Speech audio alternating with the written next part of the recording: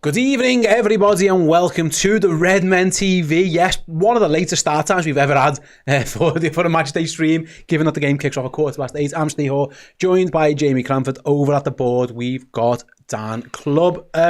Yeah, we're here for the build-up to Liverpool versus Newcastle, like I mentioned before. Kicks off at 8:15 p.m. as Liverpool look to hopefully take an extra step towards becoming Premier League champions. Before we get into everything here on the stream, thank you very much to our sponsors, Dr. Emre Sinek, sponsoring all of our watch-alongs throughout the entirety of the season. As they say themselves on their website, the best hair clinic in Turkey. If you go to the website, you'll see a QR code on screen throughout the course of the stream. There's a link in the description below. Go and get your free quote on the website. They'll talk to you, they'll box you off, they'll make sure you get the best possible treatment. And you don't have to fly to Turkey to get any consultations. You can do that in the UK before you get yourselves over there. And now you can see Rio Ferdinand there on the picture with Dr. Sinek.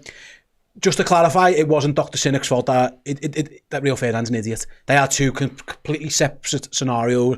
Getting your hair done by the best in the world doesn't make you a clown like Rio Ferdinand. He was always one of them. He's just now one of them with a slightly better hairline. One of the few sensible things he's done recently, really, isn't it? Absolutely, absolutely. The best decision he's made for a long time is going to... He used to be an idiot with a bad hairline, and now he's just an idiot with a good hairline. So yeah, get yourselves involved. And thank you very much to Dr. Sinek. You're the best for sponsors, allowing us to do all of this and entertain the thousands of people who are watching along with us now.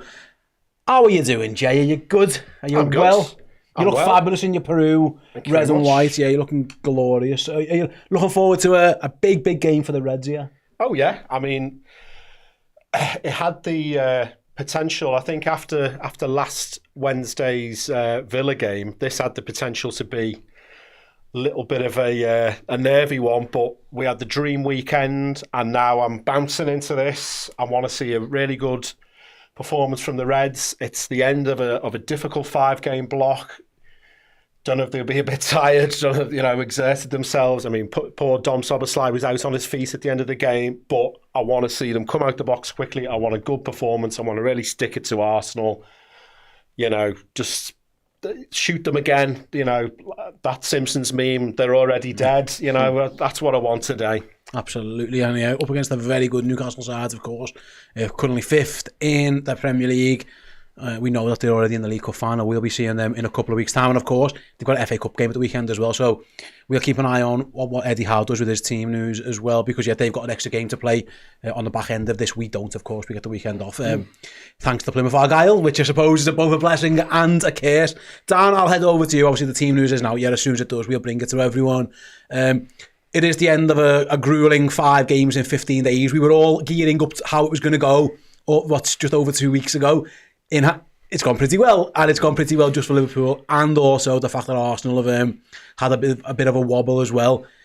Do you think the manager is concerned about fatigue and tiredness and all that kind of stuff, or is it just one more big final push and then you just can all have a nice few days off and go and get some sun on your backs? Yeah, a little bit of both. I definitely think the days off will be coming. They'll be promising them that. Give me one more big last effort tonight and maybe sort of really finish off this block of 5 games in style, because the mood's bound to be absolutely buoyant right now in the camp, isn't it, in the squad? Because, as Jay rightly described it was the dream weekend. There was a couple of sticky midweeks along the way. Hopefully we can, like I say, do the business tonight and round it off nicely. But yeah, I think in terms of the squad, in terms of the freshness of the side, he will have lent into the sports science elements of it, absolutely he will. But I think Arne Slot's sort of approach to this will be go as strong as possible and get as many of his first team and the regular lads out there, because weekend off, as you mentioned, there's a rhythm thing to consider here, there's momentum to consider here. You don't want a 9-10 day gap between City and then PSG for some of them. You want them to keep ticking over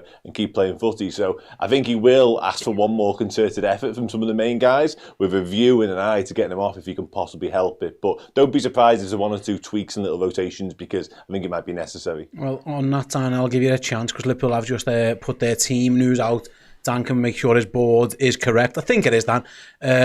I will, in fact, no, I'll hand it over. Are you good for me to hand it over to you, Mr. DC? I'll hand over to you. On the money, which is... Well done, Dan. No, we're not. I'm lying to you. Anyway. Who'd you get wrong? Diaz for Gakpo.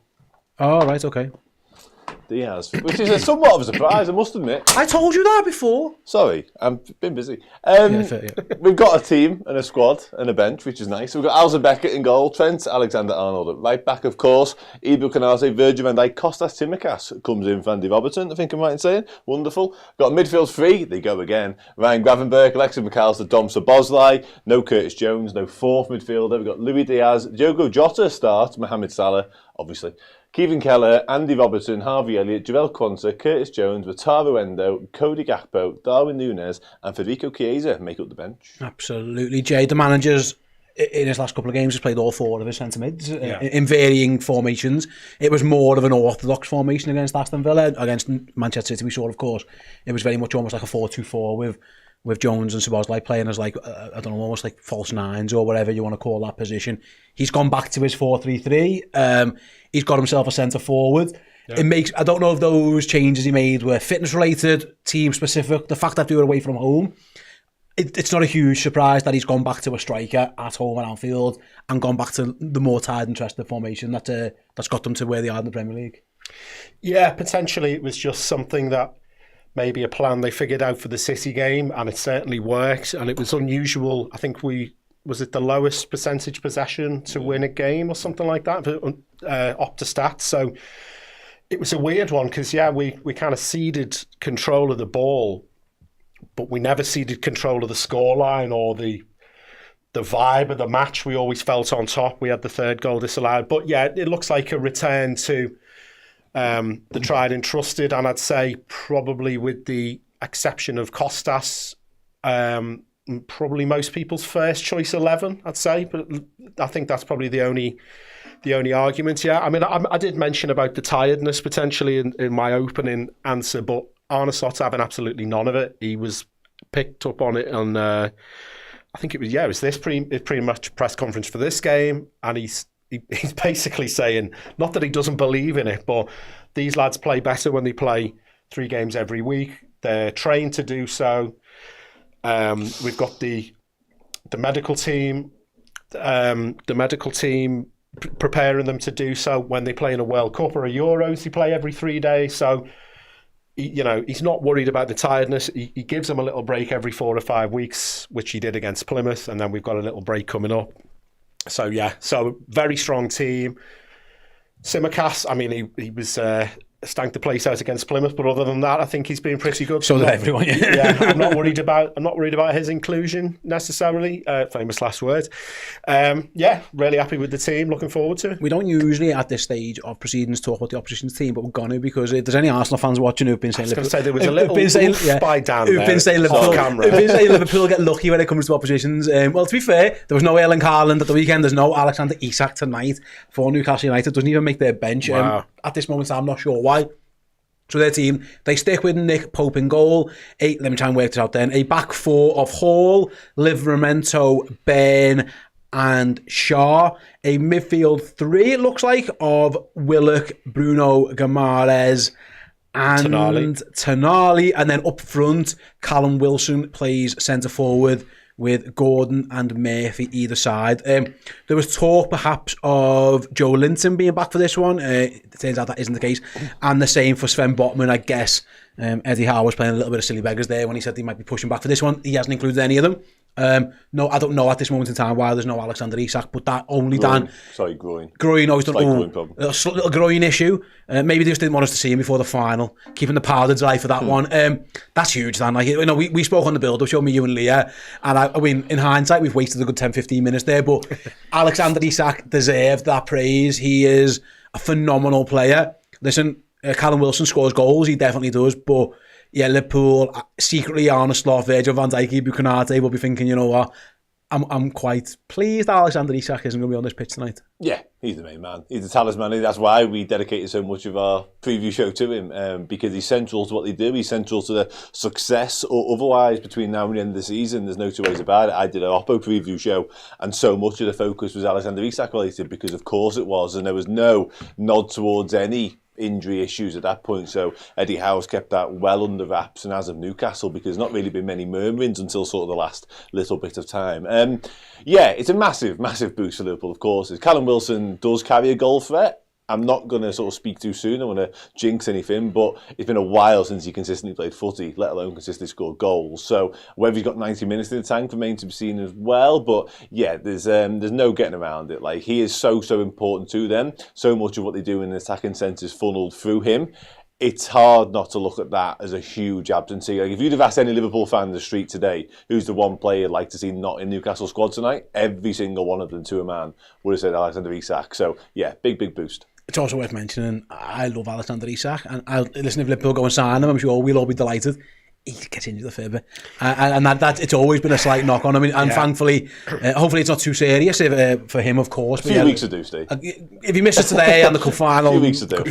Maybe he just doesn't want to play against his future employers. Maybe that's what it is. He's keeping his powder dry for when he does join Anfield in the summer. But yeah, make no doubt about it. That is a different kettle of fish. Like, Callum Wilson's a good player. Jay, England international, score goals, consistently score Premier League goals. But Isak, is the most informed striker in the country, centre forward in the country, maybe even in Europe, one of them. You don't want to count any chickens before they hatch. And we've seen Liverpool win games with injured players before, but you can't sugarcoat it that, that's a massive blow for Newcastle and potentially a major positive for Liverpool. Oh yeah, absolutely. Yeah, no two ways about it. I mean, he's one where we saw that he scored a fantastic goal against us earlier in the season. He's that good that Newcastle don't even need to be playing that well, and they could be 1-0 down or something like that, and then he could just get the ball 40 yards out and bang one into the top corner like he did. I remember that goal a couple of years ago where I think it's against Everton, isn't it? He goes on an incredible dribble down the left-hand side, and so he's got everything in his locker. He's got pace, he's got finishing, he's a good dribbler, strong. He's got the lot. The one thing he doesn't have is a Mo Salah style avoidance of injuries in his locker. So yeah, very good news for us. The other big one, I think, Joe Linton being out, which I know he's been out recently. I just think that when they've got him in with Tonali and Guimaraes, it's a really, really strong midfield three, and one that would definitely give our lads a game. And Willock's done well against us in the past. Willock, again, same as Callum Wilson. Lot to be said for both players, but they are just a step down from the ones that they're replacing. They're good players, but they're not as good as the ones who they're replacing. That's just every team's got them. Dan, interesting, we haven't spoken about it yet.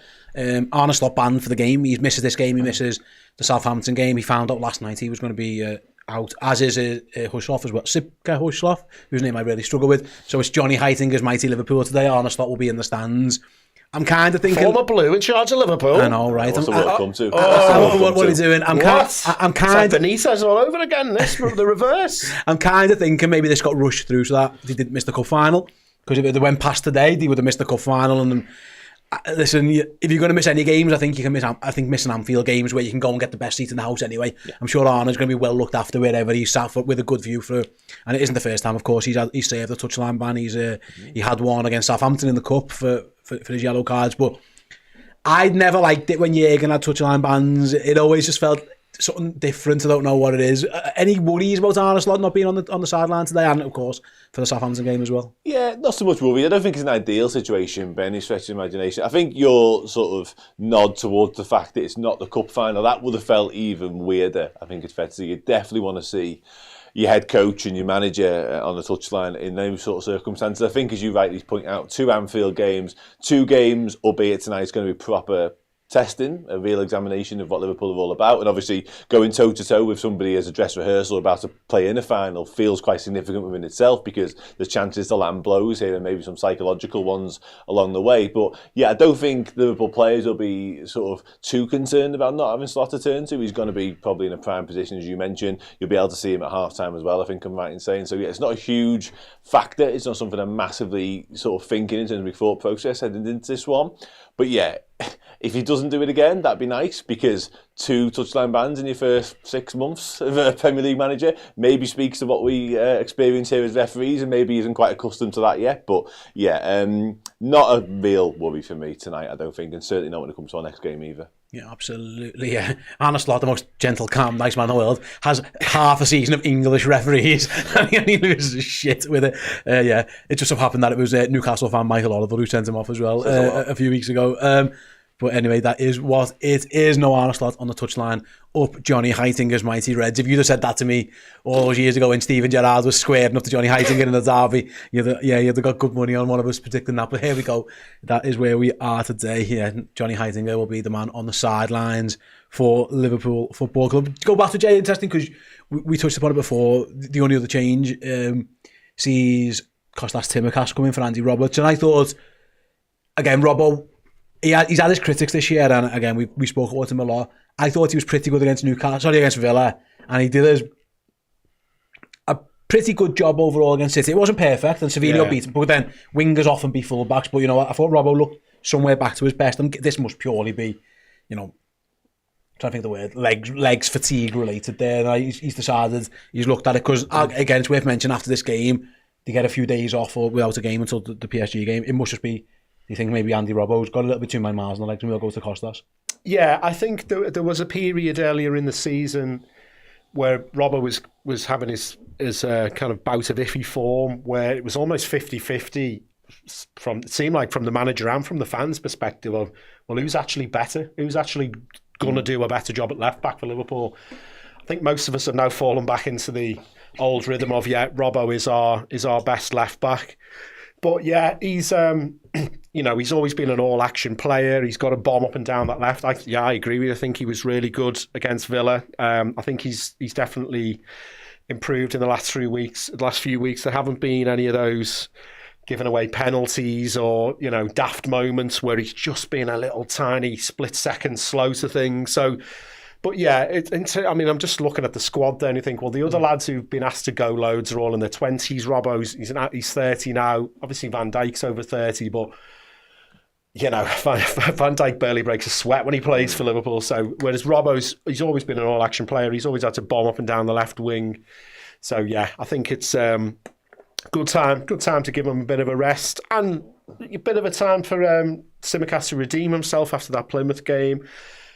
I think Jacob Murphy is a good, solid player, but he's not someone that I was going to say he's not like a Doku, but then we've all probably spoken about Doku.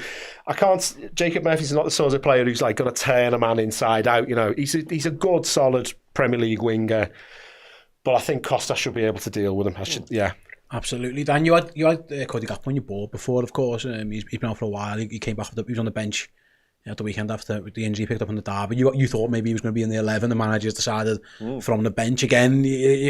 Luis Diaz has done loads of different jobs for Liverpool. He against Wolves, he was left. Against Aston Villa, he's on the bench, comes on. Against Manchester City, he is on the left, but it's more of a defensive role than a 4-3-3 kind of thing.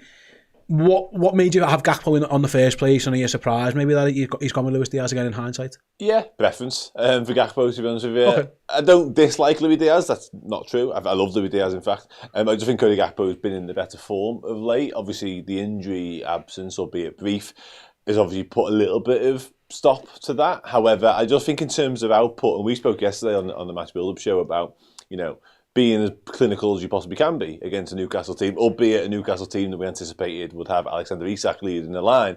I do think our most informed, at it, ruthless front three right now looks like Mohamed Salah, Diogo Jota and Cody Gakpo. Now, in terms of how that works, we haven't seen loads of it, I think it's fair to say, this season because of Jota's injury absences, and we've seen more Luis Diaz as a facilitator as the 9, which has worked. It's certainly worked when it comes to Gakpo and Salah. I think we've seen a better version of Luis Diaz over on the left because that's just where he wants to be naturally. He just plays better out there. He is doing a job for the team, it feels like, as the 9 more than anything else. But yeah, I think Cody Gakpo, particularly at Anfield, has just really, we speak a lot about Mohamed Salah, obviously, because he's been on a different planet numbers-wise this season. It's been just phenomenal, absolutely. That Man City performance up there was the best performance I've seen for nigh on a decade for Liverpool player. It was that good.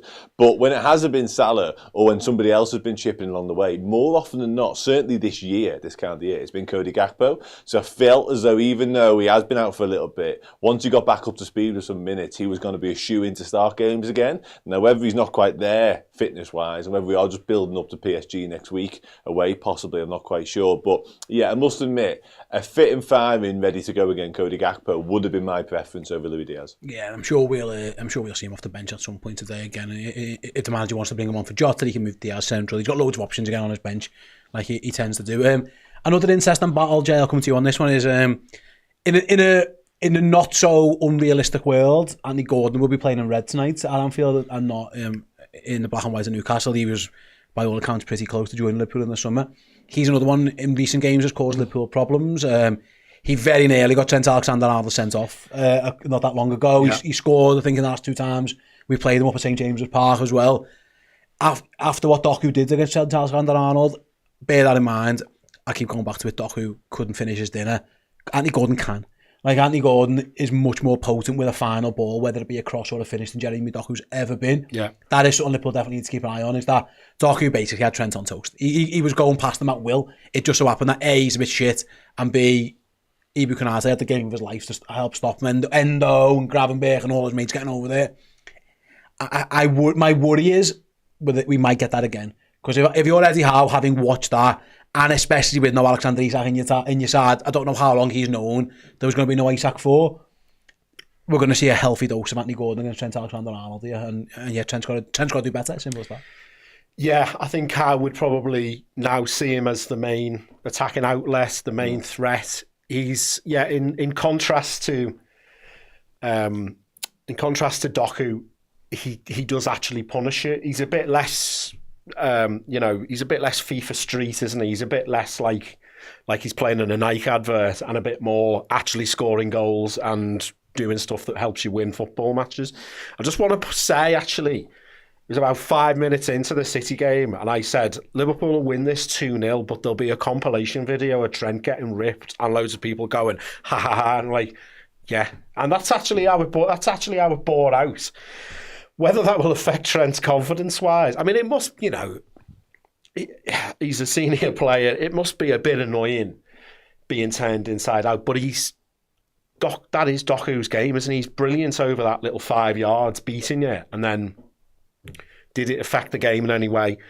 No. So, yeah, I think Trent will definitely have to be on guard. They've been managing his fitness anyway. There's no Bradley there. There's no Gomez to come in. So yeah, it could be. I think I would, if I were Howe, I would probably be trying to target it. But then, as you just said, we've got Ibu Konate to come across. Mo Salah was doing his level best to help out. Trent was getting assistance from all directions the other day, and I think maybe Konate. I don't know if Slot will say this now, but now there's no Isak to look after. Say just keep an eye on Gordon, because he could be the one that could be the way home for say to Virgil, do us a favour, can you keep an eye on Callum Wilson? Yeah, you go and help him out. It's worth mentioning as well, they could Jacob Murphy against Andy Robbo was equally a battle that they could maybe target as well. But yeah, it does feel like we're going to see a lot of the ball down Newcastle's left with Anthony Gordon for sure. I'm quite surprised actually he didn't start him up front. I thought he maybe with no Isak he could have went centre forward, but again that might even indicate the fact that it's we're going to see him up against Alexander-Arnold a fair bit. Dan, I'll come to you. I apologise to the person in the live chat that the chat's gone too far, but it was a question about rotation and rest. Given how Trent, and in particular Dominic Szoboszlai, looked at 90 minutes on Sunday, either the recovery staff and those lads have done really, really well, or there's a couple of Liverpool players going into here maybe feeling a little bit of fatigue because Trent couldn't walk. By the time he walked off the pitch, he was really struggling. Szoboszlai was prone on the ground at 90 minutes. The manager clearly he's trusting both of them again to go again. Is that any concern for you at all? Slightly. A lot of that sort of depends on how the game pans out, I think. And if Liverpool are leaving wide open spaces and we're asking Trent to cover those wide open spaces, certainly against somebody like Anthony Gordon, because whilst Doku clearly tested Trent to the absolute maximum extent over the weekend, it was more in tight spaces, it was more getting past him over the course of 5 yards, as Jay rightly points out, whereas Anthony Gordon probably needs areas and space to run into to really threaten. It's a slightly different approach from a winger. So if Trent's having to, as I say, track back constantly and try and come back with Gordon, and we're not managing to control transitions and all that sort of stuff, that feels problematic for him. 90 minutes of that will probably be too much. Likewise, Dom Szoboszlai, if he's having to put in a real shift, getting up and down the pitch as a proper midfielder, proper box-to-box midfielder would do, that also feels problematic. I mean, if Liverpool can control the game and sort of really wrestle that and really just be the dominant force in it, it could well be something we can manage them both through. I do still envisage And I do still think that Slot's preference will be to get them both off in around the hour mark. I think that would be the way you'd like to see it pan out. Obviously, again, that's game state dependent. But yeah, there's no two ways about it. I think both of them, and maybe one or two in particular, who weren't quite as visibly exhausted and drained by the end of it, would have been going through some pretty heavy recovery over the past 48 hours. Ice baths, proper rest, proper trying to just get something back in the legs. Because, as we mentioned before, this is one last big push now for a decent chunk of time. Like, they don't get the luxury of days off very often, this squad. They're about to get it. So, if you're Arne Slot, if you're Sip Kulsov, if you're, in this case, John Eitinger, you're team talk, what you say to them, pretty much writes itself, it's fair to say, because you go in there, obviously the Premier League points are at stake, another knife in the back of Arsenal's at stake, but also you've got the nice carrot of a rest over the weekend coming. So one last big effort, get through, and then we'll go. Yeah, the right back sub is the only issue, isn't it, Jay? Is that he hasn't got Gomez and he hasn't got Conor Bradley. Gerald Kwanzaa's the next in line, I think, for that role, and he started actually at St James's Park, and Liverpool struggled a little. He just isn't a right back, especially on the ball. It was miles off it, really. So that's the concern, is that you hope Liverpool are winning if Trent can't do 90 minutes, because he has been getting managed recently. Unfortunately, Conor Bradley picks up the injury at Villa with Gomez already being out. You don't really want to be seeing too much of Gerald Kwanzaa at right back, you know what I mean? But it, again, needs must maybe at this point in time. Yeah, I thought it was really unfortunate for Kwanzaa, because he'd been taken out the team in the first game, and then it's one of the rare times he's come back in. He gets put in from the start at right back, has a poor game. He's not a right back. I thought it did his confidence no good at all. I mean, is there a world where you'd bring Endo on at right back? You'd probably want to bring Endo on in the midfield, wouldn't it? I feel like, in terms of managing Alexander-Arnold's minutes, I think even if Liverpool were behind, if the team have said he comes off on 70, then he comes off on 70. Because there was a little bit of pushback from a few. I think Mark Lawrenson potentially, a few after the Everton game of like. It was Villa. It was sorry. Because Trent had just scored, and Mark that Lawrenson was said, it. Yeah, why are you taking him off when he's just scored? And exactly. Like, got to. Yeah, and you can't. You can only live in the world that with like the universe that we exist in. You never know if he gets left on for 5 more minutes. Does he injure himself? Maybe he doesn't. Maybe he goes and scores another one. We can only deal with the universe we exist in. So yeah, I mean, he only got a couple of minutes, didn't he, Kwanzaa, the other day? You'd like to think Liverpool are comfortably ahead. Maybe even Gordon goes off. And then, that's real. Like, the issue I thought with Kwanzaa, Jay, sorry to cut across, at their place was that it was a game Liverpool was struggling in, and they needed to go and score, and he couldn't get on, he couldn't do it, and that's the problem. If Liverpool are winning, and it's a bit like Newcastle the other day, and it's like, sorry, against City, and it's like we're defending, Gerald Kwanzaa could easily sit there all day. It's more I thought Gordon got the better of him, A, when he was high up the pitch, because Gordon's he's more used to being over there, and B, is used to the ball. If in the ideal where Liverpool are comfortable in the game, and then you get him sitting back in an orthodox right back position, I think that could work, but we'll see how Trent is, because like I say, and on to Boslai, to carry him into this conversation, it felt like after Arsenal lost that against West Ham, Liverpool emptied the tank on Sunday to get those 3 points. They realised no point holding back now. Get this win, and come what may, we're getting this win. Because usually, if you see a player that tired, players don't get that tired because they're taken off before they get to that point. So it clearly feels like they emptied the tank at the weekend. So we'll see how long they can last, I suppose. But the manager clearly thinks they can do a job because he's picked both of them from the start. Yeah, the only thing I'd say, just to go back to Kwanzaa, he gets thrown in away from home. Again, that's a real bear pit, isn't it? It's a tricky one. Also, we're at home now. Gordon's got to worry about Alexander-Arnold coming forward. Gordon's, he's got to be worried about tucking in, doubling up on Salah potentially. Like his obviously his primary focus is as an attacker, but he's got to worry so much about it going the other way. In terms of tiredness, I mean, I just was thinking back to, like, I went to the Luton game before the League Cup final last year, and Harvey Elliott at full time did a Szoboszlai. It's like flat on the floor, took like 90 seconds to get up. He played 120 minutes in the final and was brilliant in the final. So these are incredibly fit young men who are put their bodies on the line. They do everything they can. No bread. That's the least of your worries, isn't it? No bread, no ale. I like that was the first place you went. How did you go straight to bread? Because he's a man who likes his bread. I just a nice bit of crusty bread with some butter on. You just got a little sprinkle, a little bit of rock salt on. You can't knock it, can you? No, yeah, listen. You know what I mean? Pizza, a lot of dough in that. You don't get the excellent physiques like me and Jay have got without knowing your way around the loaf. A nice a nice 9 pints of Guinness on a Friday. Like they've had to. I didn't have the makings of a varsity athlete, did I? To quote The Sopranos. So yeah, that drive and Slot was. Talking about Salah's Instagram, and Salah likes a topless Instagram shot, so these are they're all, he's saying Salah's working at home, he's got a gym at home. The machines. So yeah, we're all right. I'm not worried about Szoboszlai, I haven't seen it. Has he done any topless photos lately, or? Because I'd like to see them. No, yeah. That was a roundabout way of Jamie saying he's fine with the lads playing today. It involved a bread, a pint of Guinness, naked Dom Szoboszlai and Mo Salah, but we got there in the end for Jay to tell us his answer that it was a no. Just to let you guys know, by the way, what is happening here on Redmen today. In about 5 minutes' time, we'll hand over to Dan for the Fan Interactive show. You guys can have your say on all things Liverpool, Newcastle, everything else that's going on. Dan will be keeping his eye, of course, on the first half hour or so of the Arsenal game down at Tottenham, against the Nottingham Forest, I should say, as well, and maybe all the other Premier League scores, so bear that in mind. It's worth mentioning, Jay, I'm going to be getting your score prediction off you in a moment, and I'll be getting Dan's as well, so keep that in mind for us as well. In fact, you know what? Let's do that right now. Who shall I pick first? I'll pick Dan. Dan, you've seen their team, you've seen our team. Give a little score prediction for Liverpool versus Newcastle before we hand over to you. Yeah, I am going to change mine from yesterday in light of the team news. I'm going to go 3-0 Liverpool. Mo Salah 2 because his personal crusade for greatness continues. And I'll go with Diogo Jota. Okay. I said... What did I say? You said 3-1 as well. I said 3-1 as well.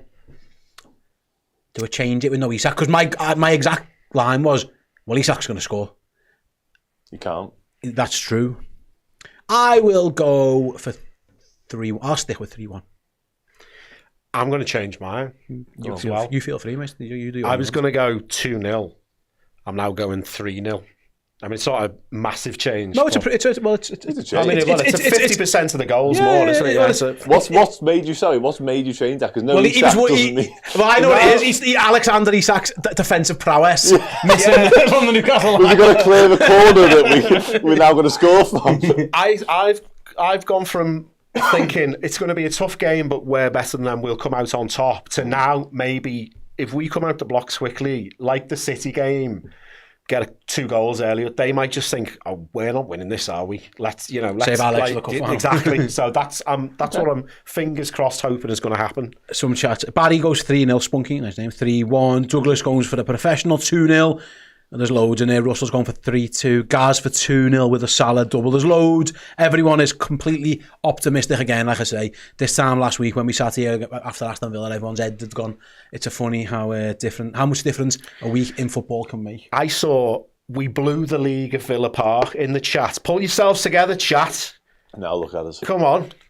Who'd have thought it? I had to give Chris some therapy as well, and I failed at that job. Yeah, you wasn't great. Yeah, you didn't do great. You needed Paul. He did. Yeah, we both tried to be here for Chris. He just needed his Paul comfort blanket. But look where we are now. Look at us. Yeah. I wouldn't have thought it. Would you? Not us. Right then, we are going to hear right now from Arne Slot speaking at his pre-match press conference ahead of this big game, this big game, after which Dan Club will be in this very chair. So get your questions, your comments, your thoughts, whether you're on Discord as one of our Redmen Plus subscribers or indeed just chilling out with us in the YouTube chat. We'll be back after Arne Slot. I appreciate it's early, but how worthy a candidate is Mo Salah to win the Ballon d'Or? I should probably throw Virgil van Dijk into that, but the reason we speak about Mo is because his numbers are so high at the moment. So what do you think? Yeah, it's mostly about attackers, isn't it? Although the last winner was, I think, a midfielder. But yeah, it's a good thing that Mo is in the discussion because it means he does well and means we are doing well. But for him to stay in that discussion, he should bring in the same performances as he's done for 7 or 8 months now. And I think in general, someone that wins the Ballon d'Or needs to win something as well. So it's a great challenge that is in front of us, but also in front of him. And what I liked a lot is that he takes this challenge not only by scoring a big goal and a great assist against City, but he also wanted the team to win because his defensive work rate, especially in the second half, was outstanding, and that is, I think, what it takes for us to have a chance of winning something. And if we as a team can win something, he will have a far more better chance to win an individual prize like the Ballon d'Or. When you say win something, do you think you have to win even more than just the Premier League? Do you have to go on and win the Champions League as well for Mo to really have that outstanding chance of winning the Ballon d'Or? It would make his chance only bigger. But the last one who won it, I think he only won the league and not the Champions League. So it is not only about the amount of prizes you win, but I think all of the ones that won it in the past probably, I'm not 100% sure, but probably won either the league or the Champions League. So that means, but in football it's always like this, you need the team to win an individual prize. And that's what Mo understands at the moment really well, because I just said his work rate, especially in the second half, but almost during the whole game, was very good and very helpful for us to have a chance of winning the game against him. Hello everybody, welcome back to the Redmen TV and your fan interactive part of the night where we talk about everything, anything, literally. The floor is yours. Hit me with it. Hit me with your rhythm stick. Ahead of Liverpool taking on Newcastle United at Anfield, of course, another big game under the Anfield lights. This is what we do it for. This is what we live for. I want lots of things over the course of the next half an hour. Also, comments, questions, chats, opinions, score predictions. But as ever, I want goal scorers attached to those score predictions, not just boring old score lines. That's boring. And yeah, let's do it. This is not how I expected to start this section, but sound. Thanks. Really good. She's boss. She makes it very easy, which is nice. But thanks for the question. Thanks for the family-related question. It's nice that people, ask about personal issues sometimes, as opposed to, Will Trent sign a new contract. So it's always much appreciated. I do have Arsenal against Forest on just sort of over there. So I will keep one eye on that. If I'm not sort of paying attention and miss something important, do feel free to flag it up to me and then I'll look. But yeah, I don't... Mars bar... I'd probably say a Mars bar, but I've got a much more boring answer to that I won't bore you with right now. Rob Davies going for 4-1 with Mo Brace and Jota and Sobber. Yeah, I fancy a bit of Mo. I mean, it's almost stupid saying that you fancy Mo Salah to score because Mo Salah is about to play footy for Liverpool, therefore he's probably likely to score, isn't he? Let's be honest. Just mind-blowing at this point what he's been able to do, and like anything we thought was possible this season for Salah has just been amplified by about 5 already. It's just literally ridiculous. And also, I said this the other day on something else, but any sort of preconceived ideas Liverpool Football Club might have had about Salah in the future. By the way, this ref in this game just handed out 2 yellow cards, and they haven't been playing for like minutes. He just booked 2 people. I don't know why. I haven't really seen the details, but yeah, he's quite card happy, it's fair to say. Salah. Likely to score goals, I think it's fair to say. And Piver definitely thinks he will. For a hat-trick, Jota 2, Sobber and Van Dijk. How happy are we? There's no Alexander Isak. We can be honest here. This is a friendly space. We're allowed to, be elated with the fact that an opposition player has seemingly picked up a mini tweak, minor problem, that means he's ruled out with this game. And listen, as much as we don't wish injury upon anybody, there is a little bit of me that thinks if he's out for just a few more weeks, maybe miss that Carabao Cup final, or not quite be 100% fit, if he really has to push hard, and because he'd be desperate to play in that Carabao Cup final, obviously, if he really has to, put his body through the ringer for the next 2 weeks, like Harry Kane did for the Champions League final, is he even match ready for it? I have to wait and see. Evening, Dan. I'm feeling confident tonight. Sorry, I just lost that comment. There we go. I'm gonna say 3-0 Mo, Jota and Lucho. No, Isak is a big boost for confidence. Yeah, I imagine it's just a case of Van Dijkitis for Alexander Isak, to be honest with you. I can't imagine it's anything other than that, to be honest. The 9 says you need some luck to win. Yeah, I think Arsenal fans will be absolutely fine with the fact that a big game player isn't playing against Liverpool. I can't imagine they'll read anything into that other than just one of them things. There'll be no fume coming from them whatsoever. The Replicator says, I don't think Isak should be our first choice, very injury prone. I must admit, I had this conversation last night, pre-playing footy, actually. And we were talking, because I play with there's 9 Reds that play out of 12, so it's quite a Liverpool-dominated chat, as you might imagine. He went to Las Palmas, and he played against Barcelona the other night, actually. But yeah, we had a chat about this, and who could be the answer to that position. A lot of people saying João Pedro, Mateus Cunha are better suited to be the 9 for us. I kind of intervened and said, whatever the question is, Alexander Isak's probably the answer. However, that was definitely with fitness in mind, because I felt like the injury stuff, it'd been a while, it felt like, since he was injured. Lo and behold, literally fast forward 24 hours and he's missing a game against Liverpool. So yeah, that kind of flew in the face of that a little bit. But I think if you can get some assurances and some guarantees over his fitness, he's just the answer. The only thing is, if there aren't guarantees, there's not guarantees of anybody's fitness, but if he does continue to pick up injuries like tonight, and you're going to spend upwards over 100 million of him, that feels somewhat risky and not really very Liverpool either, to be honest. So yeah, is it actually won the Ipswich, by the way? Because that is Liam Delap. Of course it's Liam Delap. I did say on the Umbro yesterday, Liam Delap will score in this game, so go me. But that's fucking brilliant. Like, could he get sacked? Could he actually get sacked? Like, I must admit, at half-time at Goodison Park, watching them at the weekend, and they were getting absolutely played off the park by Everton, by the way, who are nowhere better under David Moyes, but still. Like, I thought he was on borrowed time for a minute there, and now they're getting beat at home by Ipswich. Oi, oi, oi. Oh, it's Philogene. Okay, somebody said Delap in the chat. Okay, Jaden Philogene. I never said he'd score. So the Liam Delap goal is to come, so it'll probably be 2-0 at some point. No, I wouldn't do this, I'll be honest with you. Good player, enjoying a very good little purple patch. Not Liverpool level, I don't think, personally. Feels a little bit Benteke-y, to be honest with you. And he's probably a better player than Christian Benteke, if I'm being honest. But yeah, of a level, I would say, will always score goals of a certain level. And just making that step up can be a bridge too far for some. I don't think Mateta's quite got that in him, to be honest. Rex the Dog says Delap would be worth a punt if Ipswich get relegated. I'm not sure myself. I'd like to see him go to a middling club first. I think there's a step up coming, Liam Delap, by the way. I don't think he'll stick around if they do go to the Championship.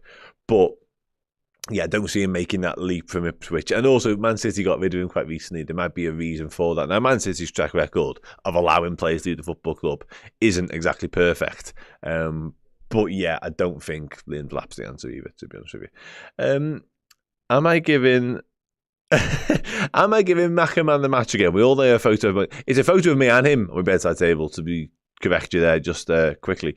But yeah, I don't know. I'll see how the game goes. Do I always give him man the match? I do like him a lot. He's a man for all seasons, Lexington McAllister. Doesn't matter like what our overall performance is or how the game goes, really. We could dominate a game and McAllister could be at the forefront of it. And we can we can struggle through a game and McAllister be at the forefront of it. Like, he is just Mr. Adaptable. He's a complete midfielder. And that's why I love him. And he's a nice lad as well. So yeah, I'm fine with that. Klopp and Slot are like Sir Paisley. Okay, high praise indeed. Opinions on Benjamin Sesko, somebody asked a moment ago. There was Dominic Culls. I like him a lot. Yeah, I like him a lot. He would definitely be somebody I consider. I'm not sure how suited he'd be stylistically to us. I'd have to say a bit more of him, to be honest. But yeah, there's definitely, and I've said this dozens of times now, but there's definitely major conversations to come in the summer. And this is the beauty of this, what we're doing this season, really, because it looks as though we are destined for serious success domestically, at least. And I don't believe we are the finished article. And I feel more comfortable saying that now because Arne Slot has kind of addressed it himself in recent weeks. He's been more open and sort of hinting towards summer transformations and changes. Because I think there are one or two positions, people may argue even more, that are upgradable. And there's one or two players and squad positions that are upgradable as well. So big chance for Forest here. Terrible. Why are you waiting that from there? Yeah, and I think the fact we're doing what we're doing, when we're not the finished article, when we're not Arne Slot's perfect side, is testament to the job Arne Slot's done. It's testament to the squad that Jurgen Klopp left behind. It's testament to the players, the mentality, etc., etc., etc. It's not testament to refereeing decisions nor injury luck, as Arsenal fans would have us believe. It's testament to Arsenal being a bit shit this year and Man City dropping off a cliff. Absolutely. But still, the point remains. But yeah, I do think it's a fascinating summer that's coming up. And it wouldn't shock me, almost regardless of how the season ends, if it was relatively seismic in terms of changes and in terms of ins and outs. I do think there's quite a lot of that afoot, personally. And again, contract situations will resolve themselves or they won't. That may sort of sway and it might hinge on sort of how much business we actually end up doing, to be honest.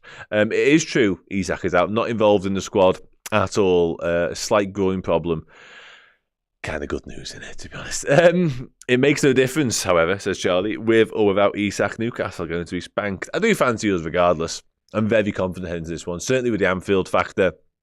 The fact that obviously it's another opportunity. It's another chance to build momentum and keep the good vibes going for Liverpool because, you know, we've had this really tough testing examination of 5 games in 15 days. We haven't come through it quite unscathed, but we've come through it in such a dominant position.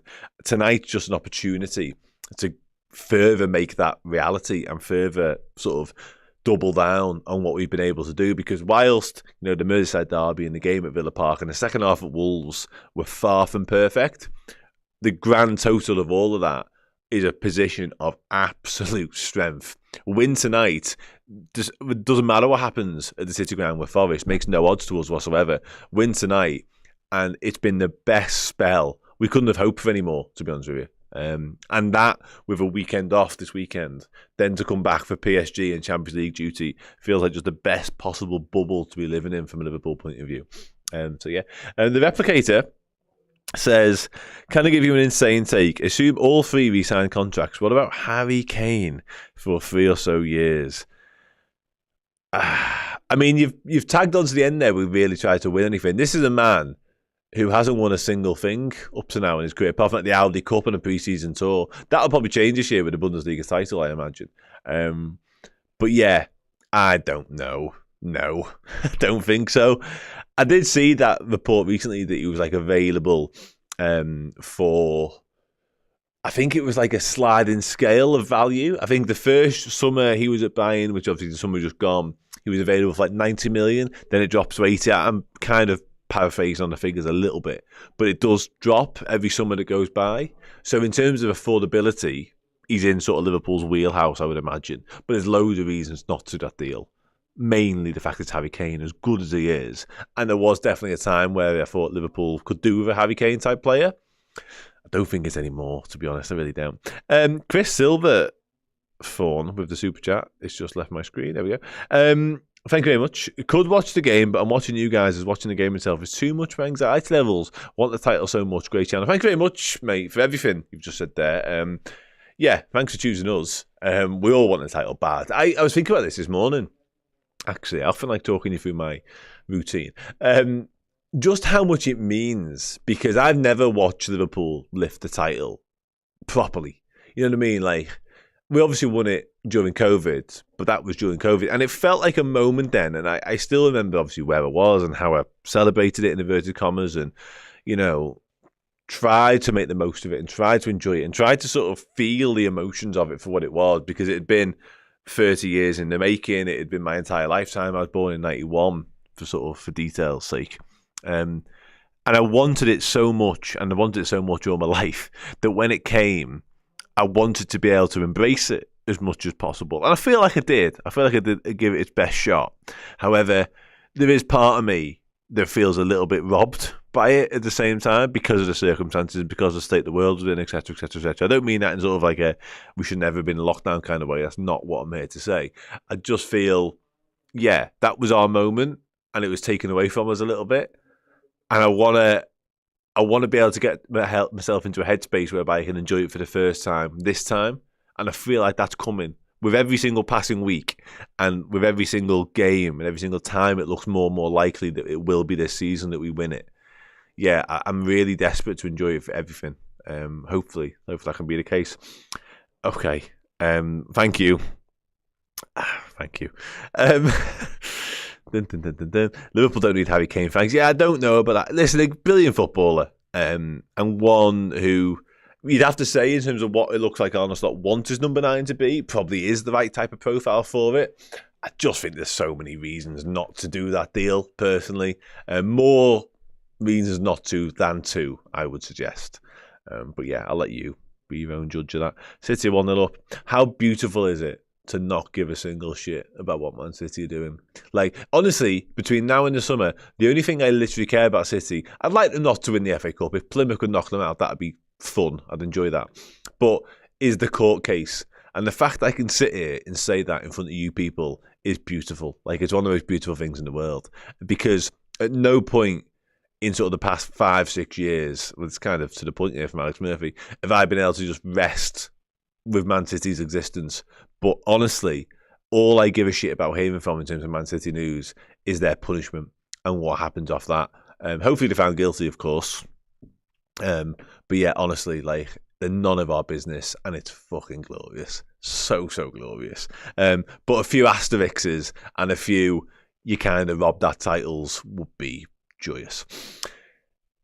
Which City? That's a good point. Thoughts on the PSG tie, says Claven. I'll start bringing us back around to this game in a moment. I'm quite excited for it. Started watching it. It's hard. Thoughts on the PSG tie? Tricky. Really tricky. Going over to Paris, never straightforward. Lots of reasons that's not a nice place to go. Lots of reasons. It's a very difficult game. If you'd have offered me PSG at this stage with a possibility of facing Club Brugge or Aston Villa in the quarterfinals, I might have gone for that, if I'm being honest. I might have shook your hand on that at the start of the season. But yeah, I don't take anything for granted. I think if we can get out of Paris with anything even resembling a positive result, you know, a draw, clearly winning the game, and even take a 1-0 deficit at this point, perhaps, can back us to the absolute hilt in terms of being at Anfield, in terms of what that means second leg in Champions League in particular. So yeah, Tyler Diblin might be the answer to that. I quite like him. Other than that, I don't think so personally. Somebody else might throw a name in the chat that suggests otherwise, but right now I don't know. Yeah, I think if we can just get away from Paris well in the time, which I'm backing us to do, by the way, because as much as they're a decent side and they've obviously they've recruited smarter than they've done in recent years. They've gone down a different path, haven't they, from the just signing names. They've actually looked to build a proper football team, and it's worked, to be fair. They look better than they've ever done. Kvaratskhelia was a good buy too. I think if we can do something over there and come back to Anfield with the game firmly within our reach, then I'm backing us all the way. And then what I will say is, and I'm willing to say this, is if we make the final, I really make us heavy favourites for that final. Could be anyone, of course, from that side of the draw, but it's like Barcelona and Bayern, you probably tip. Obviously, Bayern in Munich adds an extra wrinkle, adds extra complications of getting out of that game. But yeah, I think, and plus, let's be honest, we're the best team in Europe right now. Like, there have been moments in games, there's been 1 or 2 games, particularly recently, whereby we might not look like it, but the Champions League record and the Premier League table suggest we're the best team in Europe right now. So if we can just show anything like our true selves and our true colours, there isn't a lot out there that can stop us, if we're being really honest. If he leaves, realistically, who do you replace Salah with? Good question. It's so much of that depends on what we do in terms of the 9. Do we change where our goals come from? Because at the minute, obviously, you know, a good lion's share of our goals come from Salah, and then the rest of it kind of comes from whoever the left winger is, normally Cody Gakpo. With sort of the 9 chipping in, then goals from further back in terms of the midfield added to it as well. But if we go down the Isak route, to come back to that point, then maybe we can go a different way with the winger, and the winger becomes more of a winger. Conventionally, he becomes a creator, an assister, which of course Salah is as well as the ridiculous goal-scoring numbers. But yeah, it's so dependent on what happens centrally for me. And what Arne Slot wants as well, that's the other thing in all of this, because as much as he's doing a fantastic job, he has inherited a side. He hasn't built this side. It's not in his mould yet. It's not in his vision yet. It's not in his image. So he might have different plans for all of this. We just don't know. That's why this summer will be so telling, because we'll get a proper idea of what he wants and what he's after. I said it earlier on, he's already mentioned, I think it was in a recent embargo bit of a presser that has since been released. Like, he's been speaking with Richard Hughes and what have you about summer plans and identifying targets and positions and stuff like that. So if he's speaking it out loud, why shouldn't we? And also, it clearly tells us that it's very much in their thinking and in their planning, clearly. But yeah, in terms of the way, I like Mohamed Kudus, I do. I don't know if he's the answer. Somebody else at the moment ago mentioned the West Ham winger. I think that's Jared Bowen. I think that ship's probably sailed, as much as I'll thank him for what he did last weekend. Yeah, I think someone like Johan Bakayoko might actually fit the bill better, personally. But he would definitely be more of a project type and somebody who you would not be able to plug and play and replicate Salah's numbers. But let's have it right. There's nobody in world football that can do that right now. So the chances are, whoever leaves, you will need to sort of divvy up his goal contributions between whoever comes in to replace him and whoever the centre forward is thereafter, which is probably why it can't be Darwin Núñez for all the problems we've seen, Diogo Jota for his injury problems, and Luis Diaz because the numbers just don't stack up. So there's definitely at least one bit of business to be done. As JD says, there's no like-for-like replacement for Salah, which is why I don't understand them messing him about. Yeah, I said it earlier on, like, the whole...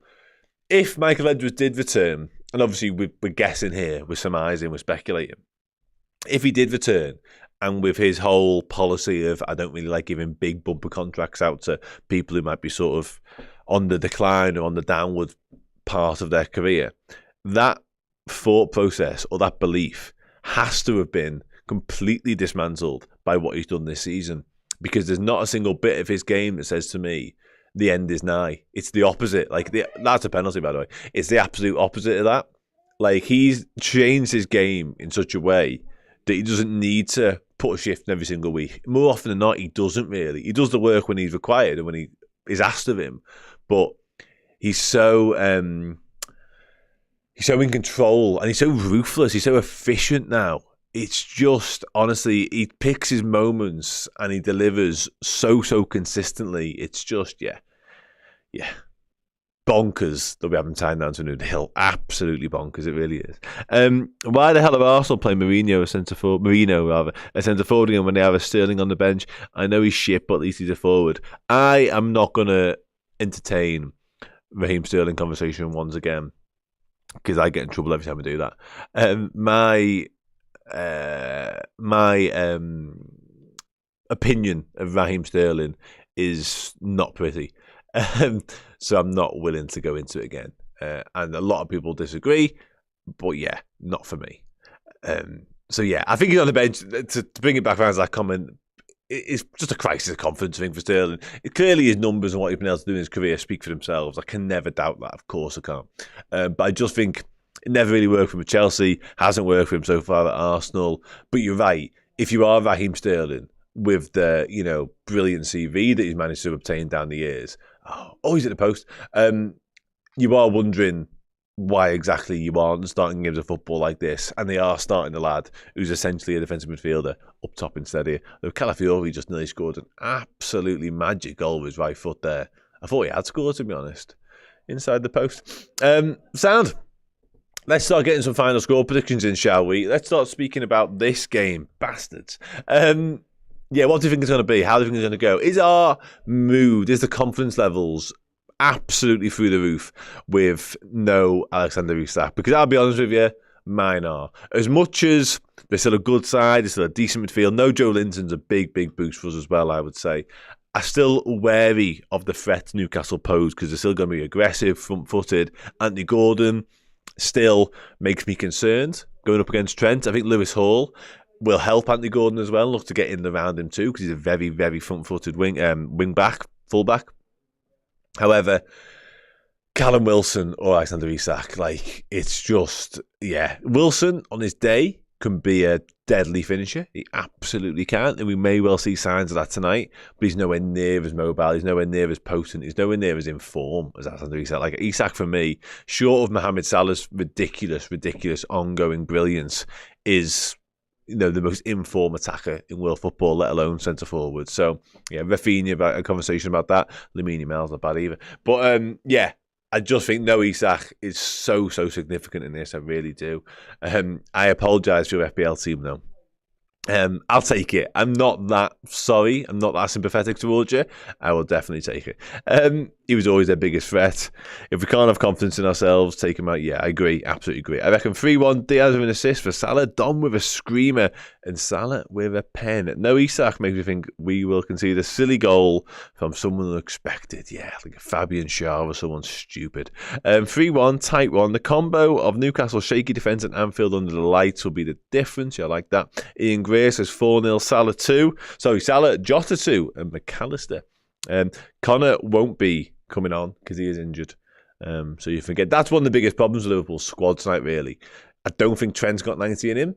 I'd be surprised if he lasted the entire 90. Who comes on at right back? It would not shock me. I think Arne Slot, and I've got a little theory behind this, so if you'll entertain me for a moment. Hi, Tan. Thanks for listening. Hope you have a good day at work or night at work, wherever you are in the world. A late Darwin double. I cannot tell you. Oh, here we are. Now, the Darwin stuff, we haven't really discussed it at all, but there's a lot of it, isn't there? We haven't got time to delve into it right now. It does look like the writing's on the wall, doesn't it? A little bit for Darwin. Arne Slot is now openly speaking about criticism of Darwin Núñez, basically, and the lack of shift he's put in his last 2 appearances. But honestly, it would be so Darwin. So Darwin to come on and do something a bit mad tonight, i.e. score the winner. And it'd be Darwin against Newcastle as well, let's be honest. But I was going to say, oh yeah, my theory, that's what I was going to tell you. So I watched a lot of Liverpool Football Club, obviously, but I watched a lot of Liverpool academy levels as well. And something I've noticed creeping in more and more. Now, it might be led by fitness, injuries, availability, personnel, whatever. There's more and more I'm noticing. And Liverpool first team level have done this a little bit. We did it with McConnell at Plymouth, and there have been 1 or 2 more examples. But midfielders are playing at right back a lot. Now, there might be fuck all in it. It might just be me making a mountain out of a molehill. Who knows? But I've seen it a lot.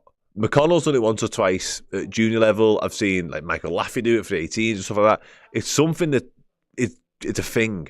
And it's probably because they're so comfortable in possession, obviously, because they play midfield, so you need to be in that area. Right backs are wandering into midfield at Liverpool, obviously. We did that with Trent under Klopp, and it's kind of continued to a certain extent. But yeah, it wouldn't surprise me at all tonight if one of the midfield options from the bench, probably was Endo, went over to right back to replace Trent. But yeah, might be fuck all in it, like I say. It might never happen again. It might not happen tonight. But yeah, I feel like it's something that's possible. Yeah, the mobility is a thing, but I do think it's more possession-led thing. And obviously, it's the defensive-minded midfielders. I'd be wholly shocked if Harvey Elliott went over to right back. You know what I mean? It is the ones with more defensive acumen in than the others, I would say. Sell Darwin by Isak. There's the thing in it again. There's the thing. That's the debate. That's the debate. It's going to rumble on and on. That's the debate. It's going to rumble on and on. I like this question. This is my kind of question. Oh, it's 2-1 United now. Bastards. Sorry, let me just quickly address this and I'll love you all and leave you all. Which 3 academy players will become guaranteed? That is a big... I love it. I would say... I've got personal favourites here. I'm going to say... Let me think of the proper academy lads now. I think Rio Ngamo is probably a bit of a tap-in. He's so gifted. He's so talented, honestly. It's frightening, the levels of ability the kid's got. And levels of confidence as well to go with it. And what I like most, and I've said this a few times, but the fact he was able to step into that Accrington Stanley FA Cup game, who I know are League 2 opposition, but whatever, at Anfield, FA Cup 3rd round, big occasion, TV cameras, senior opposition, and he played exactly the same way he does every time I watch him for under 18s. That shows the levels of self-assurance he's got, and he just backs himself to the hilt. There was no, I'm in this situation now, I need to, give it to the senior lads. I can't do what I normally do. He just played his natural game. It was a joy. He played in his rightful position. He wasn't out of position, so that probably helps. But it was like duck to water sort of territory, you know what I mean? So he's just got it. Rio Ngamo I'm talking about, by the way. Is McConnell still academy? Because I think he's probably in this conversation. Jayden Danns is definitely in this conversation as well, by the way. I'm really intrigued to see how he finishes the season up at Sunderland. So I don't think he's too far away from returning to action there as well, for what it's worth. So yeah, Danns, McConnell, Rio Ngamo. And in terms of like more, maybe lesser known shouts, I think Kieran Morrison is a candidate for this. I really like Carter Pennington. I like Carter Pennington a lot. There's a young lad in the 18s right now, Ollie O'Connor, who I'm a big fan of too. But I could go on and on and on, really. But I'll stop. there. Nothing's happened to Jane Dands. He's currently going through his rehabilitation. He's been up at Sunderland quite a bit, actually, I'm told. So I don't think, like I say, I don't think he's too far away from returning to action, which is positive. Sounds. I'm going to go because we kick off in 15 minutes. He has left the football club. I think he went to Leeds, but I might be wrong on that. He's definitely gone to a championship club, and I'm pretty certain it was Leeds, but somebody may correct me. Boss, sound. Nice one. I'm going to go now because Steve and Jay are going to come back in like a minute or two. I'm going to eat some food, then I'm going to come back, and then we'll come back later on and we'll talk about Liverpool beating Newcastle. That's the plan anyway. We'll do this bit again. We'll have a good old chat about it, how it all unfolded, etc. And then we'll do the player ranking show, which is where we literally rank how boss, sound, or you're messing the players were. So do stick around. Do enjoy the watch along. I'm off. Take it easy. Bye for now. It's too simplistic just to say Alexander Isak, but it kind of is Alexander Isak. I mean, you mentioned Bruno there. I think Anthony Gordon comes into this conversation as well. You know, if Newcastle are going to beat Liverpool, if Newcastle are going to win the Carabao Cup, if they're going to finish in the top 4/5, who is the one? Is it just Alexander Isak?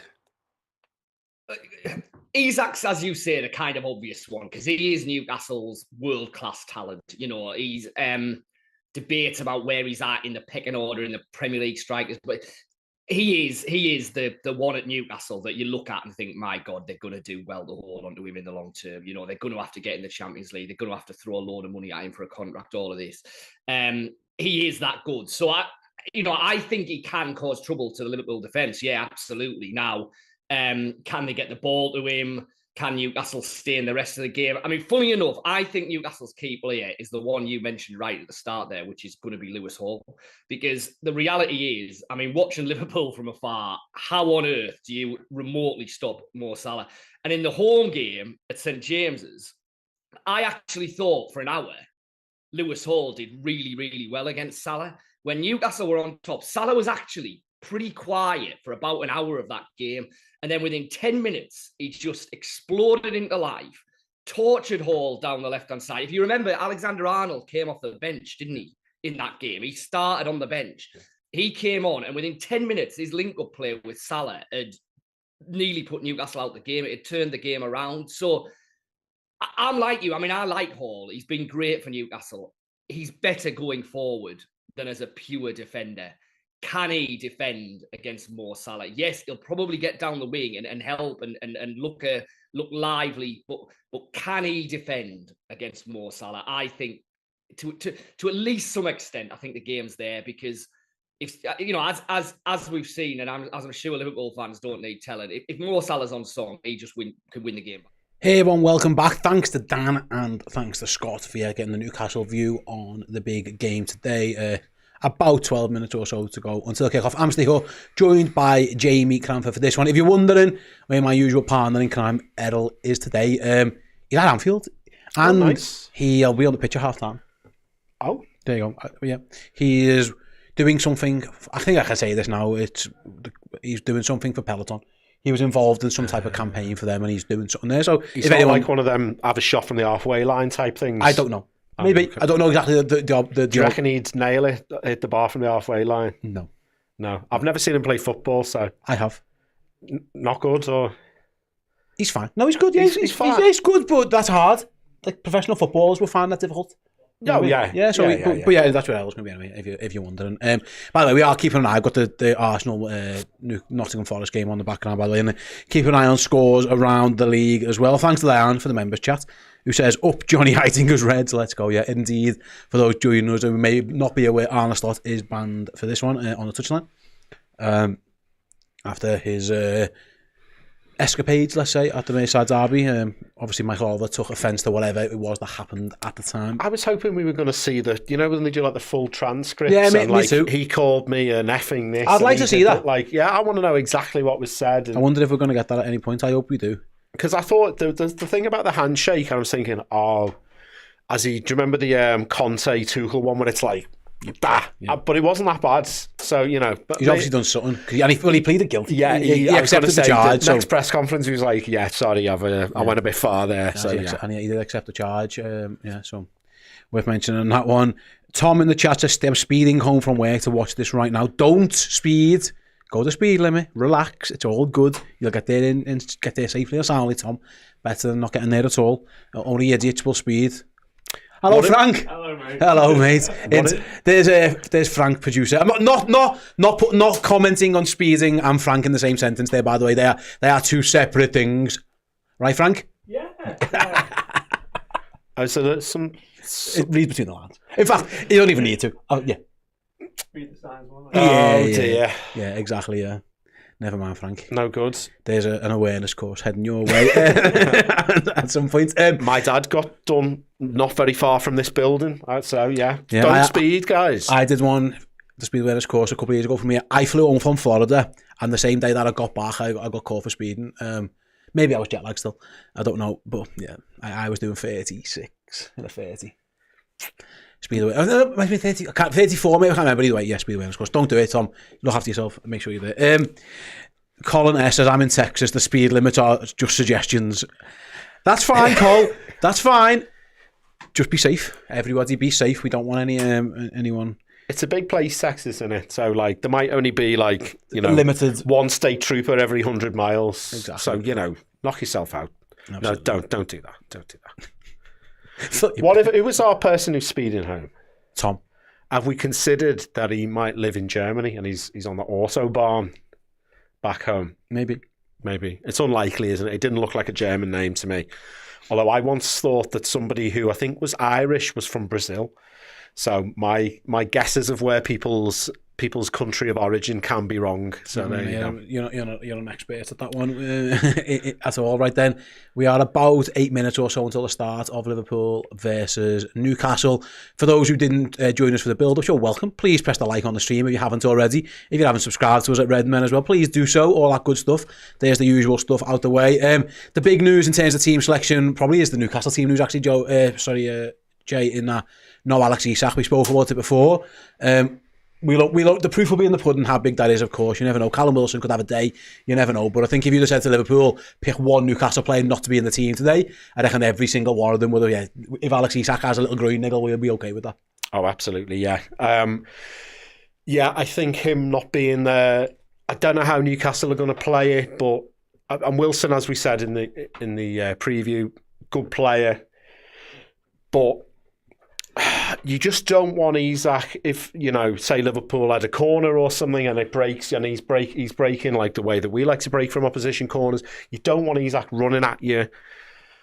Yeah, Virgil, we'd all like to think that Virgil and Canate would be able to deal with him between them, but I'm just very pleased that we're not going to be seeing the sight of him backing into someone, winning the ball, turning, running at people, causing murder, getting shots off. Like, got to pay attention to Wilson, obviously, but yeah, I don't think he's going to offer anything like the threat. I think Gordon, still good players. There's still good players. Yeah, it's a bit like the weekend. You know, City still have good players, but they were missing the striker, and Liverpool get a little bit of a break again this evening. But there's still players you can hit, and they're going to have to be switched on because you don't want this Jay to be after the Lord's Marriage Parade. You know what I mean? Like they won against City. Obviously, they had a really good weekend with Arsenal dropping points, and listen, Liverpool can afford to lose a couple of games, but you don't want to do it now. Like you don't want to, you don't want to go into what's going to be a little bit of a break from Premier League football, feeling, we didn't win the last one. You know what I mean? You've got to be very careful that you didn't overexert yourself on Sunday, and then you have a bit of a letdown here. Yeah, I don't think they will do that, but I just remember the 7-0 against United. Then we then lose to Bournemouth, and there was a much worse Bournemouth side. I think that was the O'Neill Bournemouth side, wasn't it? So there was a little bit of that in that of like, obviously not the two results, and it wasn't a title challenge, but we were on cloud nine, had a great weekend, and then brought back down to earth immediately in the next game. Yeah, desperately don't want that to happen. And I was saying about, you know, stick it to them again, kick them while they're down, all that sort of thing. Ideally, because I was on the Champions League draw show with Chris the other day, and we were looking at where the games are going to fit in. And, if we're going to be wanting to get into a Champions League semi-final, which I think we all think that we can do, maybe that there's an opportunity, if not that the league's already won, but it's as good as won, that you might see an Endo in from the start, maybe one day, or you can start the game against Southampton at home, for instance. You could maybe see Elliott in there, or Nunez could, and you'd still think that we're going to win the game, and then you can get a bit of rest into players. That sort of thing can happen. We can start thinking about.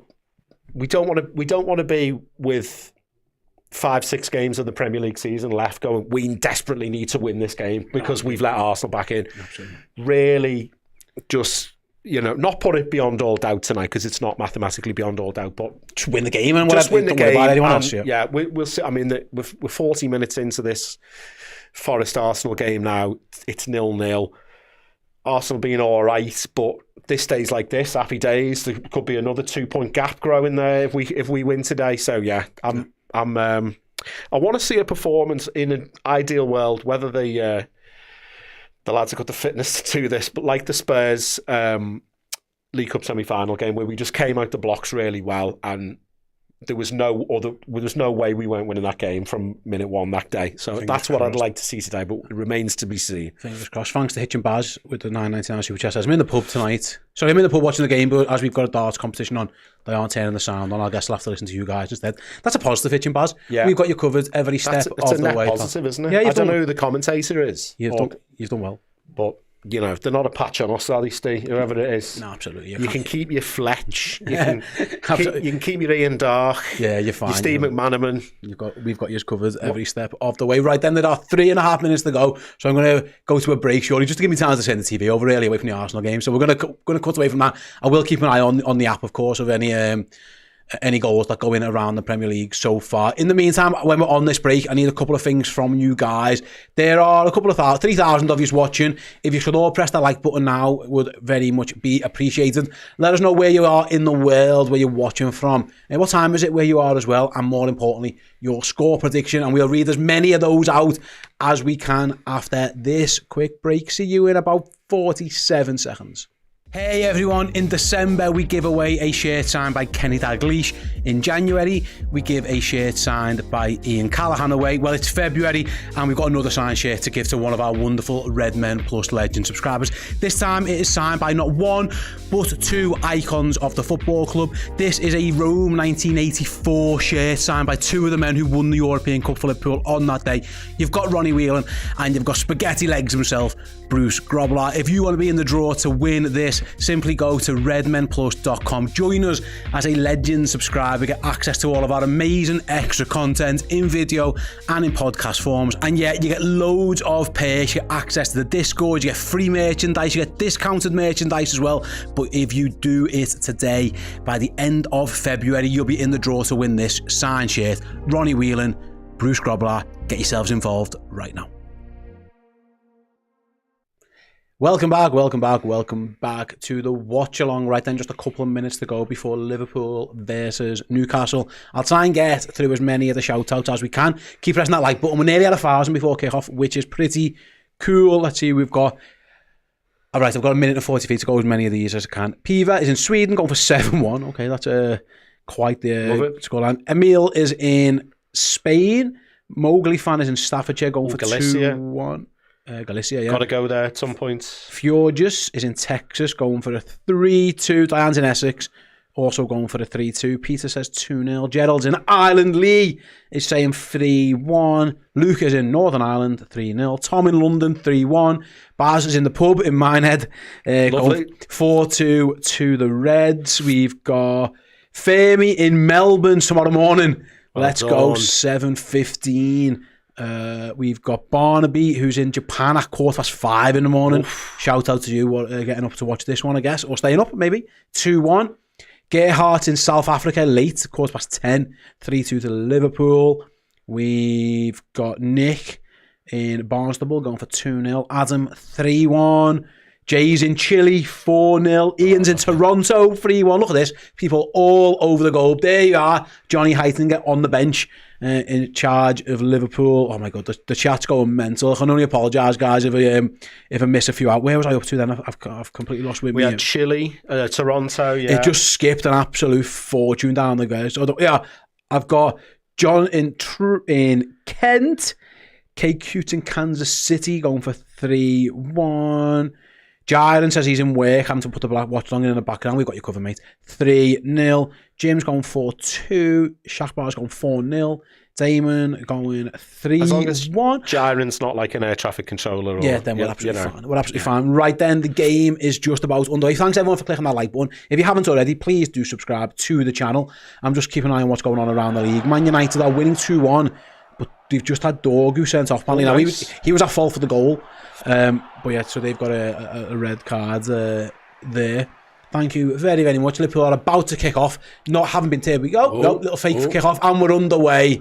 As Virgil van Dijk has the ball, I'm going to play a song to get you going. And here we go then.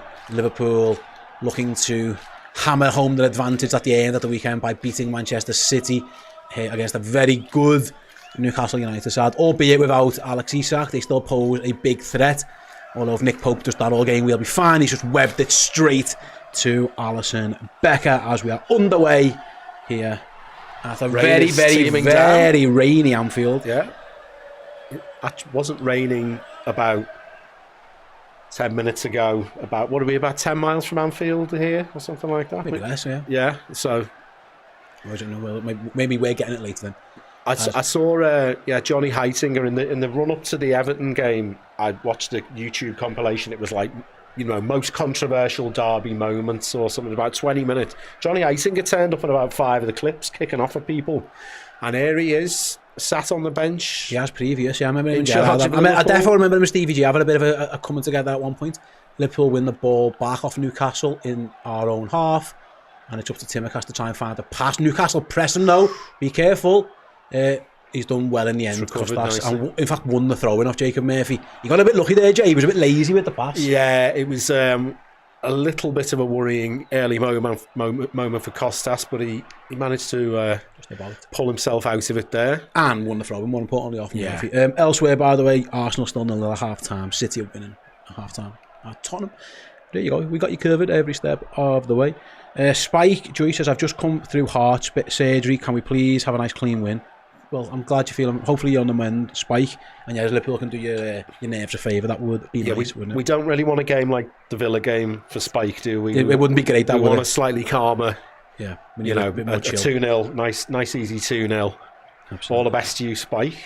Absolutely. Guerrilla Power, always 15 seconds behind we're watching. So, for those who don't know how the internet works, we are obviously going to be a little tiny bit behind or in front of your screen. It's impossible to be exactly at the same time. That's why we have the clock. Sync up.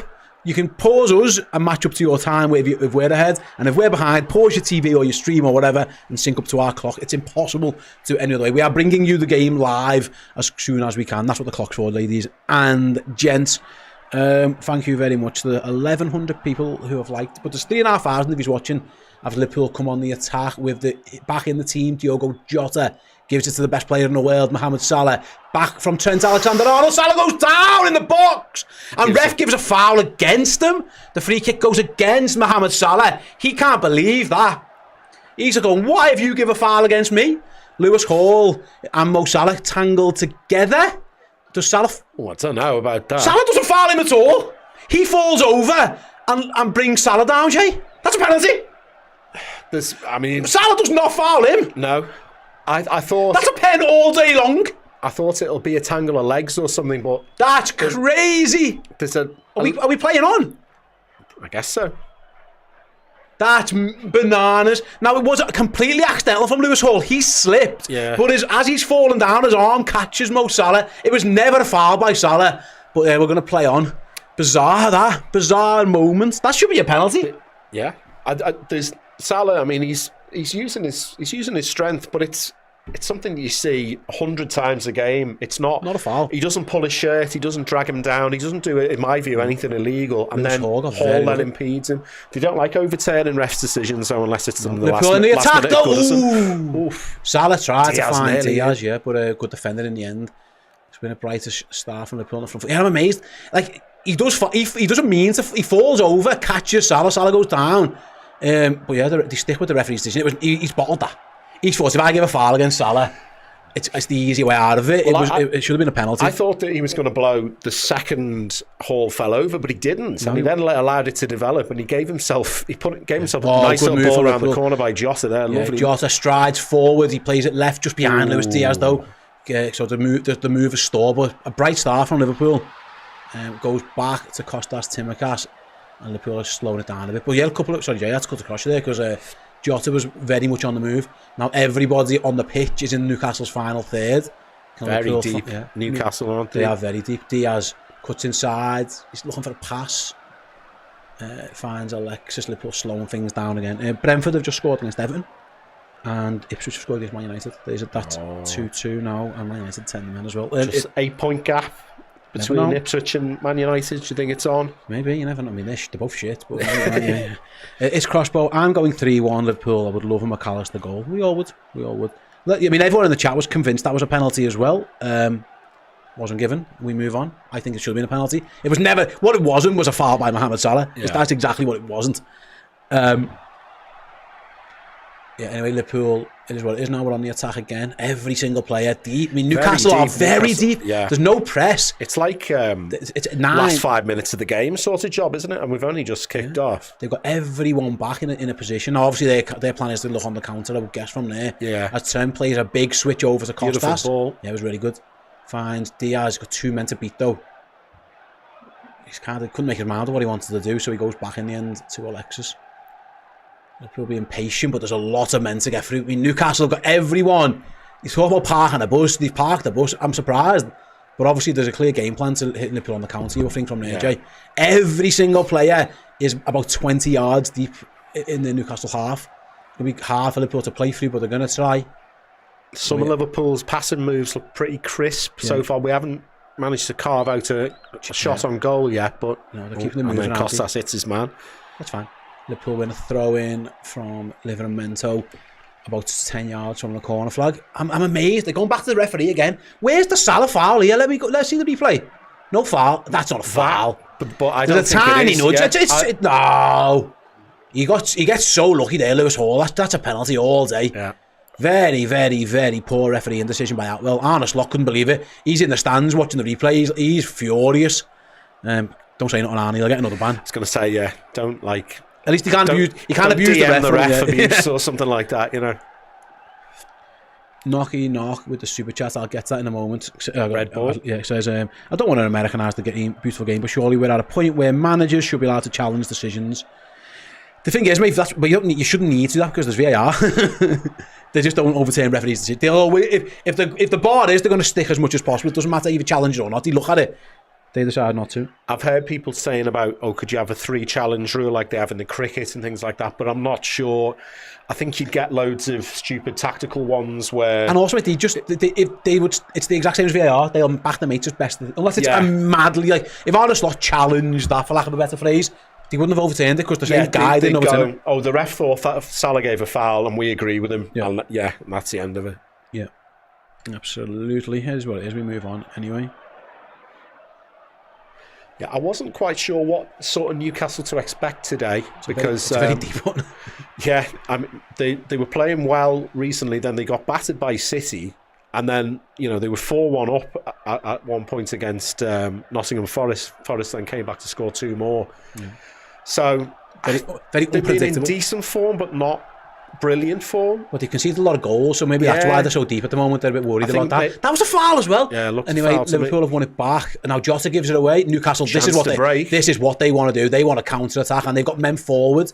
It's Murphy down the right hand side, goes for cross.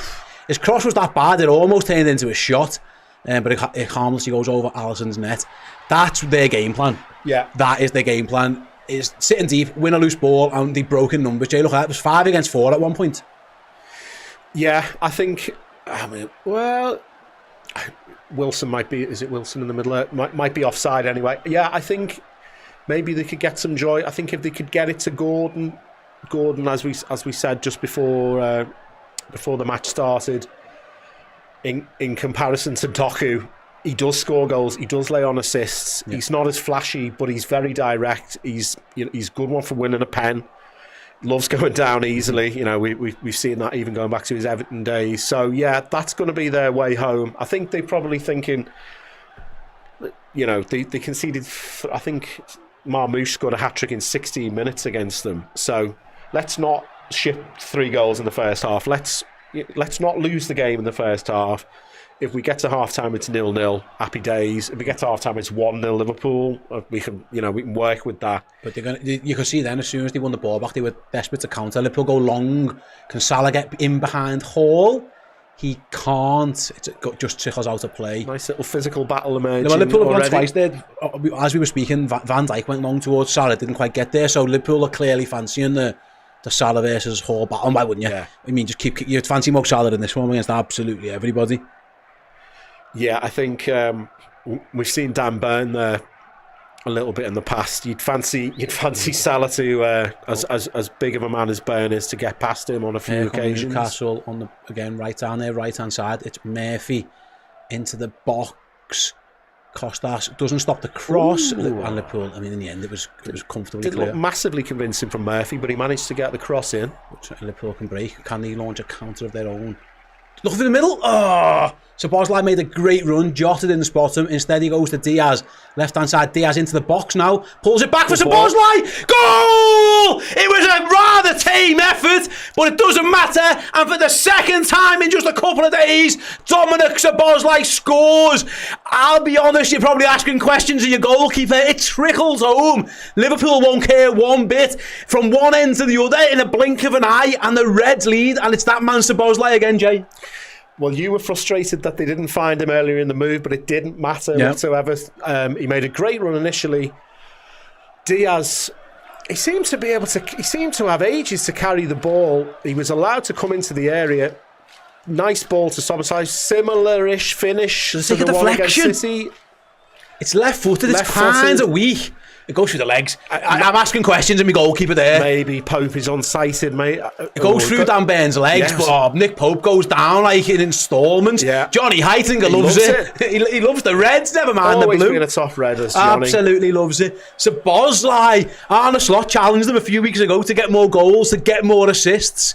Well, we are 11 minutes in at Anfield, and Dominic Szoboszlai has scored. That was pretty. That was an easy goal, Jay. Like, if you're Newcastle there, you're looking...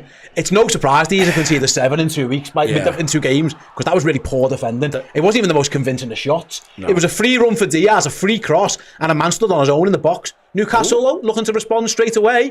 Callum Wilson into the Liverpool area, up against Konate. Konate's held him up well there. Well, yeah, sorry, we didn't even get a chance to react to the other goal. Van Dijk clears. It was poor from Newcastle. I think Eddie Howe will be fuming at that, because they've clearly set up to sit in really deep and hit us on the break, and then it wasn't really a kind of an incredibly fast counter-attack. It was a counter-attack of sorts. Diaz had the ball, but I was just amazed how long he was left to come into the box and then pick his pass. It was a clever little outside of the foot pass. Sorry, Jay, Gordon now taking on Konate, but it's dealt with. Goal kick, yeah, sorry. We haven't really got a chance to analyse much. It's very end-to-end. Gordon tries to go past Ibu Konate. Konate shut the door, and not only did he do that, it cannoned back off Anthony Gordon, and it's a goal kick to Liverpool. Yeah, it kind of took me by surprise, that goal, because like you, I thought... It was just easy. Or maybe the chance has gone now. That there's the opportune moment to play the ball through, which they refuse to take. And then you think, well, all right, Diaz has got it, but even if he can get a cross in, someone will clear it. And it was kind of like, do you want to play that back? Yeah, go on then. And then Szoboszlai peeled off, and...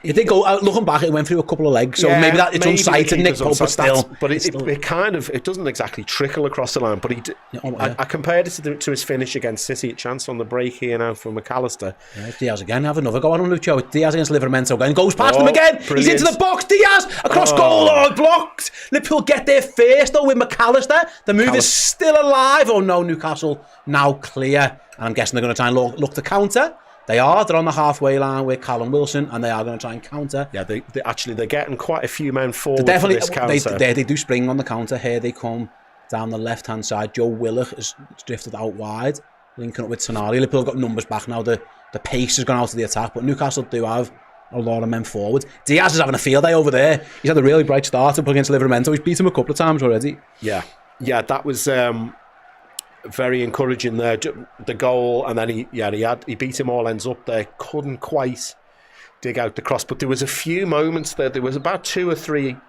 little moments where Newcastle players were trying to get nicks on the ball, and I thought, if you miss time, that it's a penalty to Liverpool. You know, where the Liverpool player just gets there ahead, so that could be potentially a way home as well for Joss Liverpool. has won it back again, and he'd give it to Diaz again. I feel like Joss has started brightly. He's been involved. Yeah, my one criticism of him occasionally is sometimes you don't really see him, but then he just scores. And he's great, but he's looked involved. He's done well. Yeah, Liverpool started well. Liverpool 100 goals in all comps this season. That was our 100th goal. Liverpool have had no problem scoring goals at all this season. Plu says play a song. I'll play a song for you, mate.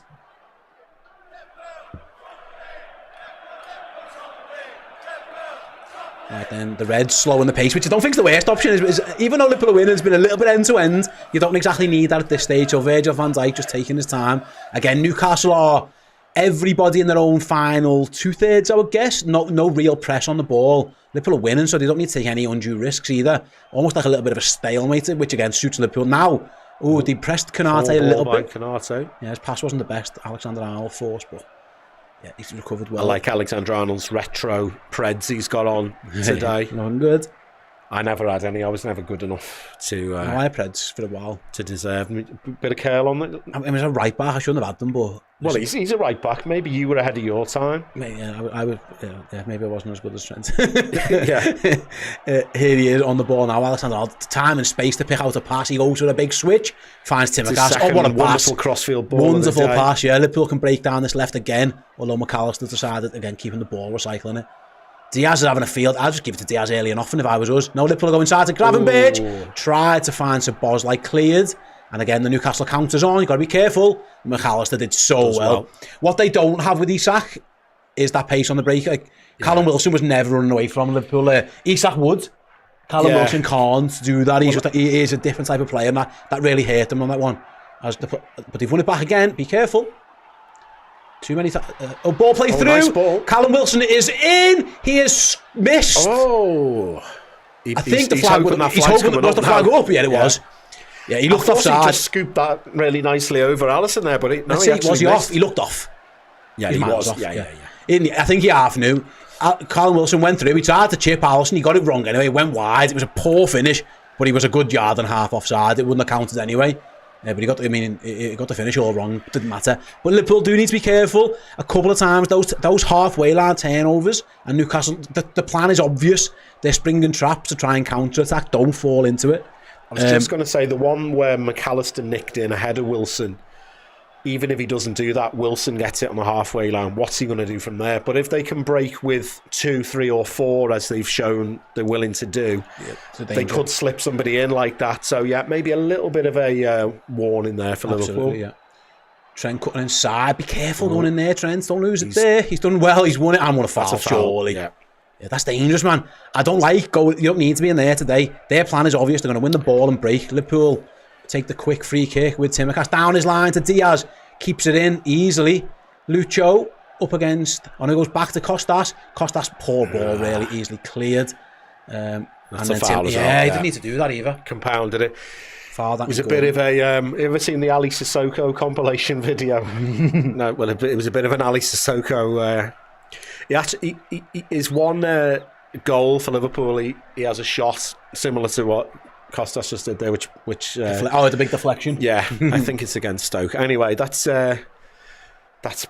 12 years ago, 11 years ago. I hope you're doing well, Ali, if you're out there. Probably not. He might be watching. Yeah, probably not a Reds legend, but you know, he's appeared in a red shirt, which is more than I'll ever do. So there you go. Liverpool got some defending to do from the long ball. Gravenberch wins an important header. And Szoboszlai tidies up back to Alisson. And 18 and a half minutes gone at a very... It sounds loud, Anfield, from the TV coverage we can hear so far. Liverpool lead thanks to Dominic Szoboszlai's goal. There it is, I can't reach that. Well, there's been a concerted effort, wasn't there? Virgil said he wanted, he wanted a... Oh, Gravenberch wins... No, give us the foul. That's a foul, sure. Guimaraes trips up, have no yellow card. I'm surprised. Yeah, it looked a yellow to me. Is he going to book him? I don't think he is. He was Gravenberch beat him. He's so good at that. Either with a trick or just shifting his weight. Let's have a look at this again. A good little touch inside by Gravenberch. He should be booked for that. He's gone there. He's gone, isn't he? That's a cynical foul. He's made some poor decisions, this referee. That's got to be a yellow card. Yeah. Bruno Guimaraes gets away with one. He just clearly, he just throws Gravenberch. Well, he just trips him up. Should have been yellow cards, not given. As Shawnee says, how is that not a booking? FFS. I'm with you. Right then, Liverpool lead and have the ball with Alexander-Arnold. Goes long for Salah. Is he on? Oh, he's going to get there. What a touch by Salah. Lewis Hall just does enough to get back. And in the end, it's a goal kick to the visitors. Someone asks who assisted the goal. It was Luis Diaz.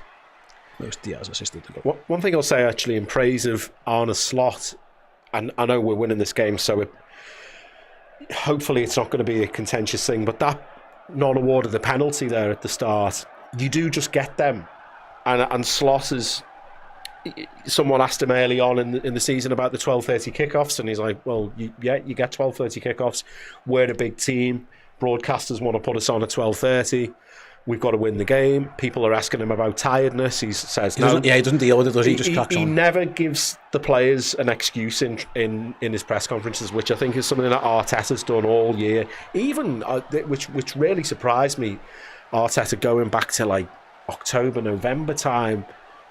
And he's saying, like, well, with the injuries that I've got to deal with. And you're thinking, like, you've got to find a way through it, and which Liverpool did this time last season around the EFL Cup final. We had, there's that list of that was on Sky or whatever, and it's about that long, and there's about 15 players on it. And obviously we fell away at the end, but we did really well for a period. Chance to counter, Liverpool have cleared the free kick, and they've got men striding forward. Diaz plays in Jota. Diogo Jota into the box, across goal, couldn't find Salah.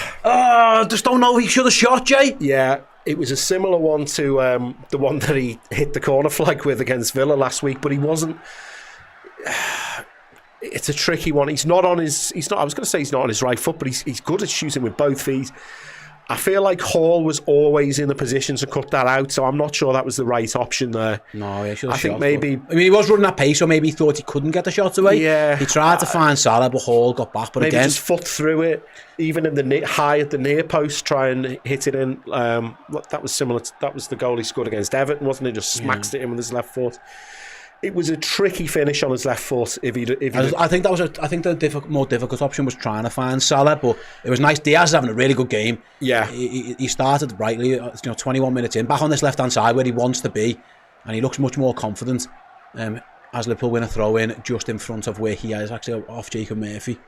But yeah, Liverpool sprung the counter attack after clearing the free kick into the box. Diaz played through Jota. In hindsight, maybe he wished he had the shot, but he didn't. And we're still 1-0. And the ball is back with Alisson Becker. Good sign, so. Yeah, absolutely, mate, yeah. Other than the Wilson chance, which he was offside. And he was clearly offside. Yeah. Liverpool play into Kanate. Kanate strides forward. Come on, Big E. Big E move over the halfway line. Still going. Plays inside to Salah. Plays it round to Jota. Oh! It just hit Jota on the heel. Didn't quite get there. Diaz wins it back. Does really well. Fantastic from Luis Diaz. And Liverpool again on the attack. What a start by the Reds. It's McAllister, edge of the box. Goes for the goal. Blocked. Diaz again keeps it in. He's a real impact on this game so far. Big Ebu strode forward with pace and power. Absolutely fantastic start this. Liverpool look like a team who are 11 points clear and want to stay or even extend in terms of that gap. That was a really... Ebu sprinted away. The ball was unlucky from Salah as well. They just clipped Jota on the heel. Reds playing round again. Sabozlai on the turn. Oh, this is fast and furious. Yeah. As Gravenberch plays it wide. Can Salah be tall this time? He's going to have a go. Of course he does. See you later. Salah into the box. Just another man got back and helped out his fullback. I think it was Joe Willock. I couldn't quite tell. Did well there defensively. Yeah, I think if we can get Hall on a yellow, I mean, he's having a bit of a torrid time already. Salah tore him a new one there, but thankfully, who got back? I couldn't see. I thought it was Wilson. Sorry, I thought it was Willock, but I couldn't quite tell. Yeah, Anyway, I think it might have been. end to end this game, can't even analyse, because here we go again. This time it's Newcastle.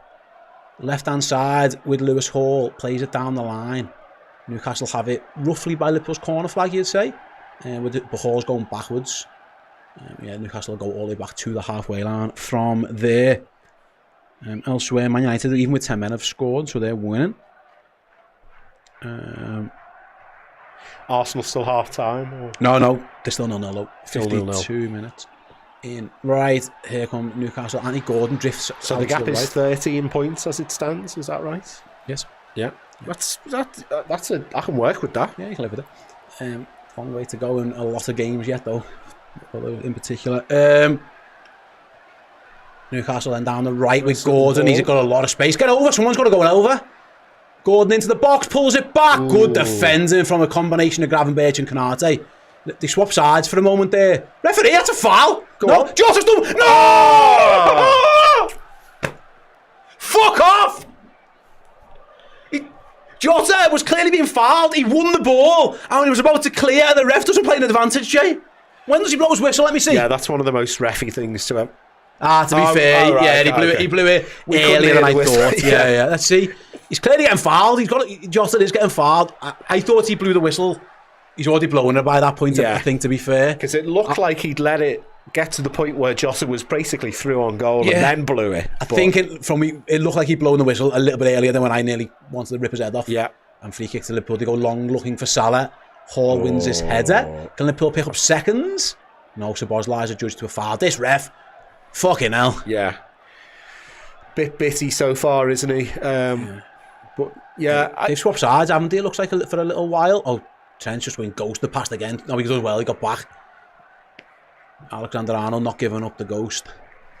And that's all right. You know, he's, again, any Trent haters out there want to do a compilation of this. He got beaten there, but then he got back and he made the tackle. So, I think Joe Willock went past him, but he got back, won the tackle, and Liverpool ultimately won a throw-in. It is an occupational hazard of being a right back. Is very skillful players will try and beat you, and sometimes they will succeed. And like that's, we've been critical of his defending at times, but yeah, some of the analysis, the online analysis the other day, I thought was pretty ridiculous. Right there. Anyway, Gomares strides into the Liverpool half. Can he find a pass? He's looking for one. He has found one. Kostas Tsimikas comes across, wins the ball. Ref. No foul. It breaks to Anthony Gordon. No, Liverpool haven't cleared it. Newcastle on the edge of the box with Tonali. They've got a lot of men forward. Decent, 3 minutes for Newcastle. I wouldn't say necessarily it's a spell, but they've got the ball in the Liverpool half. Going backwards now, though. They were in round the back earlier with Gordon. Was it Gordon on the right, wasn't it? Yeah. He's drifting all over the place. No one closed him down. Thankfully, Liverpool cut the cross out. Here they go again. Nice. This time it's Murphy down the right. Cross comes in again. Van Dijk doesn't clear it enough. It falls out to Gomares. He looks for the pass. Liverpool crowd him Chance out. To break. Szoboszlai, could have chose to clear, didn't. Oh, again, it hits a heel. Szoboszlai tried to spring Luis Diaz, and the pass clipped off Lucho's heel, and Newcastle get it back. Szoboszlai didn't panic with the clearance. He did the right thing. Tried to spring the counter, and it was a bit unlucky. That's twice now Liverpool played the ball at a teammate's heel. And lost possession. Decent little spell of pressure for Newcastle, but as we've just seen, all it needs is a 2 or 3 pass move and Liverpool are in again. So yeah, very finely balanced, positive start. Or I say start, we're over halfway through the half now. No. Anthony Gordon kept that one in. A judge to have kept it in. Newcastle into the Liverpool box again. Liverpool defended well again. We've defended our box well. Salah around the corner to Jota. It's smashed into. Salah can't get it. Why wasn't that a foul? Why wasn't that a foul on Jota? Anyway, we're playing on. It looked like the guy just went right through the back of him. Yeah. Liverpool, Salah and Jota tried to play a really long one too. Didn't get there. Jota, I mean, he's having a good start. The centre-back partnership looks like a dad playing with his kid at times, but he's held them off really well. He's backed into them really well. Yeah, I think Jota's been very good. It probably his best. Oh, brilliant from Diaz. Trent's pass was poor. Diaz has won it, and he's running through. He's still going. Luis Diaz to the edge of the box. Luis Diaz into the box. He's fallen over. Finds Tsimikas. Kostas Tsimikas. Oh my God! Got a deflection, I think. No, it didn't. Did it not? Tsimikas has shot with his right foot, and if I say to you, Kostas Tsimikas had a shot with his right foot, you could half imagine where it went. I imagine there, to be honest, that could have been offside earlier in the move. I was kind to Costas there by saying that got a deflection because it went that far wide. But that's Diaz at his best, isn't it? Diaz is having a He's fabulous... nearly fouled on several occasions. He ignores it. Oh dear, yeah. The less said about that from Costas Tsimikas, the better. Yeah, Liverpool left backs and shooting on the left foot isn't always great. On the right foot, yeah, even worse. It's like one of my efforts with my right foot. That one. Diaz, I think Diaz has been fantastic there, absolutely sensational. He's had a wonderful 29 minutes there. He was off balance for about 10 yards and then just kept going. Yeah, he it's one of them where he gets nicked and it's not quite a blatant foul where you pull the play back and he's struggling to regain his momentum. But yeah, if you want a comparison, we just said the Demon says Costas' shot was comparable to De Bruyne the other day. it was very similar when De Bruyne nearly at the corner flag. Yeah, we've seen a few Hall of Famers, haven't we? We had Jota's one last week. We had De Bruyne's one. Yeah, that Costas had matched them there. Anyway, half an hour just about gone. Ooh. Callum Wilson is in behind Liverpool here. For now, we're going to let the game play on. Oof. He's put it wide again. The flag stayed down that time, Jay. Yeah, it certainly did. Wilson's not happy. He finished well wide. It looked like one of them where you sure he would have been onside, yeah. Yeah. He spun in behind Ibu Konate. To be fair, he could have done better there, really. Yeah. Callum Wilson gets in, the ball's bouncing, he tries to place it past Alisson, he doesn't get the curl on it, and he would have been onside. I think I was expecting the flag to go up, but he wouldn't have been. I think he knew it because he just swore it himself, and I think you don't get many chances like that. Yeah. It was a bit fortunate, but yeah, it's one of them where you think, is Konate sloppy there for letting him spin off him, but the ball just breaks so quickly and it falls perfectly into his path. Yeah, it was a bit of good fortune for Newcastle. He would have been onside, and he didn't. I think another reason why he's probably frustrated is he didn't have an arm on his shoulder. He didn't really have. I mean, it was a difficult skill. The ball was bouncing, but he was, and he's a decent finisher at the best of times, Wilson. So again, another little warning sign. Here they come again. Ball bouncing again. Van Dijk surely being fouled. Yeah. It was Callum Wilson again, but Liverpool just need to be a little bit careful. Konate and Van Dijk did well that time, but they're getting a couple of little bounces of the ball there, but he clearly fouls him. He's all over Konate. Yeah. He fouls two people at once. Does Callum Wilson. Liverpool still dealt with it anyway, but the whistle had blown. Yeah, after the Liverpool goal, and then they had a few more not clean-cut chance. Well, I suppose they had the Jota one where he crossed it for Salah. I thought, this could be getting tasty for Liverpool, but to give Newcastle credit, they've come back into it and they've offered something. Yeah, they've offered something for Liverpool to think about. They're pressing up now as well. Maybe that was a tactic just to sit deeper for the first start of the game. Now they press. Liverpool go long, looking for Salah. He gets a touch on it, does Salah, but Dan Burn comes across and Newcastle can clear with Lewis Hall. He's going to go long in behind again, looking for the run of Anthony Gordon this time. Alisson Becker comes out, sweeper keeper, and puts it into stands. Good goalkeeping by Alisson. Yeah, but the ball in behind is definitely, they're there looking for it early and often if they can. Newcastle, they're having a good, I'd say five or so minutes. Yeah, I'll give them a bit of credit because I think the Reds could have went at one stage. Yeah, was it about 11 minutes the goal or something like that? You go 1-0 down at Anfield and you think, This is not our day, but they haven't done that. Alisson hasn't had to make a save yet, but yeah, decent couple of minutes for Newcastle. Eddie Howe's complaining about something with the fourth division. He's chatting away. I'm not sure what's happened there, but it's all good so far. Liverpool with Virgil van Dijk then putting his foot on the ball. That's fine. It's a trend. There's no press coming now from Newcastle. Giving Trent time and space might be dangerous. Can he find? He was looking long for Diaz, went short instead to Salah, and he gets it back now from the tin. Now he's played a couple of excellent switches. Does he fancy another one? Nope. He goes back to Van Dijk rather, which again Liverpool are winning.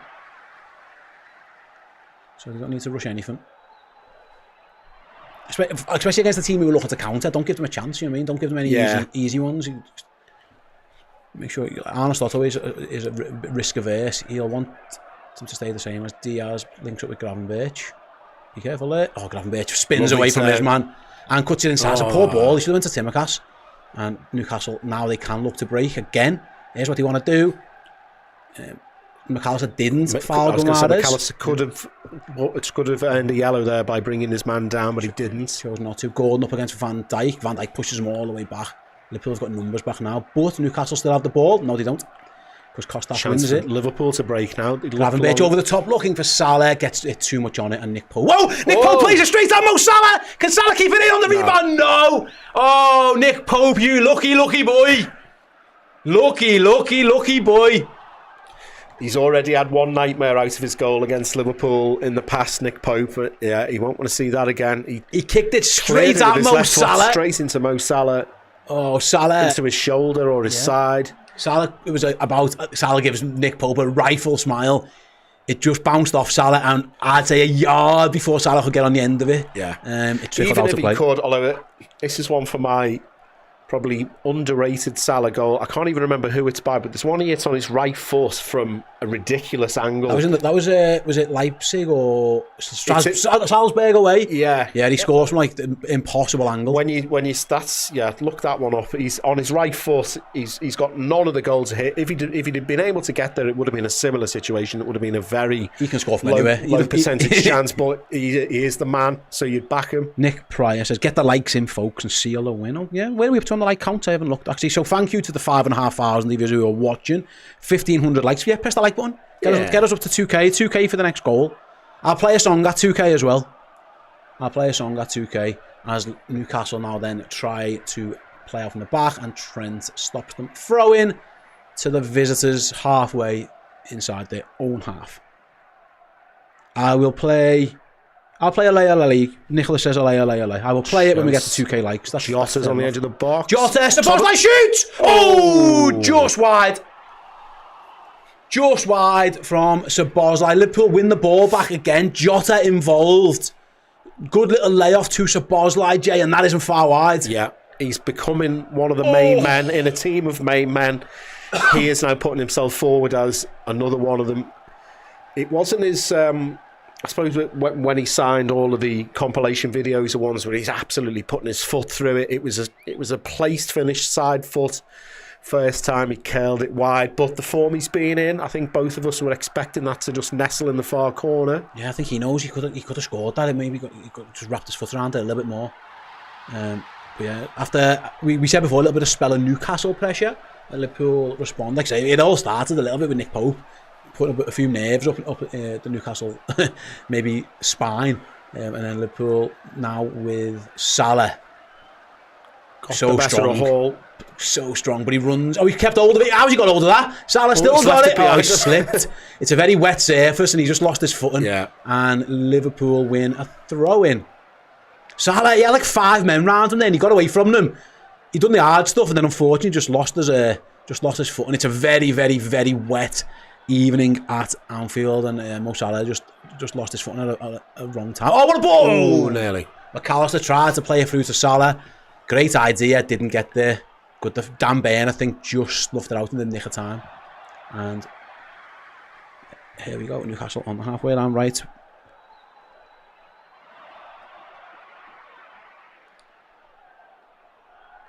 Yeah, Glenn says there, the strength from Salah is unreal. He's an absolute machine. Held 3 big lads off there by himself. And he's scored in the Arsenal game? I'll keep you updated. Okay. I've got you covered. Right then, 37:40 on the clock at Anfield. Liverpool lead 1-0 thanks to Dominic Szoboszlai. Newcastle try and win it down the Liverpool's right back position, but Ryan Gravenberch steps across, says no thank you to Callum Wilson. That's a goal kick to us. Thank you very much.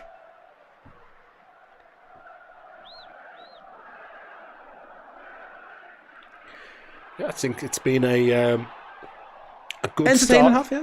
Good start for Johnny Heitinger's Mighty Reds. Yeah, absolutely. Newcastle do pose a threat, and they have a couple of times, but Liverpool also carry a big threat, and obviously we've got the goal as well. As Liverpool try and play off on the back, Alexander-Arnold gets it wrong now, And no harm done as it goes to Little bit Alisson. unnecessary Yeah, there. Trent was like, I couldn't pass that. I don't think he wanted the ball from Canate. Anyway, all's well that ends well. Alisson throws it Costas out. on the Timbercast charge. plays it forward. It's to Diaz. Nice turn. Luis Diaz, he's on the edge of the box already. Finds Salah right hand side. Salah goes for goal over the bar.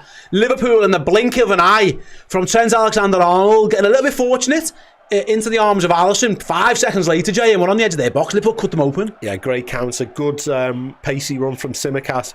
Lovely turn by Diaz. Didn't even do anything. He just literally just shifted his weight. I think Nick Pope was comfortable. That was always going over. Yeah, it was a first season Salah effort. The Puskas winner against Everton, or the one against Roma. That was what he was trying, but he didn't quite manage it. And then Newcastle go long with their goal kick towards Liverpool's right back position. So Bosley in the battle loses out with Callum Wilson. He gives the ball away. He wanted Gordon to come to feet. If he's ever seen Anthony Gordon play, he knew that wasn't going to happen. Chance. Liverpool give it I up. was going to say Salah was making a nice run there, but that's mad. That if you're Anthony Gordon there, you've got every right to say to Callum Wilson, kicking him behind. Yeah. I don't want it to feet against these two. Van Dijk, yeah. It was poor decision from Callum Wilson. Anyway, Liverpool got it back on the halfway line. Liverpool doing their job so far. Lead by 1-0. Dominic Szoboszlai early on. A nice assist from Luis Diaz. A couple of brightish moments for each team since. Yeah, I think Newcastle have Jota had half a chance. Tsimikas got his shot wrong. Yeah. Callum Wilson had the best Newcastle chance. Oh, Lucho involved again there. He gave the foul away, but he's been involved in so much. Yeah, I feel like Liverpool... Right, we've hit that 2k likes. Oh, here we go. I can play the song. There you go. Thank you very much, ladies and gentlemen. Tom says, don't worry, stay on my home. Well done, Tom. Hope you didn't spear, pal. Right, then Newcastle free kick, just inside their own half. They went really long with the last one and they got counter-attacked on. I think Eddie Howe's telling them to do the same. Yeah, it's something opposition teams must they're the worry about. They're going long, aren't they? Attacking free kicks. Because Liverpool have always... had the ability they've put everyone forward, to be fair, Newcastle. They've got a lot of men forward for this one. Big loopy ball in towards the Liverpool penalty area. Virgil van Dijk is fouled, surely. As he heads it, he's hurt himself there, I think. Is he all right? He's all right. I think that's just not... It was Dan Burn who clashed with him. Van Dijk still won the header. He's made of... That's a magnificent defensive header, that, Joe. Jay, sorry, look at that. Look, yeah. And he's fouled. Bit of a shoulder in the back. That could have been so much worse. Thankfully, Virgil's okay. His leg nearly got caught underneath him on the foul. Oof. I think he just winded himself. He nearly fell on top of his own leg, if that makes sense. He nearly bent his knee back, but not given. Thankfully, no injury, and Liverpool have a free kick for the foul. Virgil's fine. He looked for a second there. I was really panicked, but he's okay. I was going to say he's made of tough stuff. Like there's the Iron Brew. What a touch there, mate. Sorry for the guys. Salah's touch was magnificent, but Lewis Hall takes it off and throwing. Salah's having another Mo Salah day. Yeah, I was talking nonsense anyway. I was going to say, could you think of what's a tough thing from Holland? What's clogs? He's made of clogs. They're known to be solid, aren't they? They're good shoes. Yeah, I think I've worn a pair. I think I've worn traditional Dutch dress on a trip to one of my many trips to Holland. Right then, 42 minutes gone at Anfield. Liverpool leads and have the ball again on the halfway line with Alexis McAllister. Yeah, Liverpool just... This is right. We don't need to force it. The only way they're going to score at this moment in time is a counter. Yeah. So don't give them a chance. Just play. You don't need to rush it. I said at the start of the game I'd like a performance like the Spurs one where we came out the blocks, and I thought that's what we were getting after our early goal. It hasn't quite turned into that, but look, it's fine. It's not needed to. Newcastle have had a few decent moments, but they haven't. Alisson hasn't had to make a save. No, you're right. Yeah. Liverpool are fine. Liverpool, I feel Liverpool are a little bit of a coiled spring here. Like we could just get a second or a third in quick succession, which hopefully will happen now. Yeah, Gravenberch spins away. He was being pulled back there. Referee. That looked like a foul, not given. Newcastle are going to look to counter again, although they're going backwards. And now they go big long ball in towards Liverpool's left back area. Virgil van Dijk comes across. Yeah, thank you very much. That one away. Diaz's pass into McAllister wasn't the best, but there was a foul by Gomares. They are a very physical team, these. Yeah. They don't half get stuck in. Yet their early setup reminded me of when we had the Fabio Carvalho last minute winner. That was 1-1, and for the majority of that second half, they were 11 men behind the ball, making it really bitty, bit of a kind of Atletico Madrid type display, and then obviously it was hilarious when we scored in the 98th minute. Tracy's asking him, where's Errol? You'll see Errol. If you're at the ground, Errol, he'll be on the pitch at half time. Errol's moment is. I don't think we're going to see it on the TV coverage, but yeah, Errol's doing something with I think with Peloton. He's part of a campaign with them. It was a secret, but it's about to happen in about a minute, so 50,000 people are going to see him. So it's no longer a secret. I'm guessing there's videos and stuff to come, but there's a challenger, something to do with Peloton at half time, and Errol's involved in that, so that's where he is. Right then, we are approaching half time. Liverpool have a throw in midway inside the Newcastle half. Kostas Tsimikas is in no rush to take, and he goes back to Virgil. I would guess there's not going to be too much in terms of injury time in this one. No. Haven't been too many stoppages, maybe a minute or so, because there's a goal and a little tiny check on the Salah foul, but that was never a foul, but for some reason got given against Mo Salah. Szoboszlai though working back. Newcastle looking to break down the left just before half time. Liverpool just want to be careful here, as Newcastle play some nice stuff, although they are forced backwards now. Yeah, it was a sloppy pass by Virgil, I think, on his left foot. It got cut out, but Jota works hard again against Guimaraes. Well here. Yeah, nice defending from the front by Diogo Jota. As we tick over the 45 minutes, you'll see it is just that one extra minute to add on. And Newcastle have the ball in their own half. Maybe look at Arne Slot's getting himself out of his director's box, down to the dressing room. Yeah, they conceded a very sloppy late goal in the first half last week. Looks like they've learnt the lesson there. They're getting back in. I think they're happy to just see this out until half time. Yeah, Newcastle. Get everybody behind the ball. Let Newcastle have the ball. Yeah, maybe so. Although you say that, it's going to go long one more time from Newcastle over towards Trent Alexander-Arnold. Needs the winner's header. Doesn't! Ooh. Oh, and Newcastle have the ball on the edge of the box now. Liverpool needs to be careful. He went for some mad skill there, and Liverpool just clear. Trent. Willock down the left. Yeah, he went for some rainbow flick, I think, or something there, the Willock. Didn't get, Trent he lost the complete control of the ball in the air, lost the flight of it. Maybe the conditions, and maybe I'm being too generous to him. And it should have been clear that it wasn't, although it's half time now. Yeah. All's well that ends well. Liverpool lead by Dominic Szoboszlai's goal 2-0. It's been a very fast-paced first half, actually. It feels like it's flown by at record speed. Liverpool could have had an early penalty, wasn't given, as Lewis Hall, I think, fouled Mo Salah, but the referee saw it differently. Szoboszlai scored thanks to Luis Diaz. Callum Wilson had Newcastle's best opportunity to equalise, but he fired wide. But at 1-0, the game's still very much on. But I think honours, I'd say on the balance of play, Liverpool probably just shaded that, Jay, and probably deserved the one goal lead. Yeah, I think we started the better of the two teams. I wouldn't say we came flying out the blocks, but I think we were definitely superior in the early stages. The goal kind of took us a little bit by surprise of how easy it was for Diaz. Was pretty much unchallenged down the left, and he pulled it back.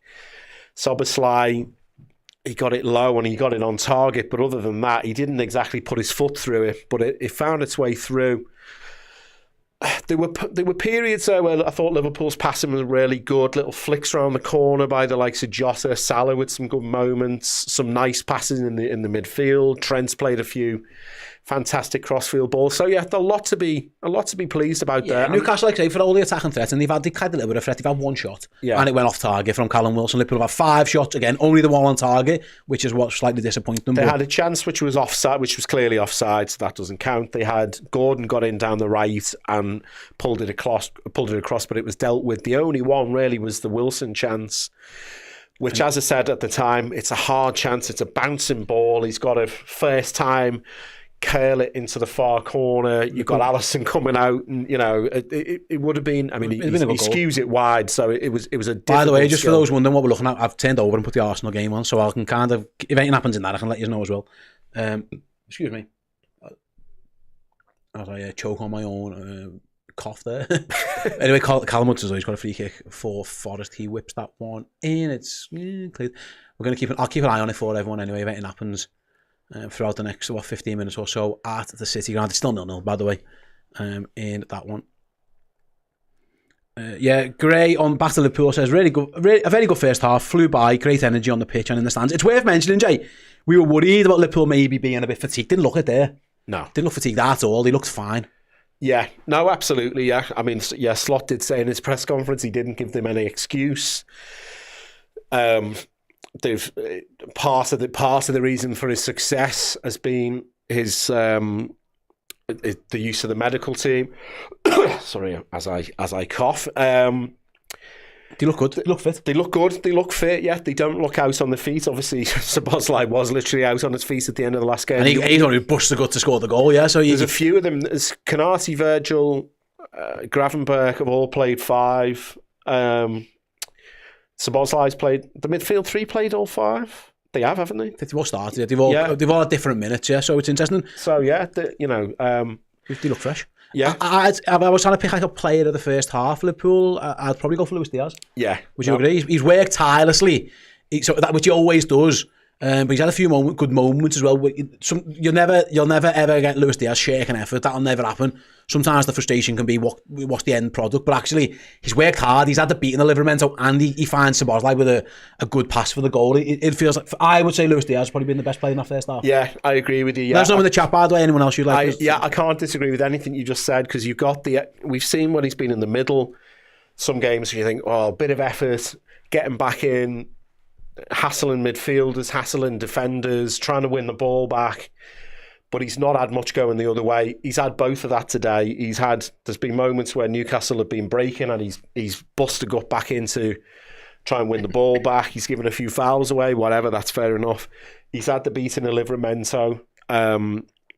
There was one where I think it was just after the goal where he beat him all ends up, and he was in the penalty area. Couldn't quite get his cross in to find a man in the middle.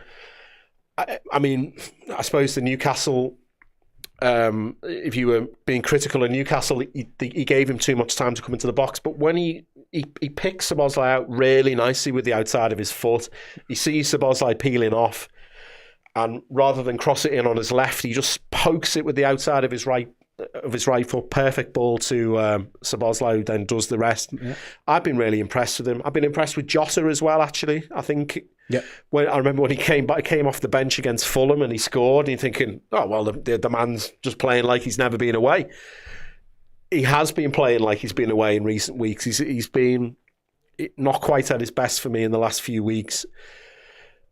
I suppose I was going to say he didn't have a chance, but he had that opportunity where he could have maybe shot, but he decided to cross to Salah and it was intercepted. So there's been a lot of his build-up play I've really liked as well. Jota, he's had Burn and Shah to deal with, and he's, if not out-muscled them, he's kind of out-foxed them. And Salah's been good, by the way, isn't he? Yeah, and Salah's been equally. I think Liverpool's front attacking 3 have all played pretty well. Salah's been back to somewhere near his best as well.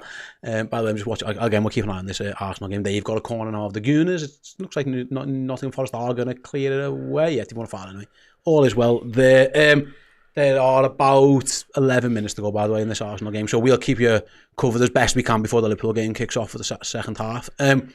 Yeah, like I say, let us know your thoughts, guys. I'd look again. Lionheart says Salah is playing well, no goal or assist yet. Yeah, you can usually bank on one. There might be one coming. Yeah, he's had a couple of half decent opportunities. Yeah, let's see who else. Someone said Ibu before, striding forward like Joel Matip. That was a great moment. Yeah, it really was. Yeah, you're right. Yeah, like Howie says there, Diaz always gives 100%. Yeah, I've never ever, no one's ever questioned that. Absolutely.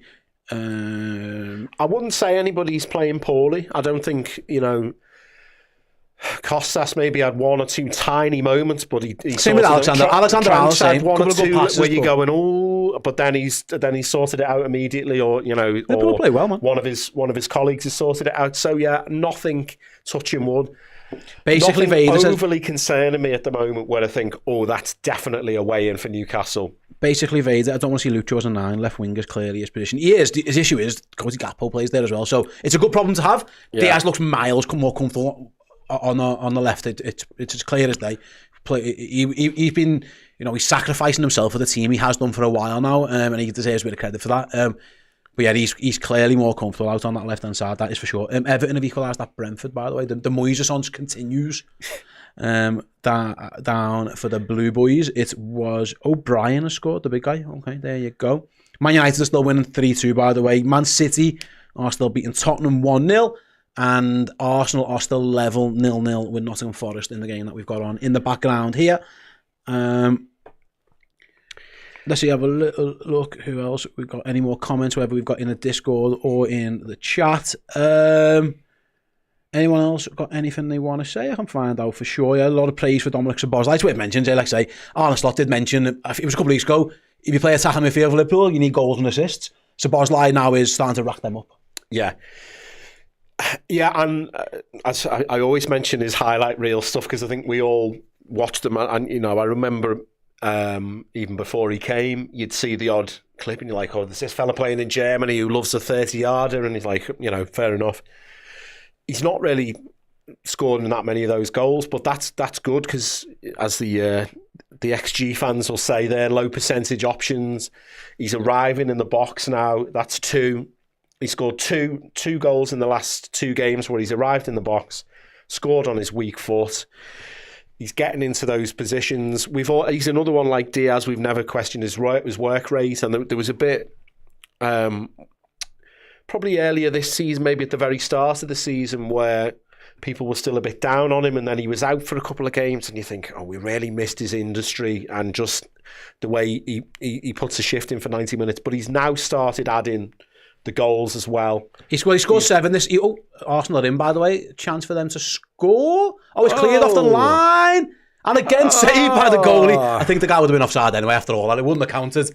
Odegaard nearly scores as a cut across Jamie. Back to Szoboszlai. He scored 7 goals now. That's what. This is. I'm just going to check that. Yes, it's his 36th game of the season. He scored 7 last year in 45 games. So yeah. He's already equalled his goals record. Last season he got 4 assists. He's already got 5 this season. Yeah. So it's only a slight increase, of course, but he's got at least 10 Premier League games to go after today, and of course Liverpool at least 3 more games in cup competitions, hopefully more that they get through against PSG. So there's at least 13 games where Szoboszlai can add to that. So he's clearly listened to his manager. And obviously maybe it's a change of system or whatever. But you're right.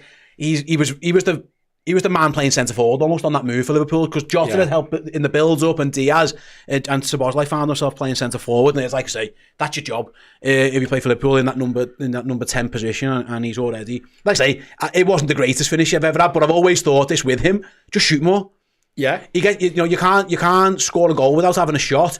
Listen, the goalkeeper might save it, but it does go through a few people's legs. You'll never score that unless you try. What's the worst that can happen? It gets blocked sound. He's always been a little bit, which is mad, trigger shy, because with Hungary, he's trigger happy.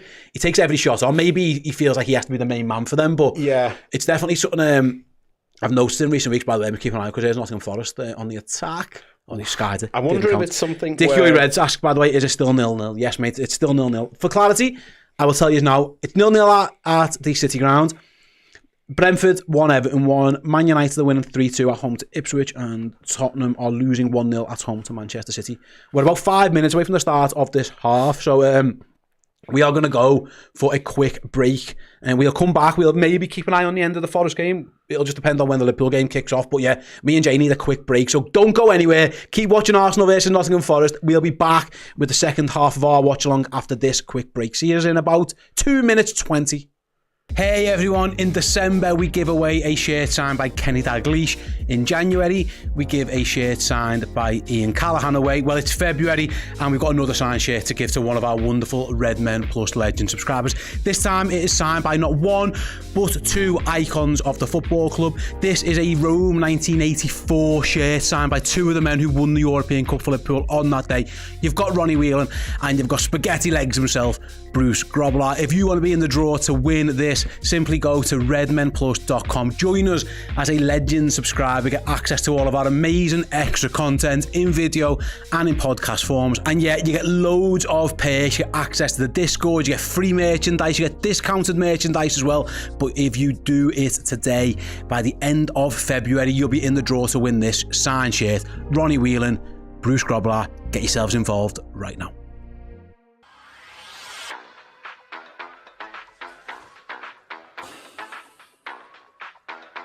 Yo, Saeed, what are you telling me, bro? Say hello to my little friend.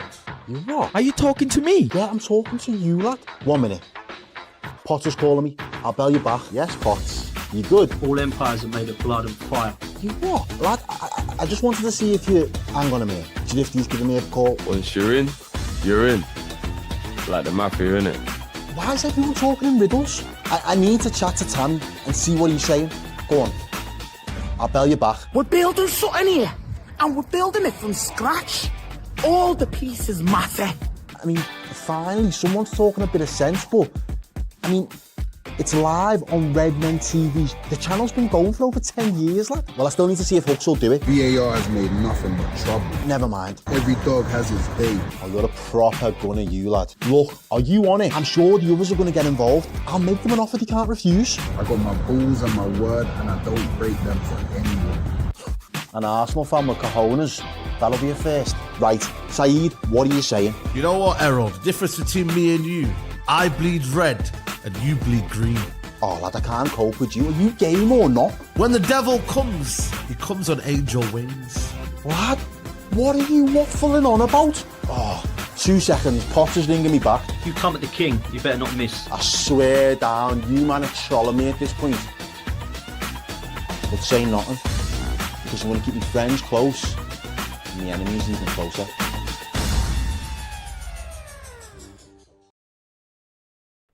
Hey everybody, welcome back. We're still keeping an eye on at the Arsenal game as Liverpool are at half time. Yeah, we're keeping an eye on all things there. Welcome back, by the way. If you didn't just seen the advert there, Redmen 2 every Friday. Errol, for those of you like Errol, hosts the Red Cartel. A chance to hear from some opposition fans who are all moaning at this moment, and rightly so. Hopefully Arsenal are about to feel more pain because there's a corner kick that Nottingham Forest are about to take there as well. The Liverpool game's still on half time, so I'll keep my eye on this in the time being. Oh God, Nico Williams just nearly scored the other half chance. It was very nearly a poetry moment there. But yeah, Anya says, "How are you today, lads? Just in general, thanks, Anya. I'm good. Couldn't really be better, if truth be told. Same. We're doing well. Yeah. By the way, thank you so much to the 2,200 of you who have liked the stream so far. We are moments away from the start of the second half. Arsenal versus Nottingham Forest is in the 89th minute at this moment. Again, I had no idea what's happened, so I couldn't even tell you if there's going to be a lot of injury time. But I'll keep my eye on it up until when Liverpool re-emerge for the start of the second half. I'm keeping an eye on my phone for when that goes to kick off. I might have to. Do I need to turn back over now? Do you think? Touching wood, but let's see. Looking pretty good for Liverpool at Arsenal results so far. Yeah, both sides are back out on the Anfield pitch, so I've had to turn that game off. If anything happens, I will keep you updated.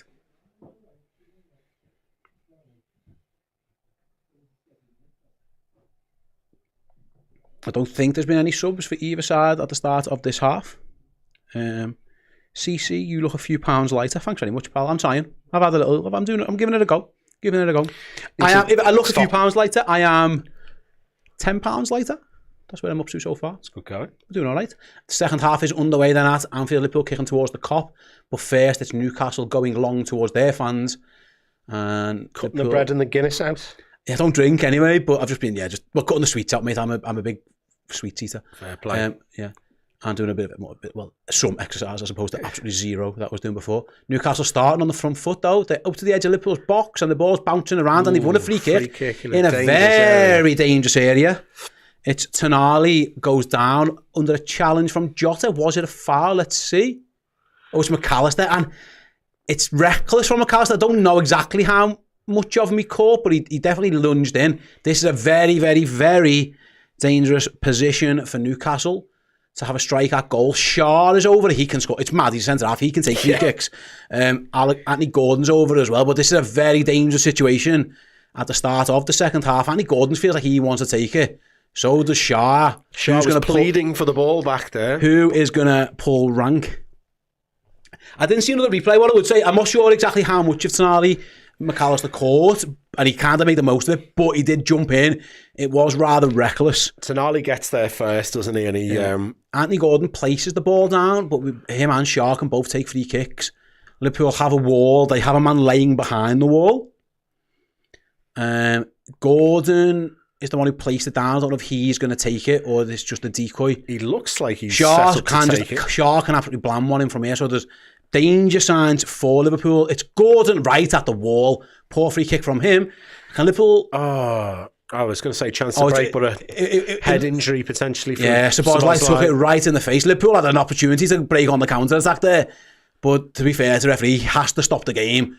Because Dom Szoboszlai, I mean, fair play to him. Straight in the mush. Straight in that gorgeous face of his. Right in the moneymaker, and that hurt him. And he's feeling the blow. Unfortunate for us, because actually the way it spilled to the left-hand side, Liverpool were looking to counter-attack, but Szoboszlai took one right in the mush. So the referee was right to stop that game.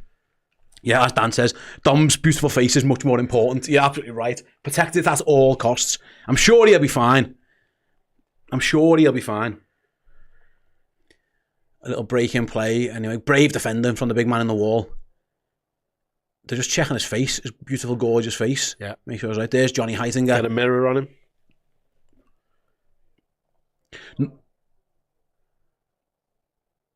Motorhead Ali says, who stepped on his face? No one stepped on his face. The ball smacked him in the face.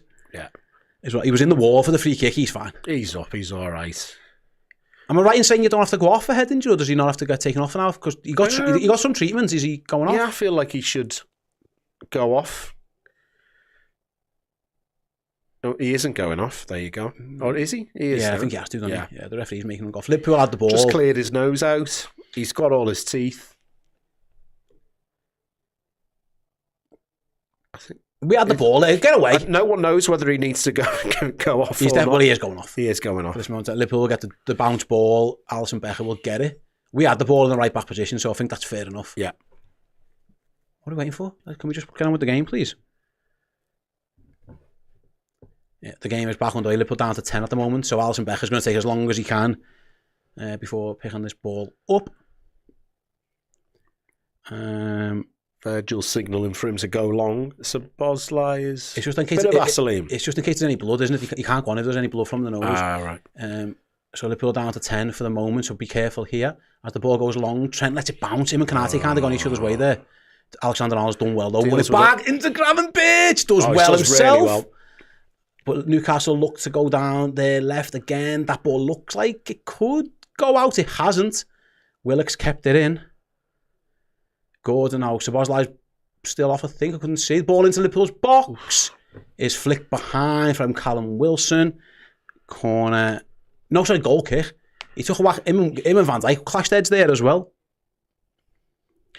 It was another one. It's been an early start. Callum Wilson's in a bad way there, you know. Oh. He doesn't look great. He kind of wins the ball and then clashes into Virgil. He's feeling rough. Van Dijk's feeling it on top of his head as well. We're all taking a break here. Head injuries to start the second half of both teams. Wilson and Van Dijk are currently down after a bit of a clash here.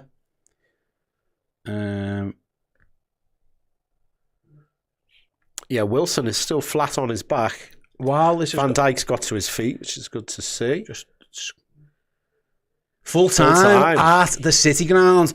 Arsenal draw 0-0 with Nottingham Forest. Obviously significant in the title race. If Liverpool can hold on, if things remain as they are, Liverpool will be 14 points clear at the top of the Premier League table. Elsewhere, City are going to win at Spurs. They're 2-0 up with deep into injury time. Man United are holding on to a 3-2 lead at home to Ipswich, even down to 10 men. Is it definitely 14? Is it not 13? If we win? No. Yeah. 13 point lead. Sorry, 13 points, yeah. You didn't lose. Do apologise. Everyone in the chat corrected me as well. Yeah. 13 points. I mean, 13 or 14, you'd take it, wouldn't you, Steve? It's 14 if they'd have lost. 13 if they drew. Yeah. All right, everyone tell him. I know. Oh, fucking hell. You can't say one slip of the tongue on the internet. I mean, it's nice that Liverpool's lead is that big that it's easy to make a mistake about it, isn't it? You know, if it was 1 point, we'd know more about it. There'd be no.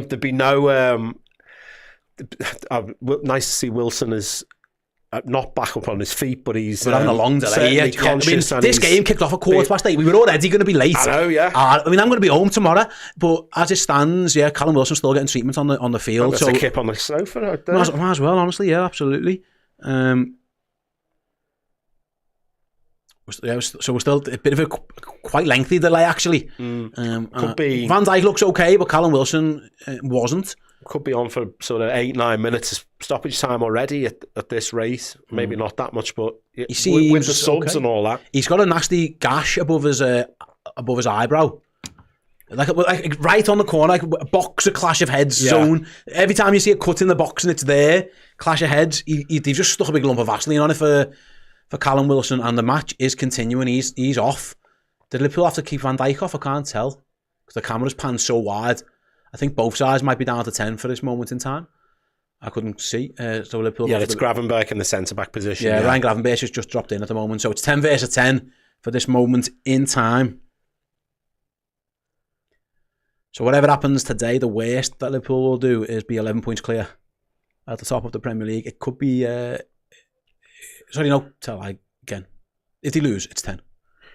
Yeah. Which is fine. We'll get again. Still a big gap. Wilson's back on. Wilson's back on. Where's Virgil? Yeah.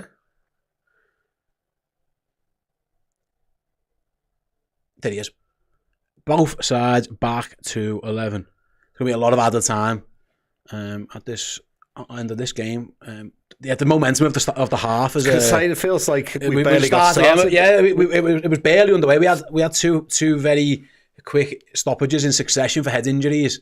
Well, lengthy stoppages, say, in relative quick succession. So, just the half is really we're 52 minutes in, but it's only just about getting underway. As Liverpool go long towards Salah, leans into Hall. Just couldn't bring it under control. Every time it goes towards Salah, it just looks like he's going to score a goal or do something magic. On that one, it couldn't. Yeah, he's had a nice little rivalry with Hall. Was that out? No, playing on. Newcastle nearly conceded the corner, didn't. They cleared it. And Callum Wilson's got it on the halfway line. Tries to find Willock. His touch is poor. It's a bit of a scramble. Liverpool leave it for each other. Come on, boys. Gravenberch and Tsimikas get in each other's way. Newcastle break down the right-hand side. There's going to be a cross into the box. No, there's not. What a tackle by Luis Diaz. Right on cue. Slides in, takes it off Livramento and peels away. Wonderful from Lucho. Defensive work, adding to his all-round attacking play as well. It'll be delighting his manager, but Liverpool have lost it. Sloppy again. Yeah, come on, boys. Wake up. The second half hasn't quite got underway, and Liverpool have been a bit stop-start themselves here. As Newcastle come down the right again. Another ball into the box. Van Dijk easily clears Bread and butter for him, that, isn't it? Ooh. Sloppy McAllister again. misses I feel it. like we need to wake up here because we are only 1-0 off. Exactly. Yeah, McAllister gives that one away. Van Dijk's header was going towards him. He let it run across his body. Didn't quite get there. Elsewhere, Everton have drew 1-1 at Brentford. City's goal was disallowed, but they still won 1-0. And then Man United are still playing, according to my app. Ball back into Liverpool box. Van Dijk clears again. Jota stops the throw in. Tsimikas goes long, and it's fouled. Surely. He doesn't like where he got kicked. He said he got kicked in the shin there. He's not happy with that one. Let's see.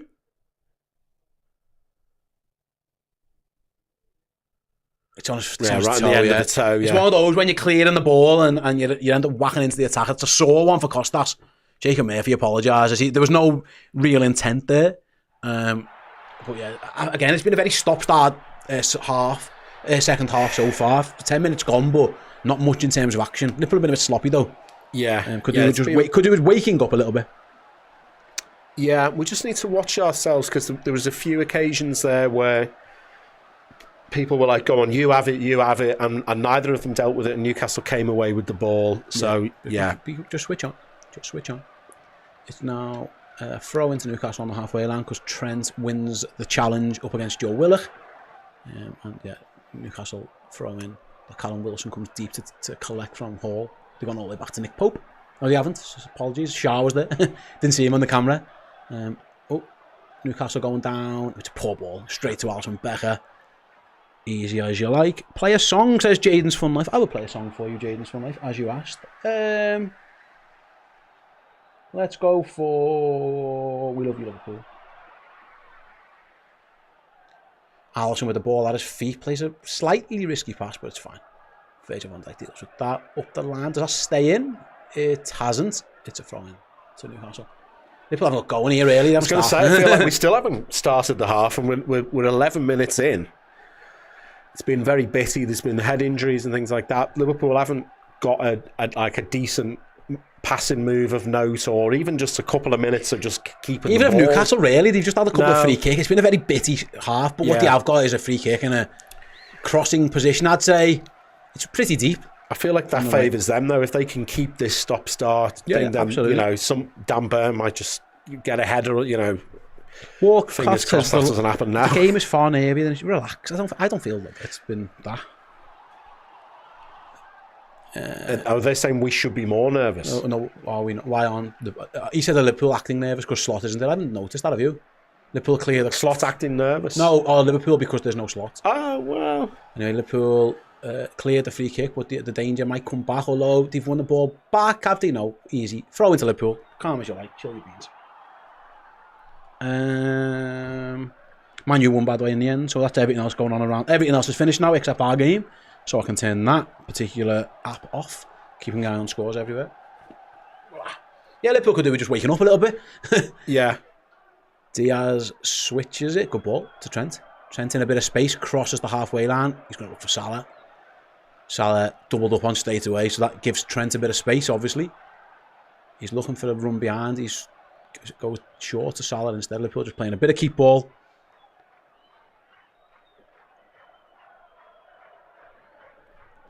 Out wide then. Costas can cross. Choosing not to, actually. Goes inside to Lucho instead. Thought he was going to just whip that one into the box. I think Liverpool thought, but maybe with Dan Burn, Shaw, maybe Liverpool thinking maybe, well, we haven't got that much physical presence in the box, so we'll try and play. This is fine. I've just said we haven't had a spell of possession, and we're having one now. Yeah. Whether it comes to a chance or not, we'll find out. Salah looks to find Trent. Trent tries to find Jota. Liverpool lose it, but they're going to win it back because Newcastle play a poor ball, although unnecessary, I think, that from Konate. Yeah, Liverpool a bit sloppy there, and to throw in. Konate chipped the ball to Szoboszlai. It was all a bit messy, and in the end, I think he thought, you know what, let's just put this out of play and we'll go again. Liverpool are going to go to the bench early. That's early, but an hour into the half, so maybe this was a pre-planned substitution. Cody Gakpo's about to come on. Whether it's for Jota or Diaz, we're about to find out. I will keep Diaz on, personally, but we're going to find out. Although we said in the pre-match about the sports science and people saying we should have kept this player on, we should have kept this player on. If you know, if that's what's guiding it, then maybe it will be Diaz. Absolutely, but not a bad replacement, as they say, in Cody Gakpo. Absolutely. Throw in to Liverpool, and just in front of Eddie Howe, Trent Alexander-Arnold has the ball. It goes back to Gravenberch. He steps inside Anthony Gordon and plays a big long ball forward, looking for Diaz. He's not going to get nowhere near it though. The centre half has a touch. No, Livramento brings it down, runs into trouble. So Szoboszlai battles for the referee. He's clearly fouled by Dan Burn. It's a yellow card. He's arguing. He should be booked. Never mind arguing the foul. He's not going to get booked. I thought he nicked the ball on first look there, but let's have a look at this. Oh yeah, he did. But he can't. Watch this. So he wins the ball there, does Burn? But then he trips him up there. He lifts his leg up, doesn't he? Yeah, he does impede him there, yeah. He won the ball, but then Szoboszlai was he lifted his leg up to trip him. I think that's a fair... Szoboszlai couldn't get the loose ball, I think it's a fair decision. Anfield sings LA, LA, LA. Liverpool were looking to the bench to see if they want to make this sub or they're going to wait. It looks like they're going to wait. We're hearing it's going to be Diogo Jota coming off. LA rings out around Anfield as Trent stands over this free kick. It's very central. Yeah, it's tricky. I feel like hard to get any type of angle on this. Let's find out what he can do. Ball into the box. Yeah, I mean that was never going to work. That really, mate. Absolute terrible decision. Straight to Nick Pope. He needed to be better than that. He needed to change the angle or switch it up or something. Yeah. As Szoboszlai chases back off the throw in. So concede the throw in. Newcastle took it quick, but we wanted to bring our sub on. Jota off. Cody Gakpo on. Luis Diaz will go and play centre forward, you would think.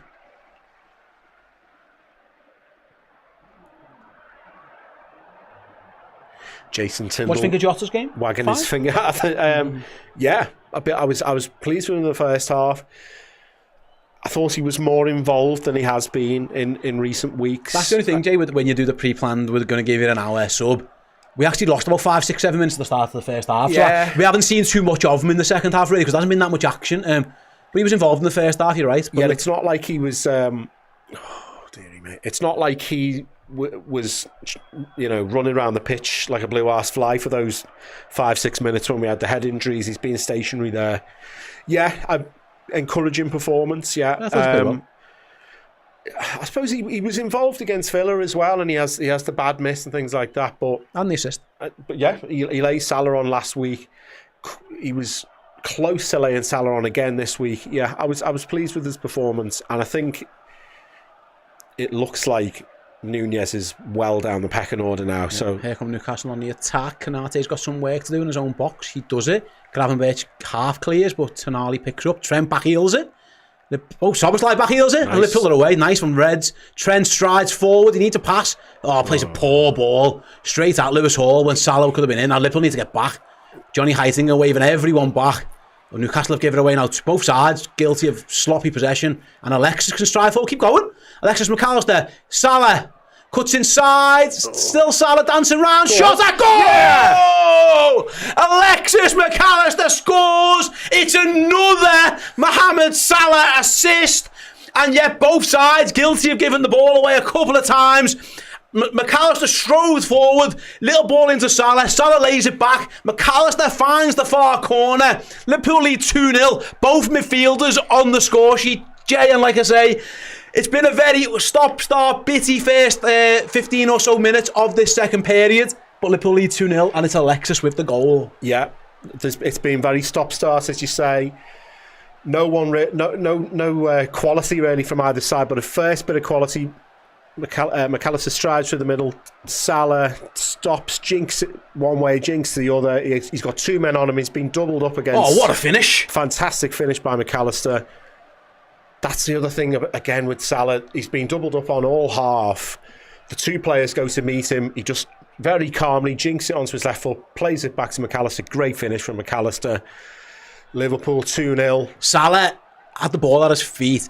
He was tiptoeing, and Dan Burn has to go and help Lewis Hall out. He gets drawn across because he can't leave him one-on-one. That frees up almost Alexis McAllister. First time swooping finish past Nick Pope, who didn't even smell it.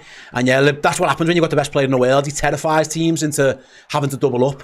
Newcastle, though, looking for a quick response with Anthony Gordon. Ball played across, and they can't clear it. They can't convert it. That was really good play by Gordon. He pulled it back, but where Luis Diaz found a man in the first half, Gordon only found Ryan Gravenberch. But yeah, warning signs that Newcastle aren't just going to lay down. They're back on the attack again after. Ball comes in, Trent nods away. Good defending, but yeah, bright couple of moments straight away from Liverpool. From Newcastle after Liverpool's goal. Newcastle are going to make 3 subs, by the way. It's Crossbow asked for a McAllister goal before. Got one. Says, I got my Maca goal. I'm happy. Let's go, boys. Right. We are all equally happy. It's Crossbow. There we go. I don't know if Gordon was onside or offside, but anyway, Newcastle have given it away again. Can Liverpool capitalise again?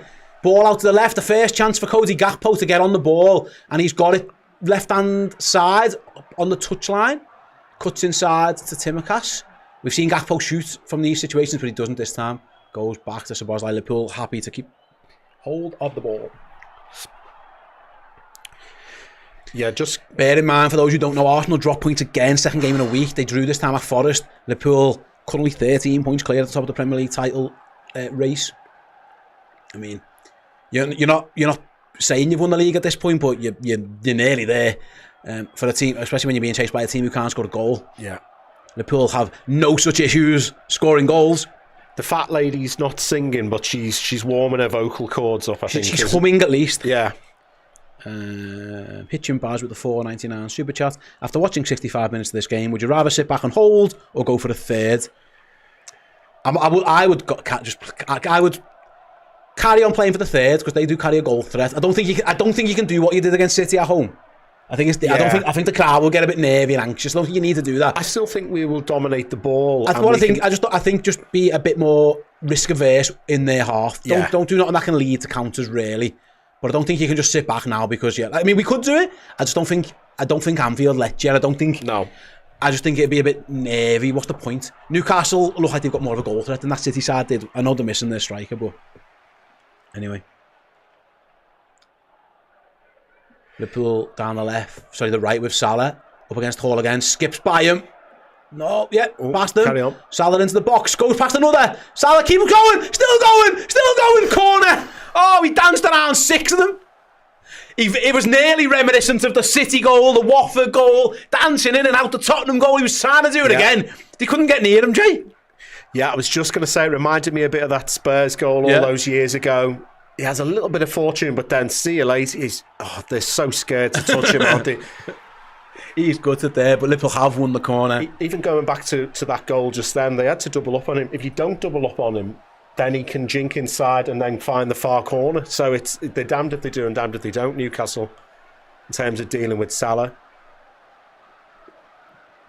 Corner. They tried a routine. Newcastle were onto that one, and they're going to break with Gordon. Costas gets back and done really well, and it's fouled, surely. Yes.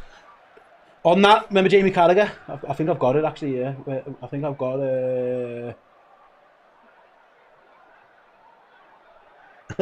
Mo Salah, you little dancer.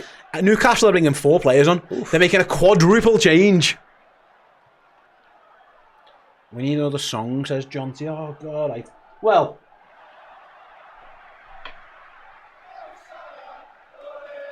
Newcastle are making 4 changes. So I'll try and bring Callum Wilson's day is done. He had probably their best opportunity. But he got it all wrong. I think Tonali goes off as well. Miley, that was. I was going to say, looks like the work experience lad, but yeah. Livramento goes off. Trippier has come on. Yeah. And who's the 4th? I didn't see the 4th sub go off, actually. No. I'll get back to you in a minute. I saw Miley come on. Asula came on. It didn't show us the rest. Fantastic work, TNT Sports. Willock went off as well. And it was Harvey Barnes who came on.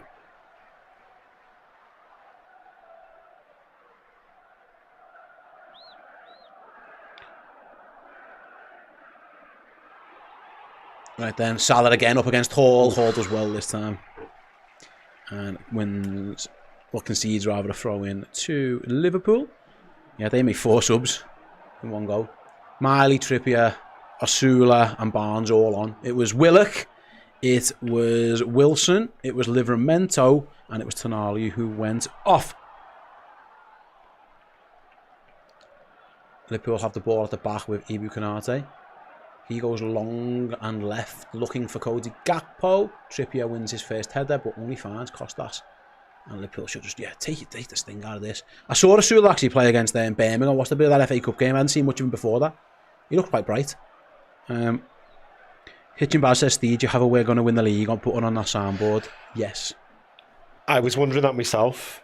I will play it. If Liverpool are winning this game at the end, I'll play it. It's there for us. It's in the holster. I don't think 70 minutes into a game is ever the time to do that one. Yeah. But yes, I have it, pal. I've got you covered at the end, don't worry. Trent goes long, but it wasn't Trent, it was it Virgil? I didn't see. Either way, it didn't get there. It was crap. So might be not.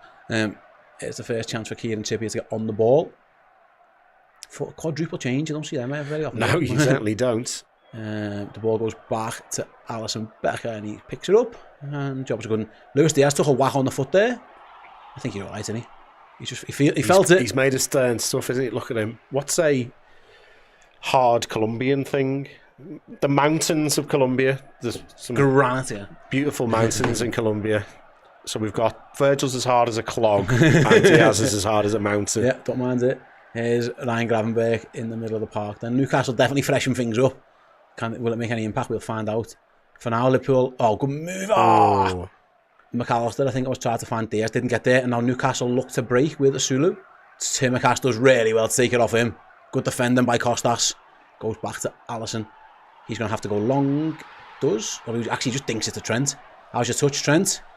Pretty good. Man, oh no. Salah goes inside. What a ball. Szoboszlai, what a flick. Didn't quite get there. Unlucky. He probably didn't need to do it, actually. No. Probably could have. He tried to go fancy. The Szoboszlai Trent couldn't quite get there. Szoboszlai wins it back and gives it straight to Mo Salah. Salah down the right-hand side.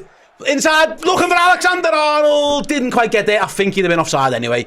But Nick Pope got a touch. Salah, he played the ball very reminiscent of the ball to Gakpo against Man United, where Gakpo dinked it over the hair. It was Alexander-Arnold who was almost a centre-forward. It would have been tight. It'd have been close on the offside. It didn't quite get there, though. Well, it just a little bit too much on it. The flag did go up, but I think we'd have been drawing lines. Yeah. But no good. All good. Sobo is cooking, says the Damon R's. Yes, he's having a good game. Yeah, it was nearly champagne football there, wasn't it, with that little flick from Szoboszlai, but Newcastle now in a promising position with Guimaraes. Yeah, Newcastle right-hand side, ball across goal, Alisson saves! And Trent can clear. It was a deflection that took it towards Alisson. Not only can Trent clear, he's found Salah. Oh my, end to end. Salah, run forward. He's got no one to help him. You're going to have to do it by yourself here, Mo. No, he goes back post, looking! Oh! He found Luis Diaz at the back post and he just couldn't quite take it home. What a pass from Mohamed Salah. Oh, from one end to the other. From Alisson saving. All the way, Salah outside of his boot. It was just a bit ahead of Diaz on the stretch. He did everything he could. Oh. He flew himself at it. So unlucky. I don't know if he could have done much better. Yeah, he has to throw himself. He's literally in the air. He's off the ground, isn't he? He did everything he could to get there. What a pass by Salah. What a crazy minute of football that was. Absolutely, end to end. It's non-stop. It's reminiscent to Newcastle Liverpool of old, except as it stands, we're keeping a clean sheet. Somehow. Oh, gosh. What a pass by Alexander-Arnold if he meant it. I thought he was clearing it. What a pass by Salah. He did mean it. And Diaz just couldn't quite get there on the stretch. Here come Newcastle. Oh, gosh. It really is end to end at this moment in time. Mo Salah, 17 assists already. He was nearly got number 18. Oh, I'm out of breath. Newcastle down there right, found a good room, ball across, Trent's head's clear, only as far as Lewis Hall. Look at that, Mo Salah getting back to defend. He wants to win this Premier League title.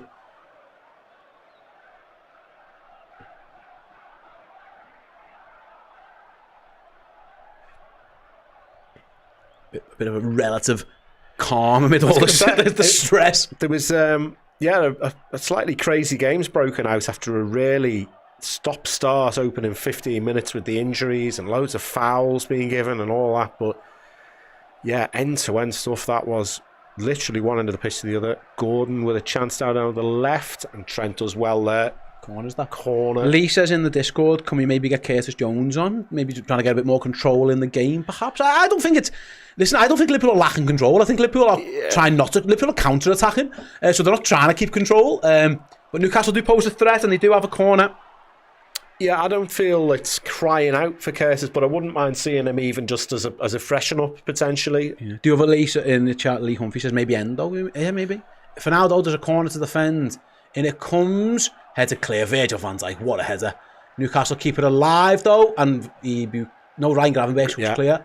It might have went through to Alisson. Didn't give it the chance, though, did Gravenberch. And he goes clear again. Oh, bouncing ball on the halfway line that Lewis Hall can collect. I thought Alisson was going to come and collect that. Ryan Gravenberch wasn't having none of it. He just thought, I'll deal with it myself. It has led to Anthony Gordon, though. Cross into the box. Good ball. Alisson comes and claims it. Great goalkeeping. Oh, he's not going to keep hold of it. He plays like a netball pass almost out. And Liverpool can go again. Oh, it's exhausting. I can't catch my breath. Liverpool with Gakpo over the halfway line. It was nearly a 4-on-4 there, but they've slowed it down a little bit. And then... Luis Diaz plays a loose pass. I don't mind that. To be honest, I need to get my breath. Yeah. Oh, here we go. There you go. You're getting your way. I'm guessing this is Kwanzaa. It's going to be for Trent, isn't it? Yeah. Liverpool have been worried about how much minutes Alexander-Arnold's got. So Kwanzaa's going to come on and Endo's going to come on. Lee Humphries is going to get his wish.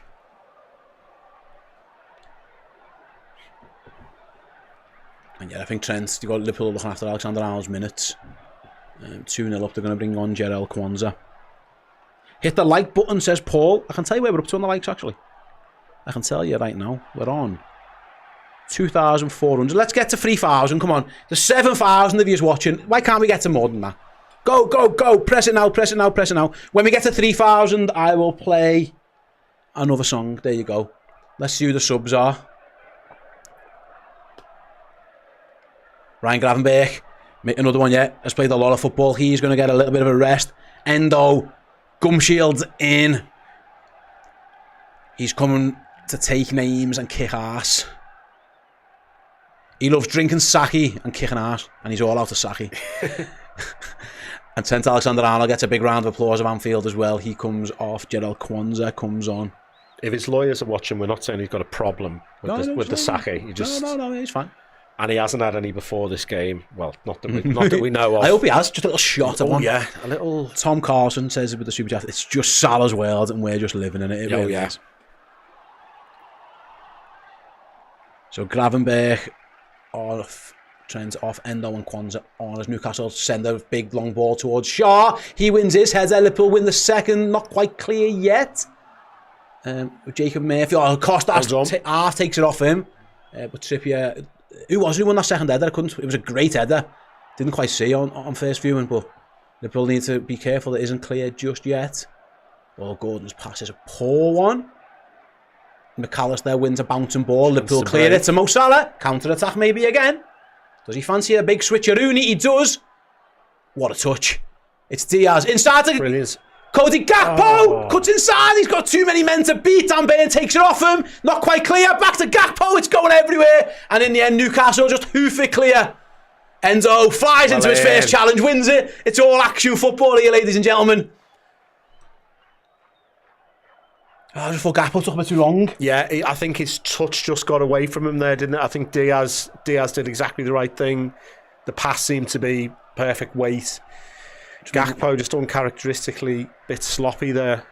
Yeah, absolutely. Right down. Liverpool can see the throw-in on the as Timikas tackles Jacob Murphy. Knocky Knock says thoughts on Salah being the bookies' favourite for the Ballon d'Or. There shouldn't be any other one else in the consideration. Put your mortgage on it. Don't, but you could. Salah thought he'd want to throw. That was definitely our ball. That. Don't know how they got the throw in. I mean, I don't really care about the Ballon d'Or, but I will engage in it. If, say, Real Madrid won it at the Champions League and Mbappe scores a half full of goals, maybe. But like it's looking like Salah's at the moment, isn't it? He's having a worldie of a season. 17 assists in the league alone. He's the best player in the world right now, isn't he? So, you know, that's the end of it. Yeah, you've got to think, after Madrid threw the toys out the pram last year, did they want to get them back on side? Who cares? Here come Newcastle down the left-hand side. Then it's Harvey Barnes. Dinks it into the box. Ibu's header. Corner for the Geordies in front of their own fans. 11 minutes plus stoppage. There will be lengthy amount of stoppage time as well, just for those who maybe not quite aware. There was a Szoboszlai head injury where he got whacked in the face by the ball, and then Van Dijk and Callum Wilson clashed heads early at the start of the half, so there will be a fair amount of stoppage time to add on as Newcastle have this corner.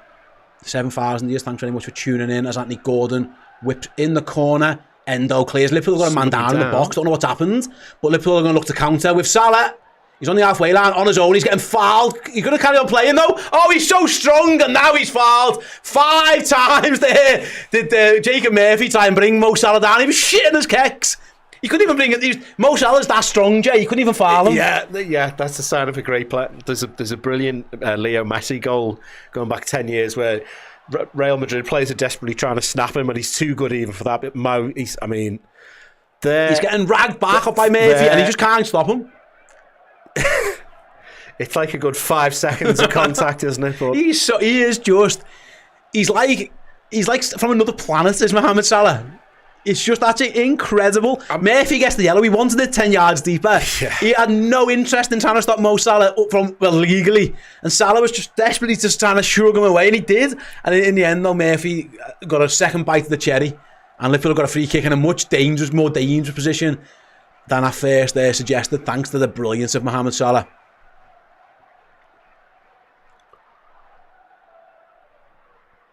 Kostas Timikas then whips in the ball. He nearly falls 2 ones at the back post, actually. That bypass everybody. Liverpool onto the corner. I was going to say a bit more height with Kwanzaa at the back post there, but he was sliding in and trying to get it with his foot. Did Dan Burn not get a touch on that? No. Well, if he did, the referees didn't spot it. It was a goal kick that Newcastle have already taken. They're trying to get a Sulu up against Van Dijk. Van See you Dijk. later. Puts him on his ass. Yeah. See that? What's happened now? Oh. Once a game, Alexis McAllister goes down like he's been shot. He's holding his hip. I don't know why. I think he's all right because he's just turned over and sworn at somebody. Did someone whack him? I think if he was in terrible pain. Let's see what happened. So it's Guimaraes. Oh, that is a sore one. Yeah. Guimaraes passes the ball, but as his follow through, catches McAllister right on like the hip, upper thigh area with the follow through of the pass. Yeah, he's bleeding. He's got a bit of a cut. I was going to say, I think he's torn his shorts. I think Bruno didn't mean it. Was that a little bit of a Brazil on Argentina crime? Yeah, I don't think he meant it. I don't think he did. I mean, I think he has got a bit of a naughty one in him, Guimaraes, but I don't think he meant that. Mate, see Van Dijk give a little hip swivel, and Sulu had bought it and literally fell over. It was he didn't. It's usually attackers doing that to defenders. He's another one, isn't he? He's making the extraordinarily normal, basically, isn't it? It's like all in a day's work for him. Outrageous. Anyway, all's well that ends well. We're all fine. We'll play with a bounce ball and get on with it. Rivals for Ballon d'Or. Virgil's probably the only one who should be up there. Never mind Mbappe. Yeah. Here come Liverpool with Endo. Get Endo on the Ballon d'Or list. Oh yeah. Sneaking in. All right then. We're into the 83rd minute.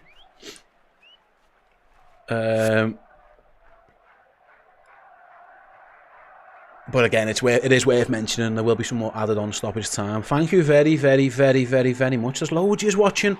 7,200. Please do subscribe to the channel. Press that like button for us now. Come on, we've got to 3,000. I'll give you your song. For every 100 likes, I'll play a song from now on. There you go. Every time we take over 100 more, I'll play a song. As Liverpool down the left continue to attack. Oh, the poor ball really from Cody Gakpo. And Newcastle should clear. Enzo! Yes, Enzo! Wins a challenge. It goes to Szoboszlai. Keeps going. He's got Salah. Give him it! Give him it! That's it. Salah!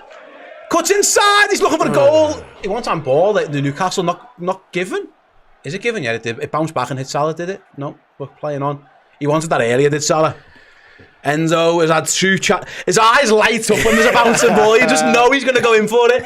Twice he's done it and twice he's won it. I love a bit of Wataru. Man of the match already for me. Yeah.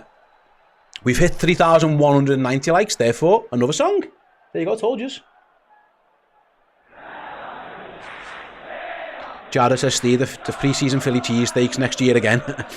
Liverpool aren't going to America, are they? So the reports are they're going to Japan. Maybe some pre-season... I don't like sushi. No, not for me. I don't think I'm going. Katsu curry. I do like that. I don't know if they actually eat it in Japan. No, I must admit, it's not for me. But I'm sure we'll find something. But yeah, I did love the Philly cheesesteak, that is for sure. 3,200 likes, another song. See, it's working. Can you hear that? We love you, Liverpool. That one doesn't work. Maybe I'll try another one. Let's pause that one. I can go off. I don't think that worked.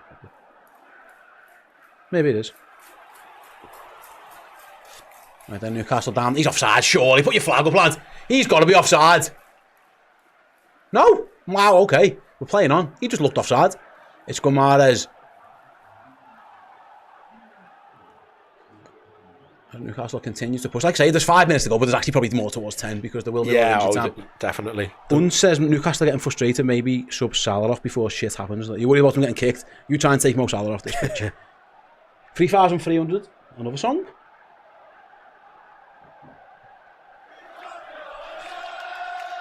It's Miley, edge of the box, good ball towards the back post. Shaw had gone up. Couldn't get his header right. Goal kick for Liverpool. We're on 3,300 likes. Every time we get another 100, there will be another song, I promise. Liverpool are about to bring on Curtis Jones and Darwin Nunez. Maybe it might be a Salah one, it might be a Diaz one. We'll find out. It's Alexis McAllister, always in the wars. Liverpool's goal scorer. He's been magnificent again. Everyone's talking about like team of the years and stuff, right, Jay? He's got to be in it. He's a magnet. He is just a wonderful footballer. Yeah, he's so consistently good. He improves any team he's in. I mean, I think it's no coincidence Argentina win the World Cup after he starts coming in for them after they lost to Saudi Arabia.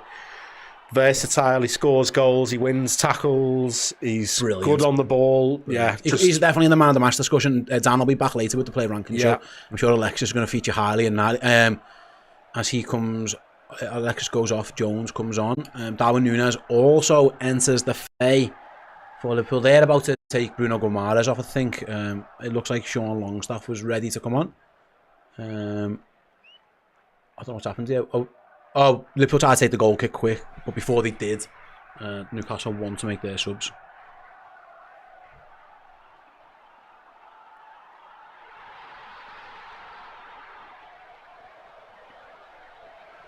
I was on the phone to my bank today. Oh yeah. And the guy was from Newcastle. And he said he thinks we're going to win 2-0. And he said, he went, I don't mind if we lose this one as long as we win the cup final. Yeah. That's what he said.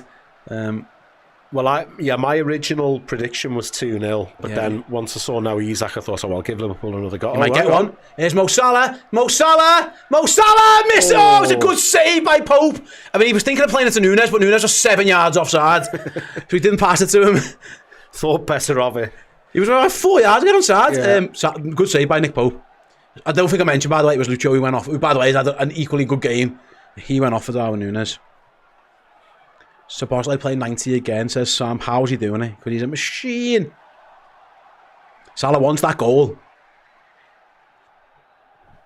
Yeah, he's done everything but score, hasn't he? Yeah. Liverpool have made all 5 subs now.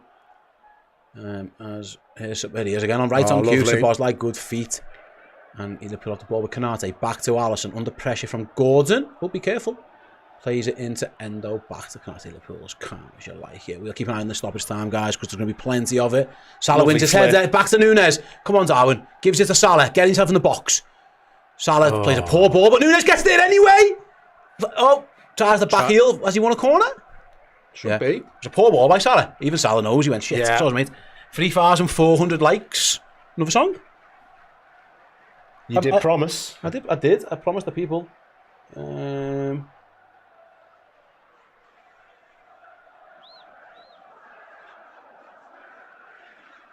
Love a bit of loud bear on my chest.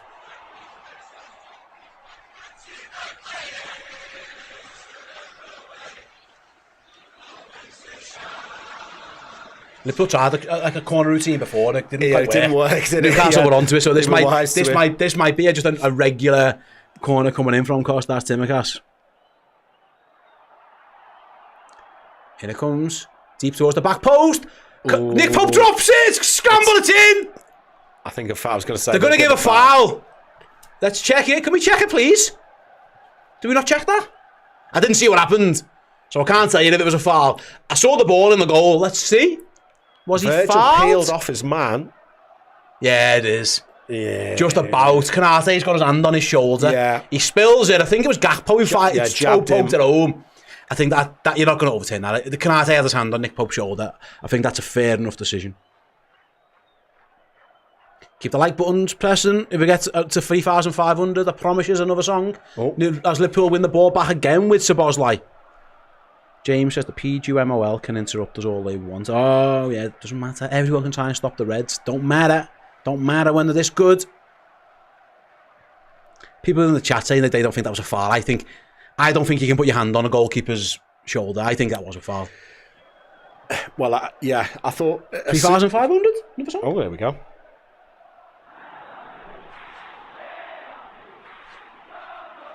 Yeah, I do apologise. Paul says you need to sort the song levels out. It turns out this soundboard isn't the most reliable thing in the world. Some of them are louder than others. Can only apologise. Anyway, Liverpool, 7 minutes added on that we're into now. Szoboszlai's been magnificent as well. Still full of life. Yeah. Yeah, I think he's been brilliant. Right, let us know how you're feeling in the chat, guys. Is this the game that if we didn't think City clinks the league title, does this one? Considering again Arsenal dropping points, Liverpool will be 13 points clear with 10 games to go.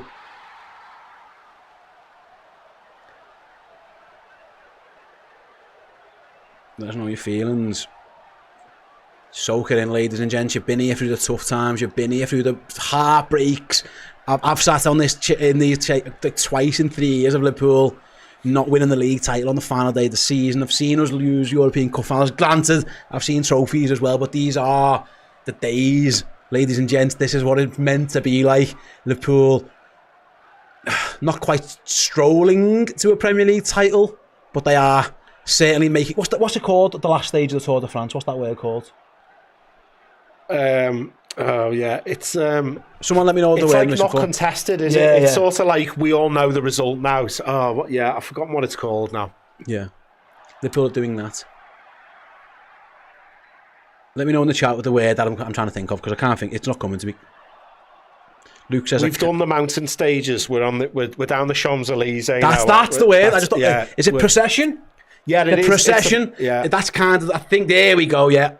After Choice brings it into me, the procession. We're into the procession. That's exactly where we're at. Liam Bento, I think there's more wins against Newcastle than Arteta this year. Liverpool should give Arsenal an honour guard. Oh my God, if we get Arsenal giving us a guard of honour, absolutely fantastic. Yeah, absolutely. Liverpool as a canter. I mean, mathematically, it's not over yet. It's not. Oh, you're right. Overhead kick from Cody Gakpo. Meanwhile. I was too busy reading the chat. Cody Gakpo nearly scored an overhead in the meantime. It was an attempted 1-2 with Salah and Nunez, but it kind of fell to Gakpo. Mo Salah, he wanted that goal. He wasn't happy with Cody. 7,500 of years pressing. We're up to... Did they play a song for 3,500? I don't think you did. Did they not? No, sorry, I've got another one. Okay. Ladies and gents, I think it's time.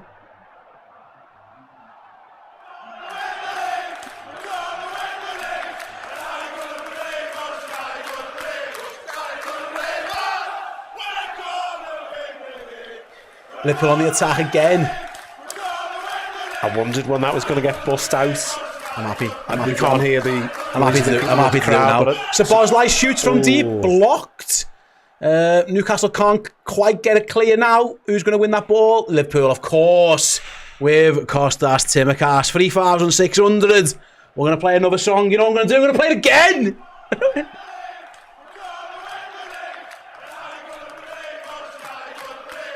They're going to believe us.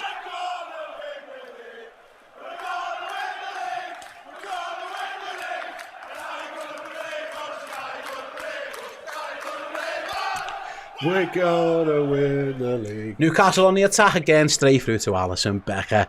Thanks very much to the super chats. Let's see who we've got in there. Thanks so much, ladies. Just get the like buttons pressed. Come on. These are the days. Where's the excitement? Come on. Liverpool with 10 games to go are about to go 13 points clear at the top of the Premier League table, ladies and gentlemen. This is the day. This is magnificent. Come on. Where's the love? Where's the chat? Where's the songs? Where's the excitement? We want it all. Josh Arteta said over my dead body and then draws against Nottingham Forest. Yeah. If Mikel... never mind. Your doctor, Mikel. Yeah, Mikel, get your doctor on the phone, pal. I'm not quite saying it's there yet, but let's go. Let's go. Let's go. This is what we're in it for, ladies and gentlemen. This is what we're in it for. Every time you've seen Liverpool fall at the final hurdle, think of how heartbreaking it was. It was devastating.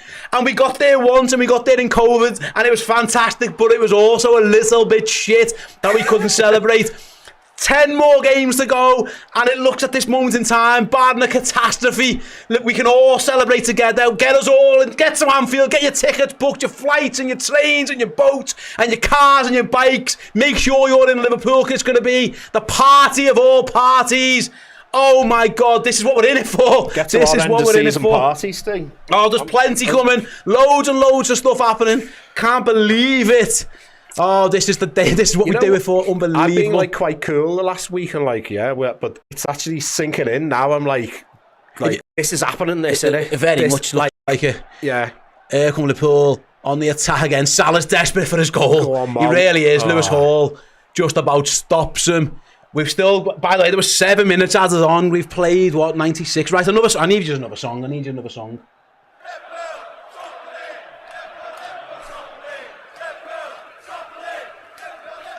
Get your likes in, get your comments in, your super chats, your songs, everything. This is brilliant. This is what who'd have thought it? Not me, not me, not me.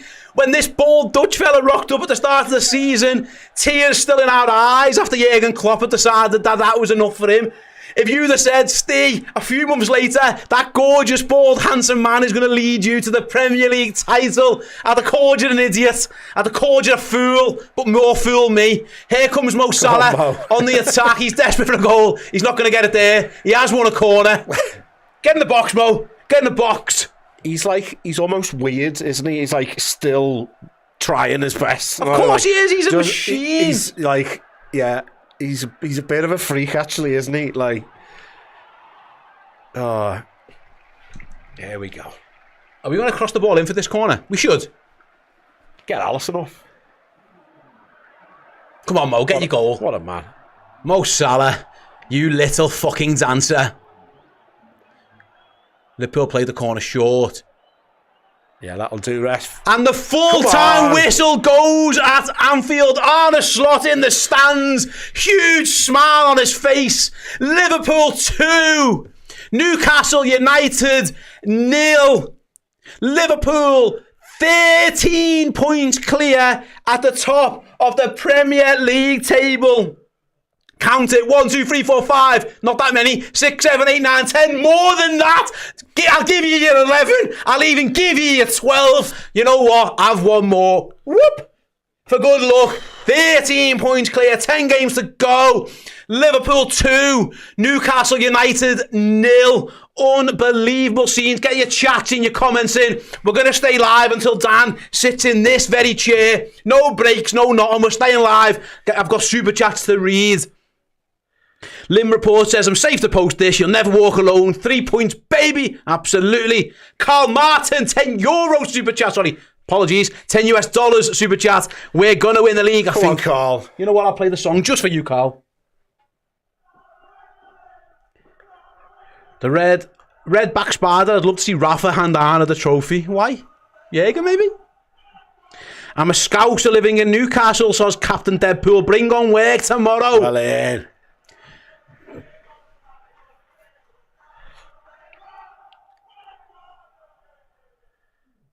Unbelievable scenes, not only here at Anfield, but of course at the City Ground as well, equally as significant.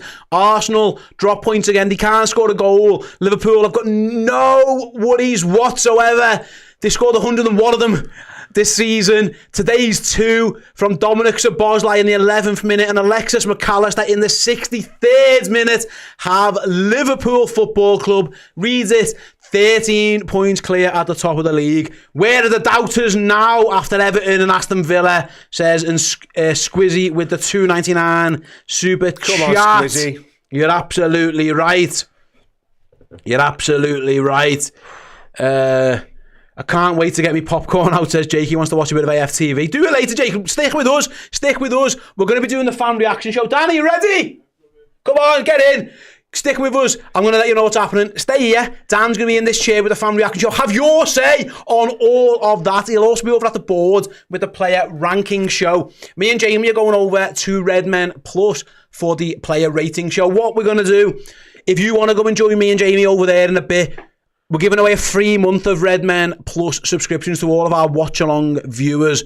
Go to redmenplus.com, join us as a monthly Captain subscriber and use the promo code WATCH, WATCH, and you can get an entire month's content for free. Do come over and join us. Danny, you ready to jump in? Thanks very, very much. We are about to go to the Fan Interactive Show. I've been Steve Hoare, that's been Jamie Cranford, that's been Liverpool 2, Newcastle 0, 13 points clear at the top of the Premier League title. Come on, Dan, get in this chair, buddy.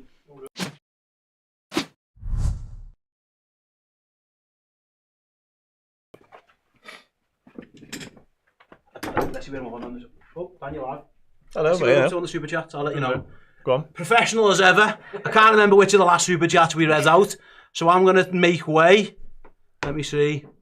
We're up to Josh's first, Dan. Wonderful. Josh is first. Take it easy. Nice one. Get in! The camera. Hello, everyone. Welcome to the Redmen TV. For those of you rejoining or joining us once again, Josh Worthington kicks us off after Liverpool comprehensively, comfortably dismantled Newcastle 2-0.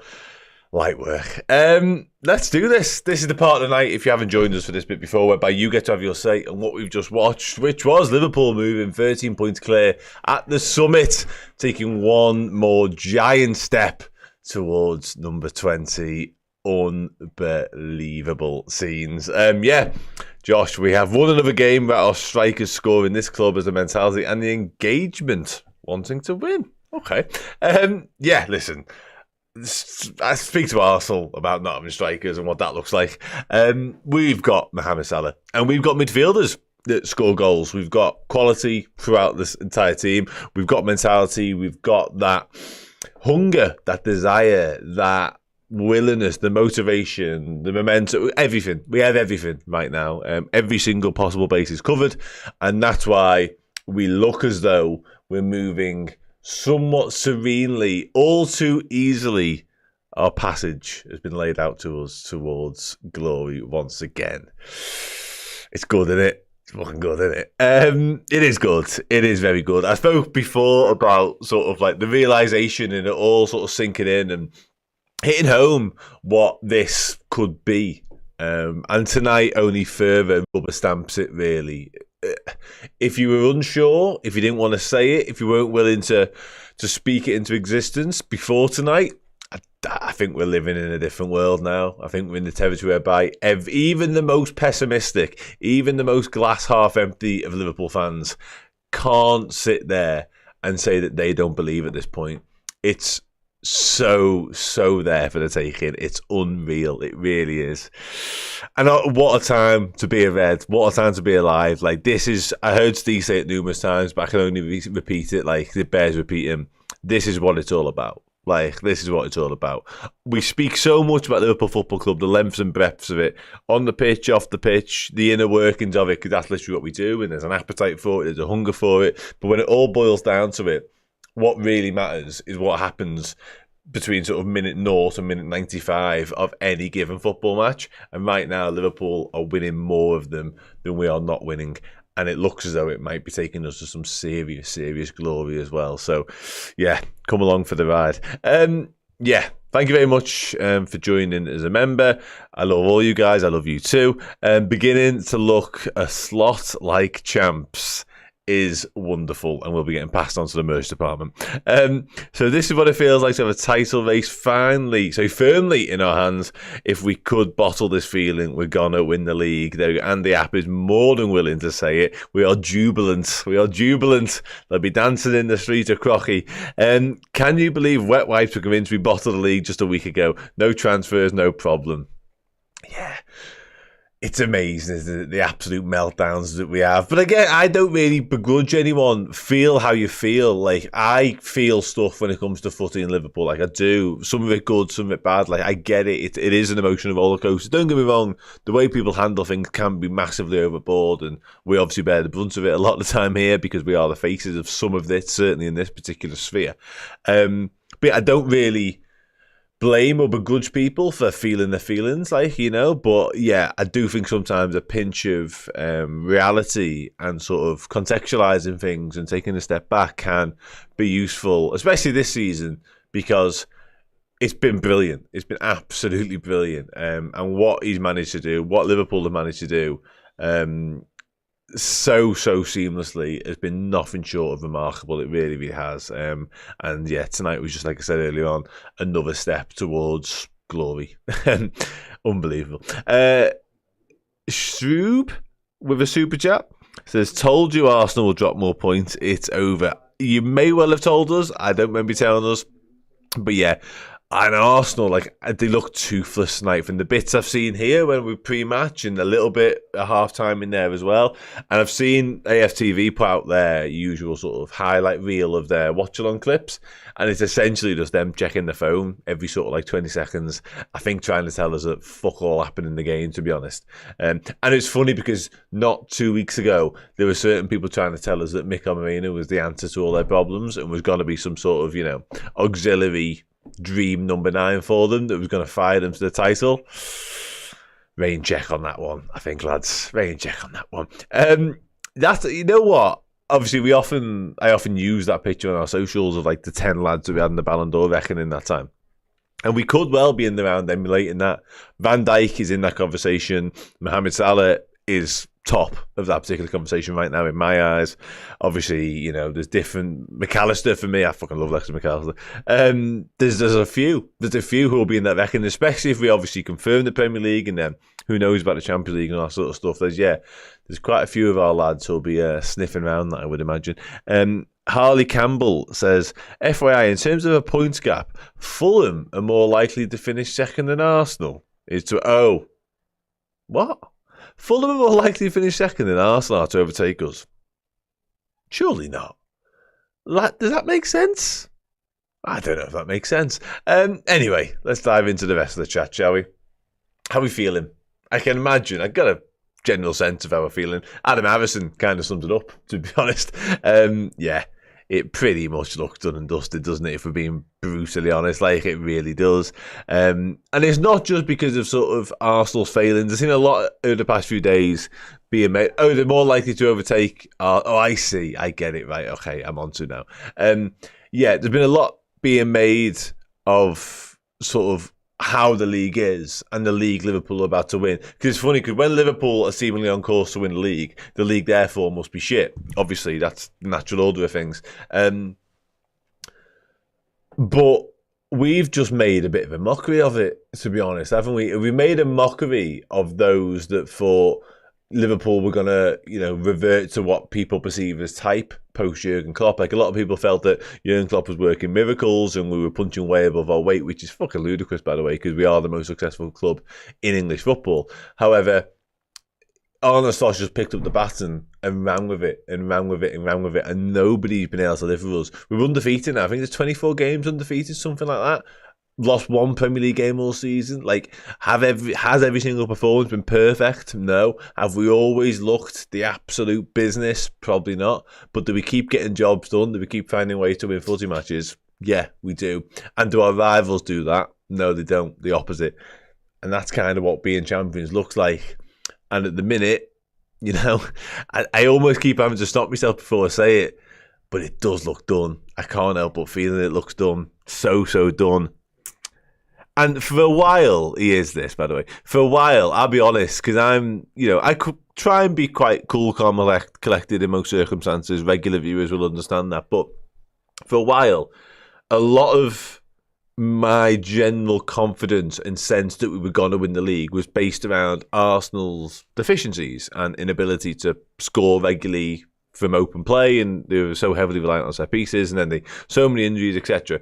So I thought we were brilliant, and they had so many problems, therefore we were probably going to win the league. But the more and more time goes on, the Arsenal thing remains true, but the more and more enamoured I am with us as a football team, because we are the business. We really, really are the business. And again, not the finished article, not perfectly polished yet, but my God, are we the best team in this league by some distance. Like, we just really are. And as we sit here right now, it looks as though the gap will only stretch further. We can't really think otherwise right now. The way we're playing, the way we're going, with 6 more home games to come in the running, it looks as though we're just going to pull further away. And Arsenal, although Mikel Arteta has been at pains to stress he will never throw in the towel, I think a few of his players might throw in the towel, because their race looks run to me. Absolutely run. Because we're just relentless. Absolutely relentless. Everything we've dreamt of, everything we've desired, everything we've needed in recent title challenges is coming to the fore once again, because there's lived experience of some of the lads doing it. Van Dijk, the captain of the football club now, has been there, done it, won it, and he'll be telling everybody else around him what it takes, and we're living it. We are in rarefied air right now, and we've barely even talked about the actual game of footy we just watched, by the way. But it was good. It was good. Our quality came to the fore. It was a little bit end-to-end at times, I think. But Newcastle are always going to pose a threat. You can't play against a team as impressive as Newcastle can be, and they're going to have moments, of course. They are. Alisson Becker's called into action once or twice, but again, I think generally our quality was far, far too much for them, and it was quite a comfortable night's work against a team as good as them, I'd say. Customary Mo Salah assist, of course, more Dom Szoboszlai output, which is just beautiful to see, because Arne Slot called for that early on the season.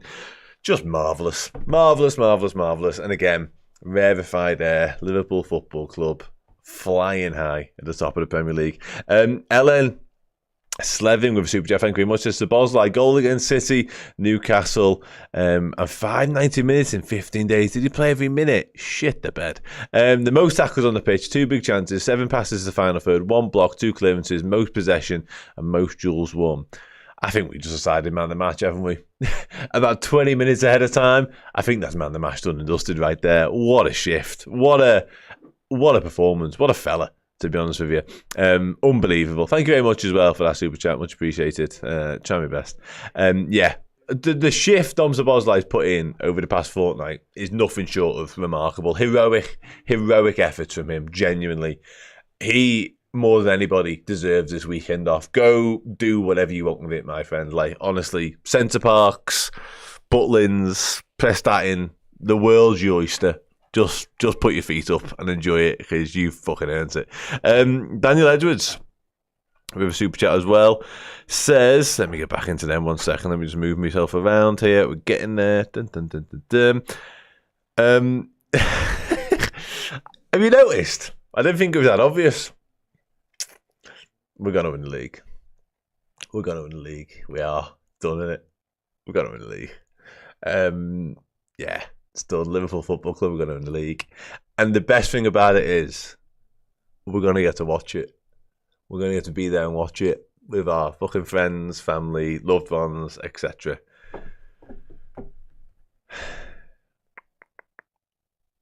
It's good, isn't it? Sorry. Little moment there. Daniel Edwards says, watching Arsenal drop points and us almost score 7. What a team we are. Got them in the league. Love you, man. Love you too, my friends. Love you too. This, again, I've said it a million times. Wilf, how are you, mate? Hope you're okay. Top guy, Wilf. One of the traitors, would you believe, is in the chat there. Thanks for the super chat, buddy. I'll see you soon. Nice to see you the other week as well. Yeah. Fucking gonna win the league. It's just, honestly, it means so much. Like, it really does to all of us. It's good.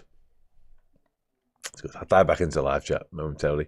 13 is actually, that's a good point as well, to be honest with you, Tony. It really is. It is, because it's hard not to remember that, because again we've extended that goal difference deficit by 2 more again tonight, and that's just another fucking hell, yeah, not half. That's just another dent in Arsenal's hopes. And Arsenal have been so tightly strung in recent times that going against City and falling short like they've done, and they haven't picked up silverware along the way. I'm not going to spend too long dwelling on Arsenal, because who gives a shit? But when we were going toe-to-toe with City and coming up short domestically in Premier League terms, we were winning the Champions League, you know what I mean? Which makes it a bit of an easier pill to swallow, it's fair to say. But yeah, with Arsenal, they've had to go and really push themselves to such extreme limits like we've experienced before. But they weren't even getting that sweet taste of silverware to make it all worthwhile and make it all the more palatable. Instead, they were going and coming up short. And it didn't mean anything. They were putting in all their efforts, all their physical, emotional strain for fucking nothing. At some point, that's going to take its toll. And I think it might have happened to them this time around. Whilst we, as mentioned, have just gone about our business in the best possible way. It's been just joyous. Wilf, you're back. We will win the league. Do you reckon we'll drop points? And if yes, who against? I think we will drop points. I'd be fucking amazed if we won every single game from here on out. It would be a lovely watch.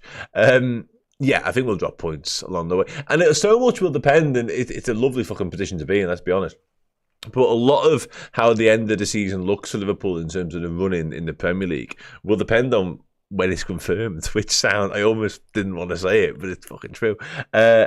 It will depend when it's wrapped up and it's mathematically ours and we can really celebrate, because then priorities and then attention shifts elsewhere.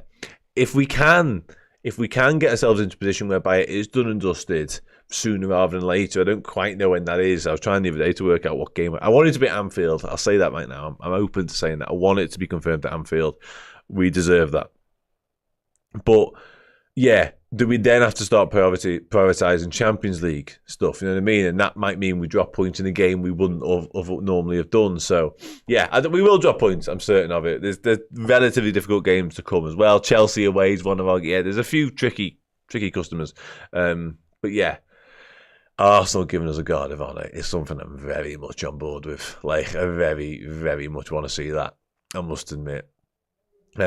Who's most likely to be like the Bernardo Silva, the Arsenal sides? Just furious, just livid, so pissed off they can't even bear to clap us for a single second.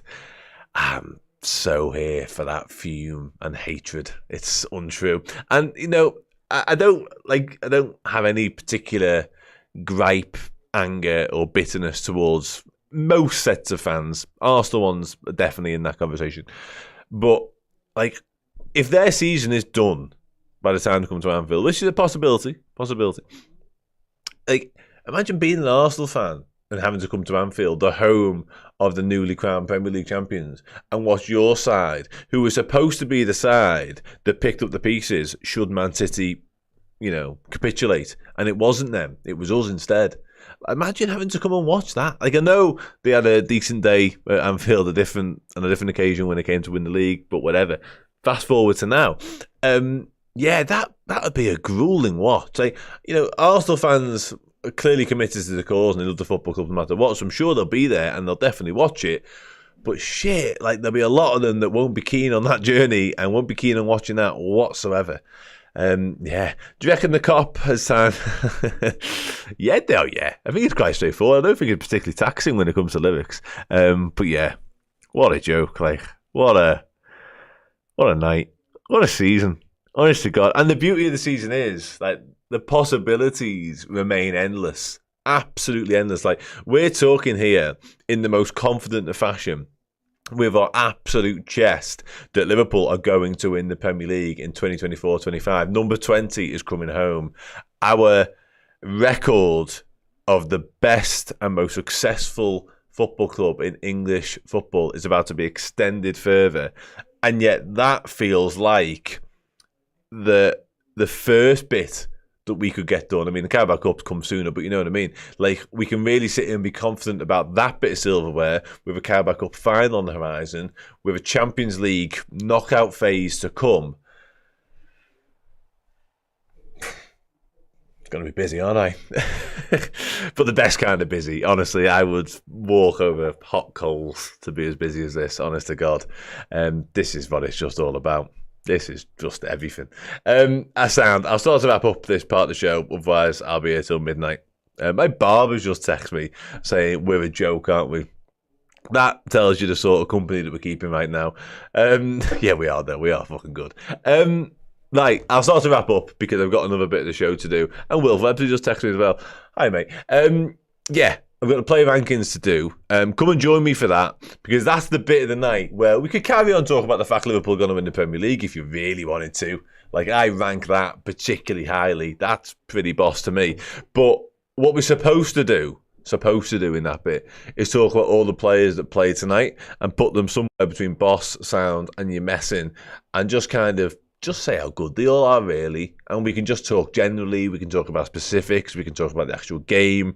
Not ass, like, ultimately, you know, not a lot else matters right now, because the facts of the matter are we're brilliant and we're 13 points clear at the top of the Premier League because we've just cruised past a decent Newcastle United side. What is interesting about that, actually, whilst I'm talking for talking's sake, like, how much sort of weight and credence do we put into this game tonight? I know Isak wasn't there, but whatever, in terms of what that means for the final in a few weeks' time, because we were so superior tonight, it felt like, in most departments. So Newcastle landed a couple of little jabs along the way, don't get me wrong, but it never really felt out of our control. We never really lost any sort of comfort. There was a bit end-to-end at times. Defence turned to attack once or twice and vice versa. But realistically, it did feel as though that game was always in our sphere and always in our hands a touch. And if you're Newcastle, having come to and you just experienced that, would you be thinking, okay, now this is going to be tough? And I remember, like, really, really tough. And it felt like we had gears to go through as well.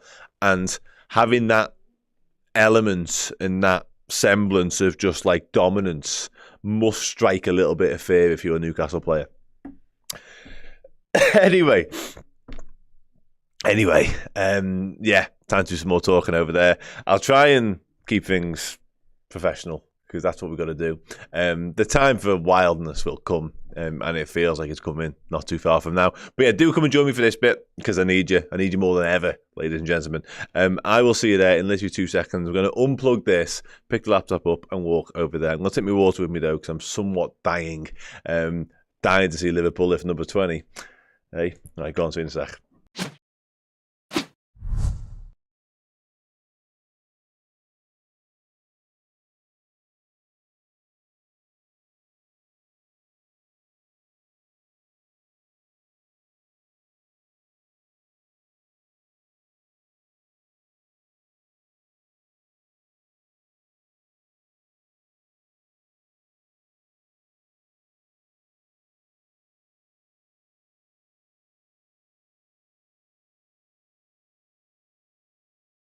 Hello everybody, welcome back to the Player Ranking Show. After Liverpool beat Newcastle United 2-0, that's kind of irrelevant at this point, because Liverpool are 13 points clear at the top of the Premier League. That's the headline right here. Liverpool are going to win the Premier League. God, I feel so fucking sick saying it. Oh, it almost feels dirty, but in the best possible way. Oh, we are though, aren't we? We are. Back me up on it. Okay, this is the part of the night where we rank the players from boss sound to your messing. Let's be honest, that's that done. Yeah, let's do it. Alisson Becker. We're going to try and stay on task here. I've spent the last 20 minutes or so just saying how it feels, how emotional it is, and how brilliant it's going to be when we do get to lift number 20. Yeah. That was brilliant. I really enjoyed myself, but I do want to do my actual job for a little bit. If you can help me with it, that'd be amazing. Love you all very much. Sound. That is very true. Nothing's ever been more accurate than that. It's like you've known me all my life. Alisson Becker, you guys missed my show. Sorry, Dan. I'll try and rectify that just quickly, because I don't like doing that, and I do apologise. Here we go. Oh, no, I've got it. Oh, Jesus Christ. What's he on now? Like 107 or something mad? No. He's going to set some ludicrous individual records, isn't he? Let's be honest. Another assist tonight, of course. Compulsory, customary, obligatory at this point. Yeah, I don't know. Like, Premier League wise, it's already, was it 52, something fucking insane like that? It's just, the numbers are so high. My terrible E in GCSE maths can't even comprehend what's going on right now. And for those not au fait with how the British GCSE system works, it wasn't very good, that. I was definitely English and media and PE predominantly heavy when it came to studying. Maths was not my strong point. Arithmetic I'm okay with, but like big numbers and adding stuff up, yeah, not so much. Anyway, I'll stop talking about my GCSEs, because that's not what I'm here for. Arsenal just cancelled out or draw with Villa, but they draw with Forest. Yeah, they absolutely did, yeah. Anyway, back on task, as I was saying. He is inevitable. Absolutely he is. Alisson Becker, boss, referee. Yeah, the referee was shite, but don't worry about him. Yeah, it's got to be gone. What do we need that for? 13 points clear. Don't need that shite. Tarnishing our fun. Boss, just boss, says Michaela. Michaela, as you know, I'm a big fan of going off your guidance, so that'll do for me. I mean, that feels a bit high, doesn't it? I've checked myself there a little bit. Trent, Alexander-Arnold, anyone? Any takers for Trent? What we saying? Thought he was decent, like, actually, in what could have been testing circumstances against Anthony Gordon. That never really materialised into anything. Now, a lot of that was due to Liverpool just being the better team and dictating so many of the terms. But yeah, never really got troubled necessarily, and showed off quite a lot of his his passing range too, which, let's be honest, is just ludicrous. High sound, the trend sound, boss, mid sound, boss, sound. Okay. Yeah, true. Actually, on the alley front, that is sound. Let's do Trent.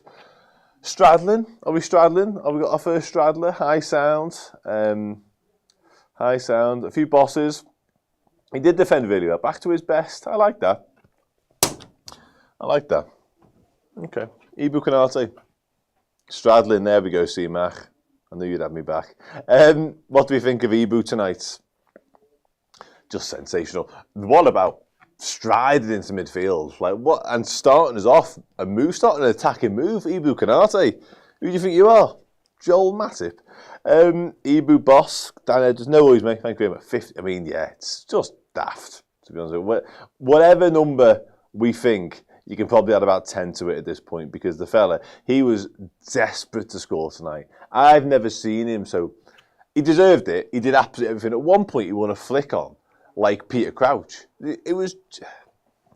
Anyway. Boss. E-boss. Nicely done. Really? Are we 1-100? I feel much better now about saying we're going to win league right at the start of this show. Boss. Like an impenetrable wall. Okay. Ibu, but I thought you said impregnable for a second, which I guess would also be accurate. Sound nearly caused a goal. Yeah, Wilson got him behind him once or twice early on, but I think, generally speaking, it was a solid night for me, and another clean sheet. Those two together, right? I mean, we all know, take a walk around my centre half, he's a colossus. Like, the two of them, imagine you were a centre forward. No wonder Isak didn't fancy it. Good Lord. Ibu, Virgil-itis, is that a thing? Let's do Virgil. Boss, best centre back. Yeah, and by some distance as well right now. Like, I know we all like having a laugh and slagging off Arsenal and whatever. Yeah, it's funny, ultimately. But Saliba and Gabriel are also a sensational duo. They just are. But it helps when so much of your game is centred around being defensively solid, and your manager, his first thought is, how do we not concede goals? And the second thought is, how do we score from corners? Like, it makes being a good centre-half partnership quite easy when you've got usually a Declan Rice, sometimes Mikel Merino, the striker. You've got a DM playing up top, for fuck's sake. But, like, you've got other defensive midfielders, one of whom, helping. That is his go-to. That's his MO. Don't concede. So, yeah. Of course they're going to have a decent track record. But these two, on the other hand, are playing in a very front-footed team who want to be aggressive and want to be attacking. And yet still, they're unbelievable. Unbelievable. Everybody was boss. That makes it a quick show. But I don't hate it. Let's do Virgil. The big boss. Big Virg boss. Same as Ibu, Virgil, boss. Okay, it was a quietish game, I guess, for them. Boss sound, that to me means straddle, wonderful. Kostas Tsimikas from the start tonight. What do we make of Kostas? A slot machine tattoo. I'm going to have to see what that looks like before I agree to anything, to be honest. As you can see, I'm not adverse to tattoos. I've got 5, I think. Yeah, 5. And I am in the market for a 6th and possibly a 7th.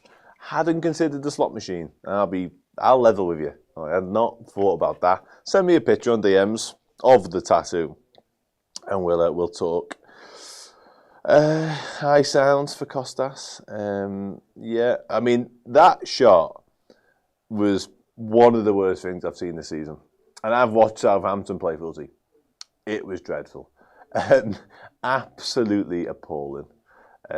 He never scored before, which, when it was sort of brought to my attention, I thought, that feels mad, because one of my abiding memories of Liverpool in recent times was the FA Cup final win. Of course, it's Kostas with a pen.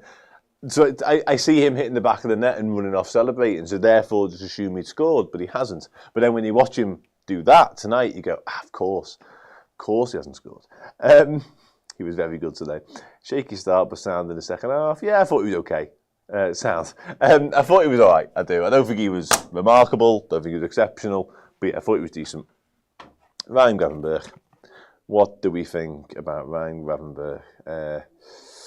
Still just lovely to watch. And he still does things. There was a moment, I think it was midway through the first half, where he sort of shrugged off his man, turned another one. But then like the final bit of it, he tried to play a pass inside. It might have been to McAllister. Got that bit wrong and it went to the opposition, which was frustrating. But a lot of what he did in and around it was just sublime.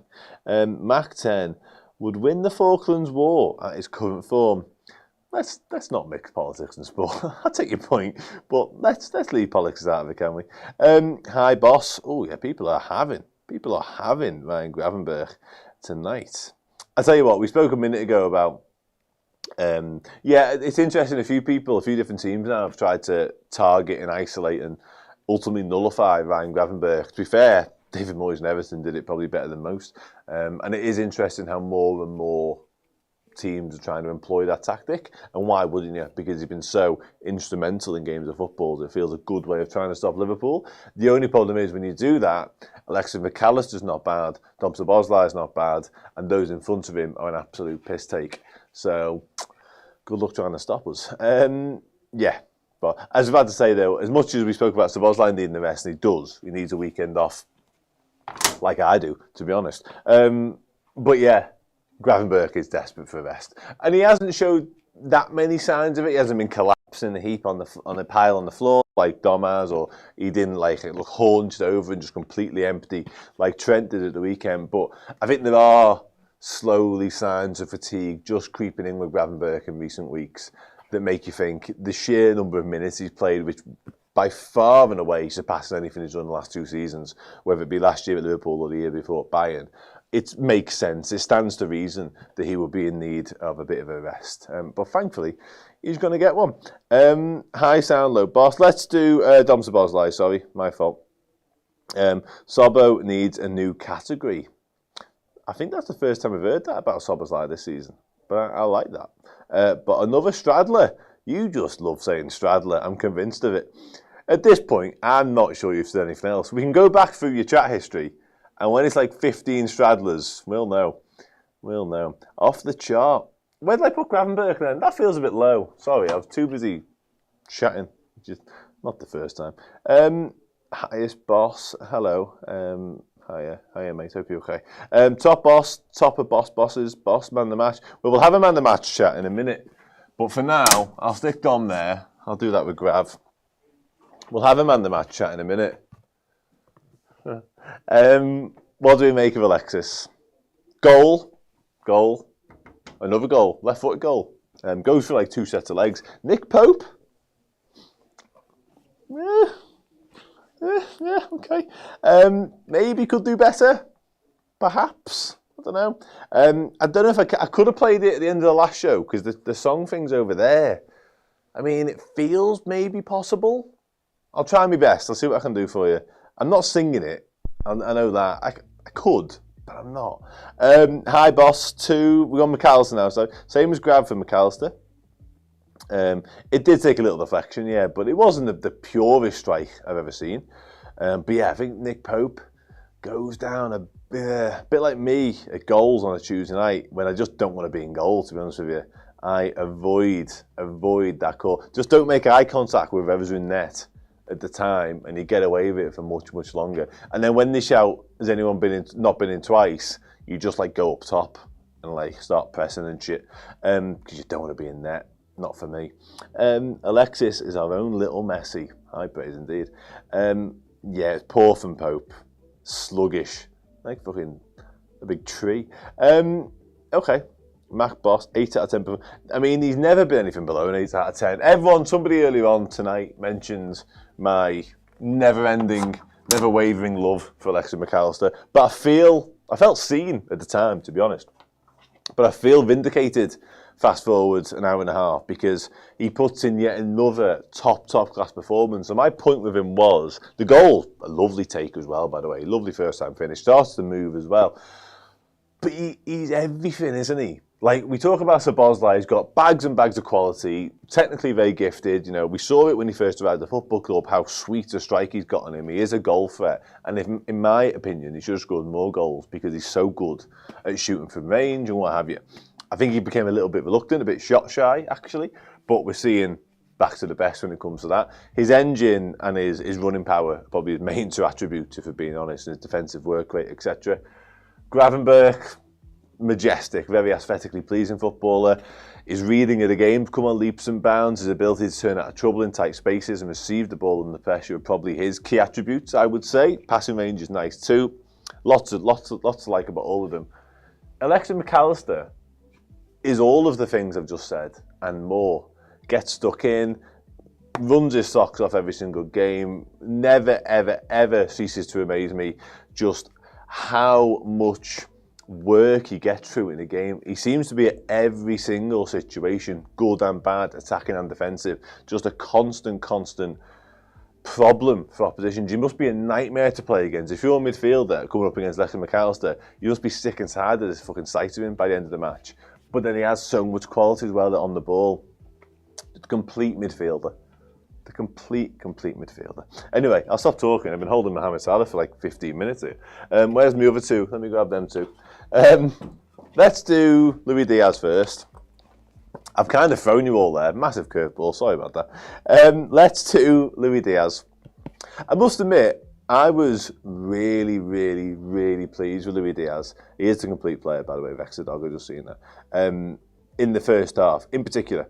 I think second half, his influence waned a little bit on the game. We still had flashes, still had moments. But first half, Luis Diaz, I was shocked by how much Livramento allowed Diaz to travel with the ball. Like, there's one or two moments, including for his assist for Szoboszlai in the first goal. You just let him run him for like 20 metres. At some point, you've got to engage. You can't just let him get into... The last thing you want to do is allow someone like Diaz, who's got a trick in his locker, who's got the ability to leave you for dead. You don't want to let him into the area. And that's exactly what he does. And Diaz chooses the right pass, and the weight of the pass is really good. But yeah, he was very direct, more direct than usual. I've been quite critical of Diaz in terms of his wing play, because he feels like a lot of the time he was sort of getting to a certain area, stopping, standing his man, not trying to go past him, and almost recycling and going again. It became a little bit predictable, I think, and he has so much ability. He has the ability to make people look stupid. I want him to do it more. Tonight was more like that. It was a much better performance. Back in his natural position, which might help. Cody Gakpo breathing down his neck on the bench, of course, waiting in the wings. Might have spurred him on to perform a bit better. But yeah, I thought he was good. Played well today. He did play well today. Boss from Solander. Boss, his defensive work is definitely... That's what does sort of make him stand out from Cody Gakpo whenever he is the guy. 100%. He puts in maximum effort down there, helps out whoever the fullback is. Absolutely agree with that. Yeah, okay. I think we're happy with Louis, aren't we? I'm going to pop him right there. Wonderful. Diogo Jota. What do you make of Diogo? I'm going to reserve my judgment and keep you powder dry on Diogo for a couple of minutes and let you guys do the talking. Yeah, there's a couple of nearly moments, wasn't it? A couple of nearly moments. Yeah, decent all-round performance from everyone. Nobody was poor tonight, I don't think, including Diogo. But yeah, I don't know. Not the sort of headline-grabbing performance from Diogo. In the round it, I'd say, yeah, a bit rusty maybe. Straddle on you. No, that's harsh. That's harsh. He's in the round the lower sound for me. A bit deeper. Yeah, he's been doing that quite a lot. I think he can do that role. He's one of the few nines compared to Darwin that are more at home, coming a little bit deeper, making things happen from there. Yeah, okay. Gonna pop him there. Thought he was decent. Don't think he was amazing. Speaking of amazing, Mohamed Salah. He does need a goal. And when he got took off, I must admit, because his currency is numbers. Like, when you end the season, obviously we always look at the injury record and the games he's missed because they are often a problem. And obviously the conversation further down the line, much further down the line, about who stays and who goes and what the balance and what the actual makeup of our attacking department is come next season. But all of a sudden, and this sounds a bit negative, especially considering the fucking circumstances, all of a sudden, though, he's going for a few little appearances now without the goals coming either.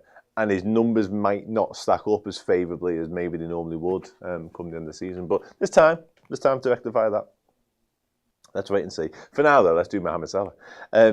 Just the inevitability of it all, really. Love the assist. And the weight of the ball allows Newcastle to hit the first time. But yeah, just the threat level and the fear he strikes into opponents is beyond normal at this point. He's beyond normal at this point. It's mind-blowing, honest to God. Like, no goals tonight, and his performance definitely warranted and deserved the goal. Absolutely, no two ways about it. And he was desperate to get it as well. Let's have it right.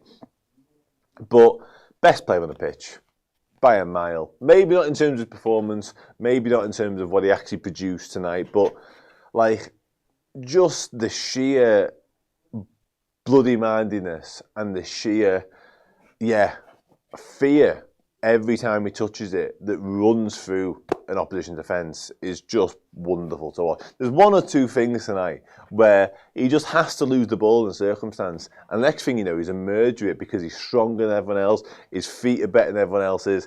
He threatened to replicate that City goal from a few years ago when he just absolutely left 3 or 4 of them grasping for thin air. Just fucking sublime. Absolutely sublime. Wanted his goal bad. Same as Diaz. Okay.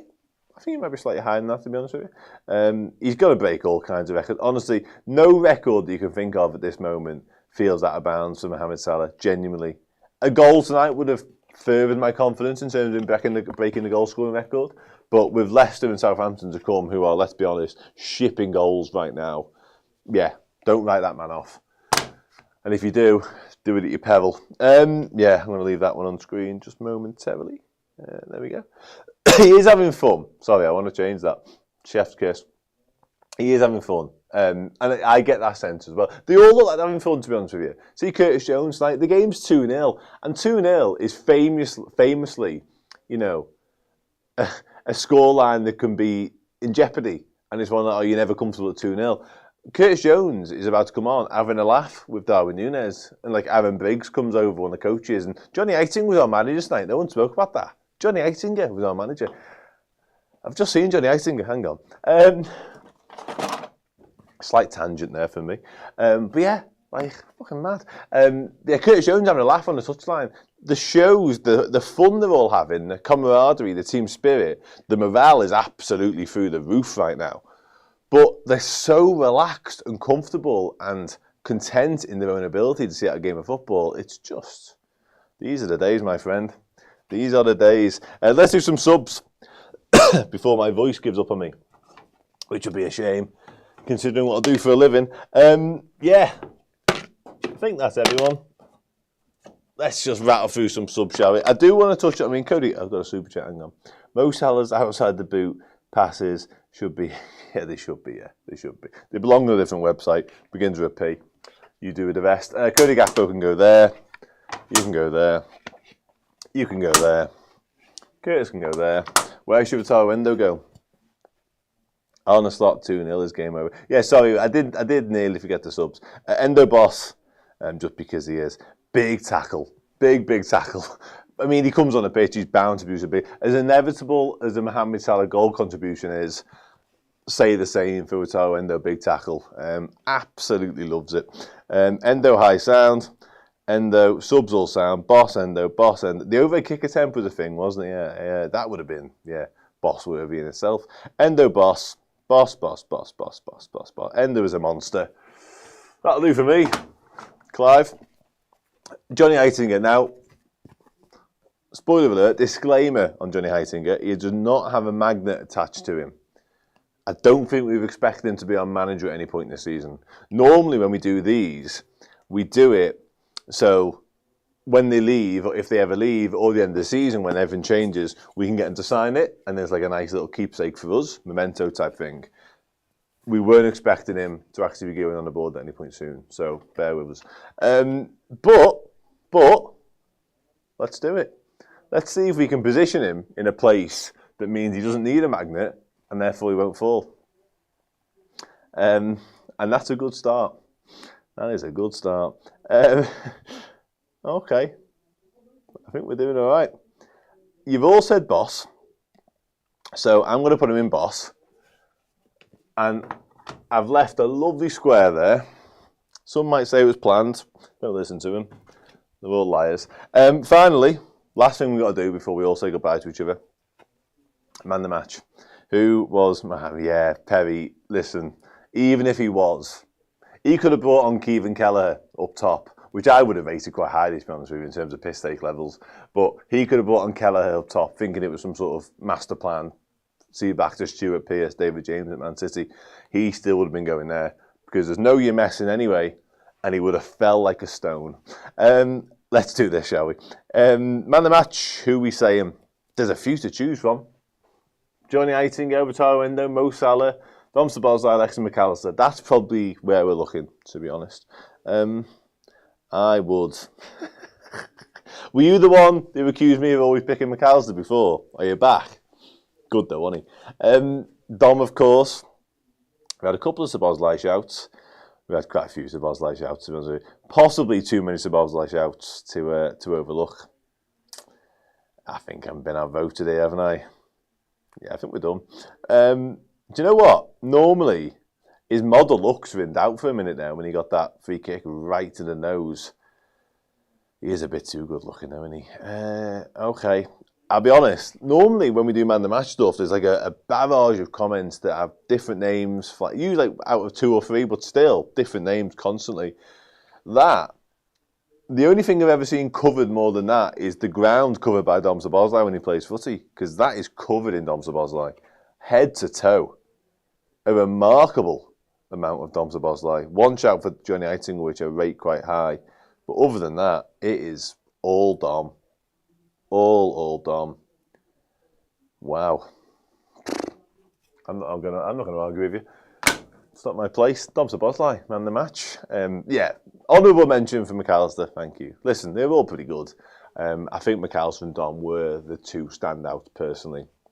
Dom, probably a fair call and richly deserved. Not just for tonight, but the gargantuan shift he's put in over the past fortnight when Liverpool have been wall-to-wall footy and not always easy. Some testing, some proper examinations, some proper challenges in some difficult places to go as well. And that man has been sensational through the good, the bad and the ugly for us.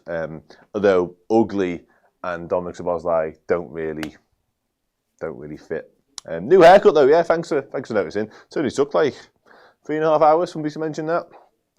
We should never bothered. Sound, thank you for getting involved as ever.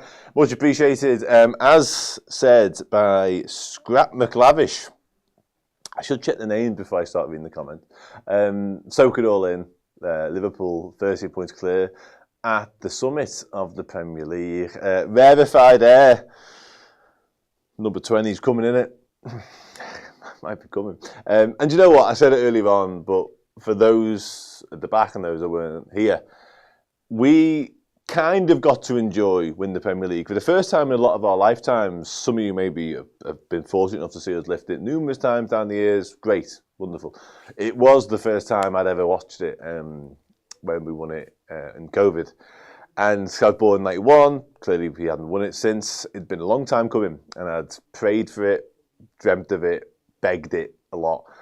And it was good. It was good. And I tried my best to enjoy and embrace it and to really sort of be in the moment and make the most of it, etc., etc., etc. But it was fucking hard, to be honest with you, because it wasn't what it should have been. We were robbed of that moment and the emotion and the passion and the friends and the family elements of it, of course, who were, fingers crossed, not this time for lots of reasons. Because, yeah, it's what it's all about. Liverpool Football Club is a special thing. It's very unique. And we do it for the fun of it. We do it for the love of it. But we do it to enjoy it together as well. And like I say, we weren't able to do that properly last time around. So fingers crossed we can, because it'll be really, really special. And do come along for it with us. Come to the city if you possibly can. If not, we'll help cover it as much as we possibly can from every single angle as ever. Honestly, thank you so much for getting involved in this bit, the last bit, the bit before, and the bit way before that as well. Because all of this is fucking pointless, right, you guys? It really is. Have a good night. I'm sure you will, because we are top of the league. Not just by a little bit, not just by a mini bit, not just by sort of a medium bit either, by a fucking big bit at this point. Yeah, wonderful. You'll never walk alone. Up the Reds. See you soon.